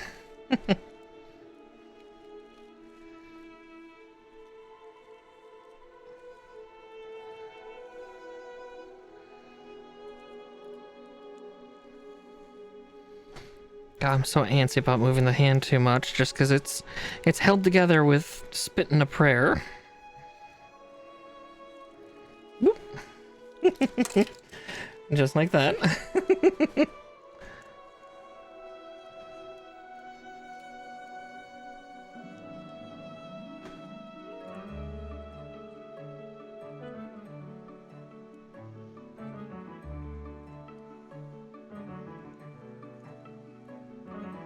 Okay, there's that. And I gotta get the thumb back in place. That nice 2-point articulated thumb.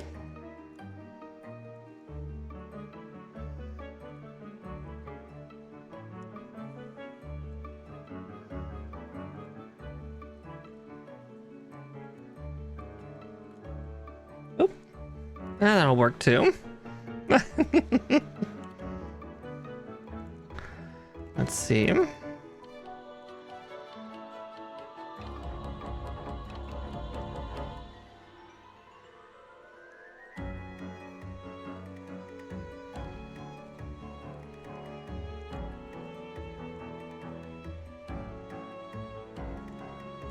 Let's get that reattached on.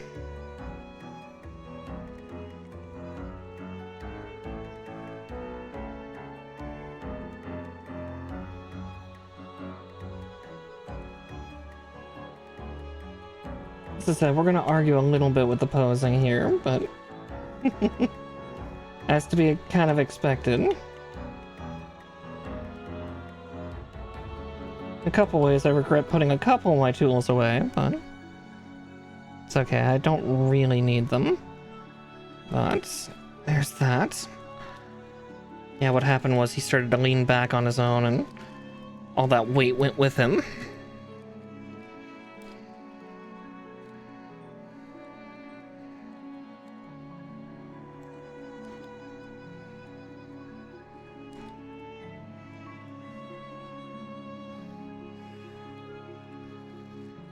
Yeah, I can see his shoulder joint also. It still isn't seated all the way in. There we go.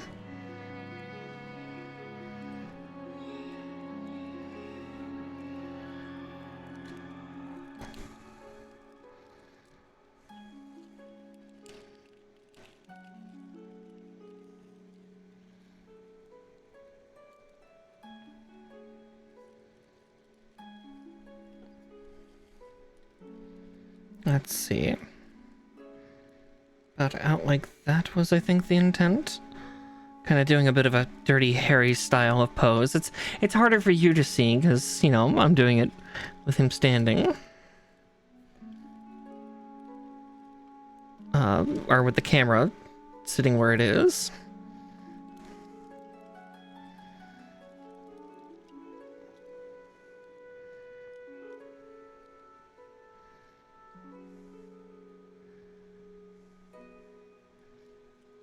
And I can show kind of what I'm getting at here. Kind of making him try to do that. It's just now a matter of raising that arm up just a little bit.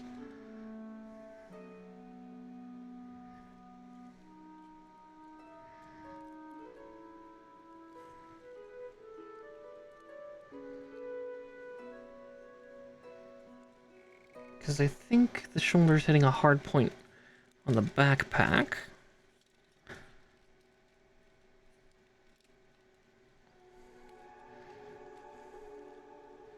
Yeah, it kind of is. So let's see if I can gently do that.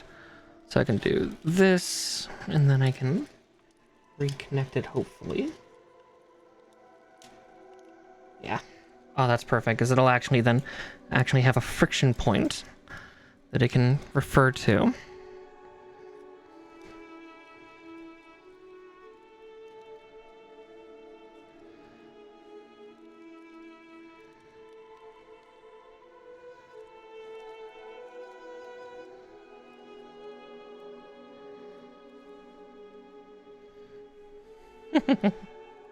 It's always the hardest part of doing these builds now is posing the poor things.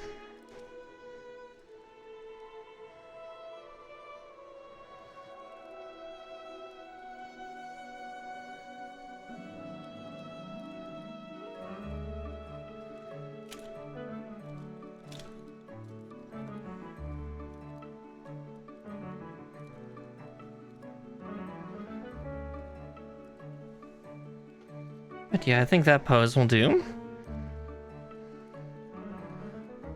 Actually, I'm going to straighten that arm out.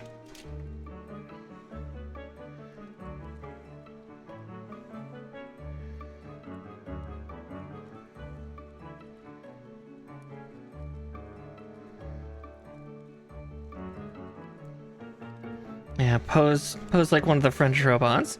Let's see if I can safely cradle him. But yeah, that's kind of the intent of the shot I'm going to do. There we go. Again, I'm doing kind of a bit of a Dirty Harry shot, but for anybody that knows Clint Eastwood movies.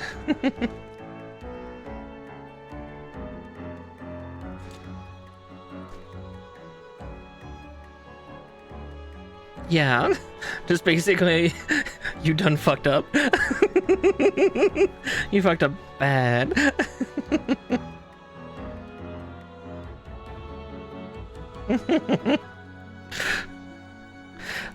Dirty Harry was a Clint Eastwood movie, and it's kind of known for, in one of the scenes, the "Are you feeling lucky, punk?"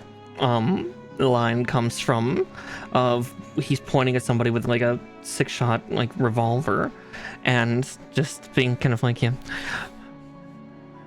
in that last firefight, did I shoot 5 shots or 6?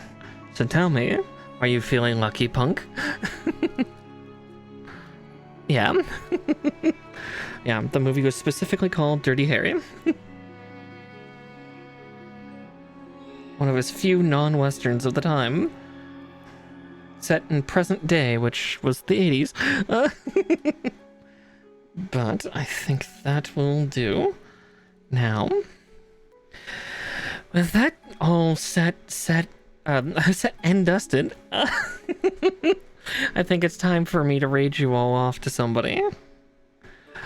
Let's see who is available at this hour.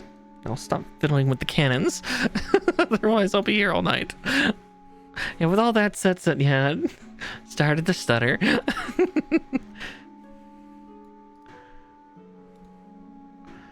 Let's see.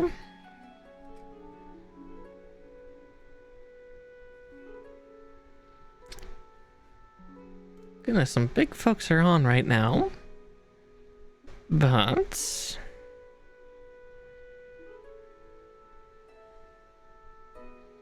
let's see.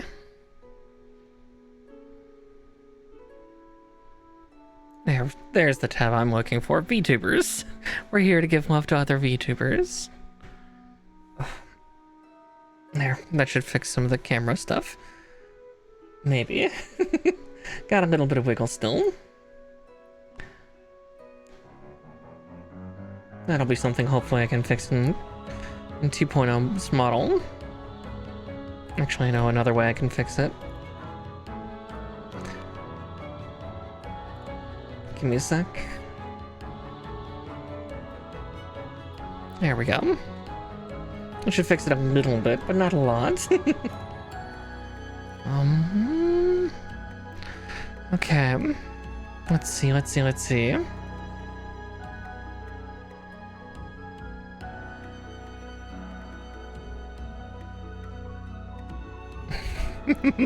Nah, I don't think I'm gonna send you over to a succubus with ASMR, though that does sound rather fun. Yes, feel free to check on any folks you might know.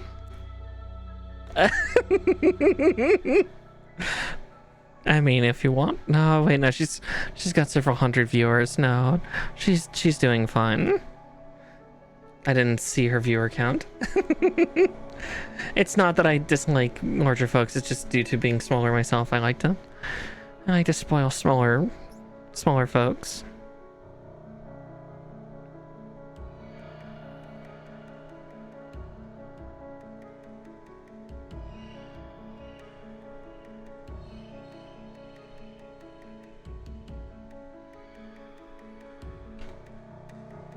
Oh, who's this?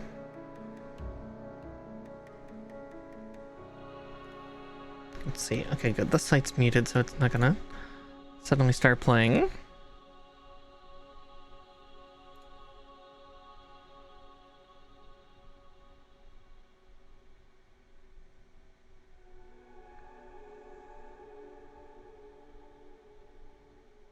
Yeah, I think that's the most interesting person I see right now.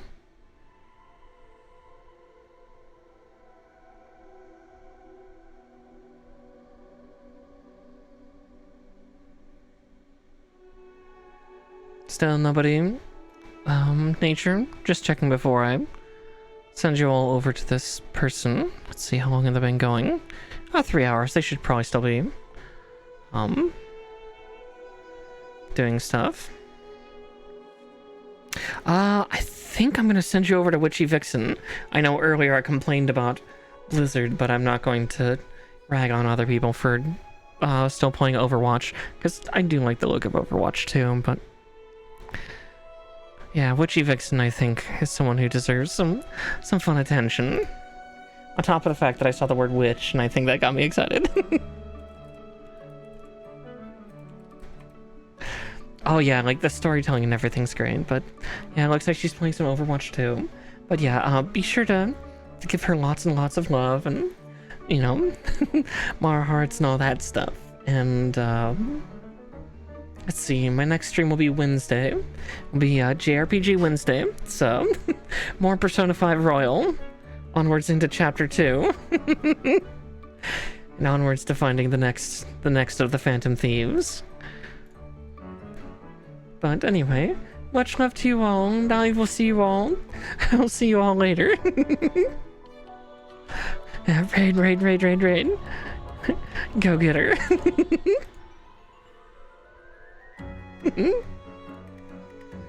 And to those of you on YouTube, thank you for joining as we finally finish this big guy, and I will see you all in the next video. Night-night!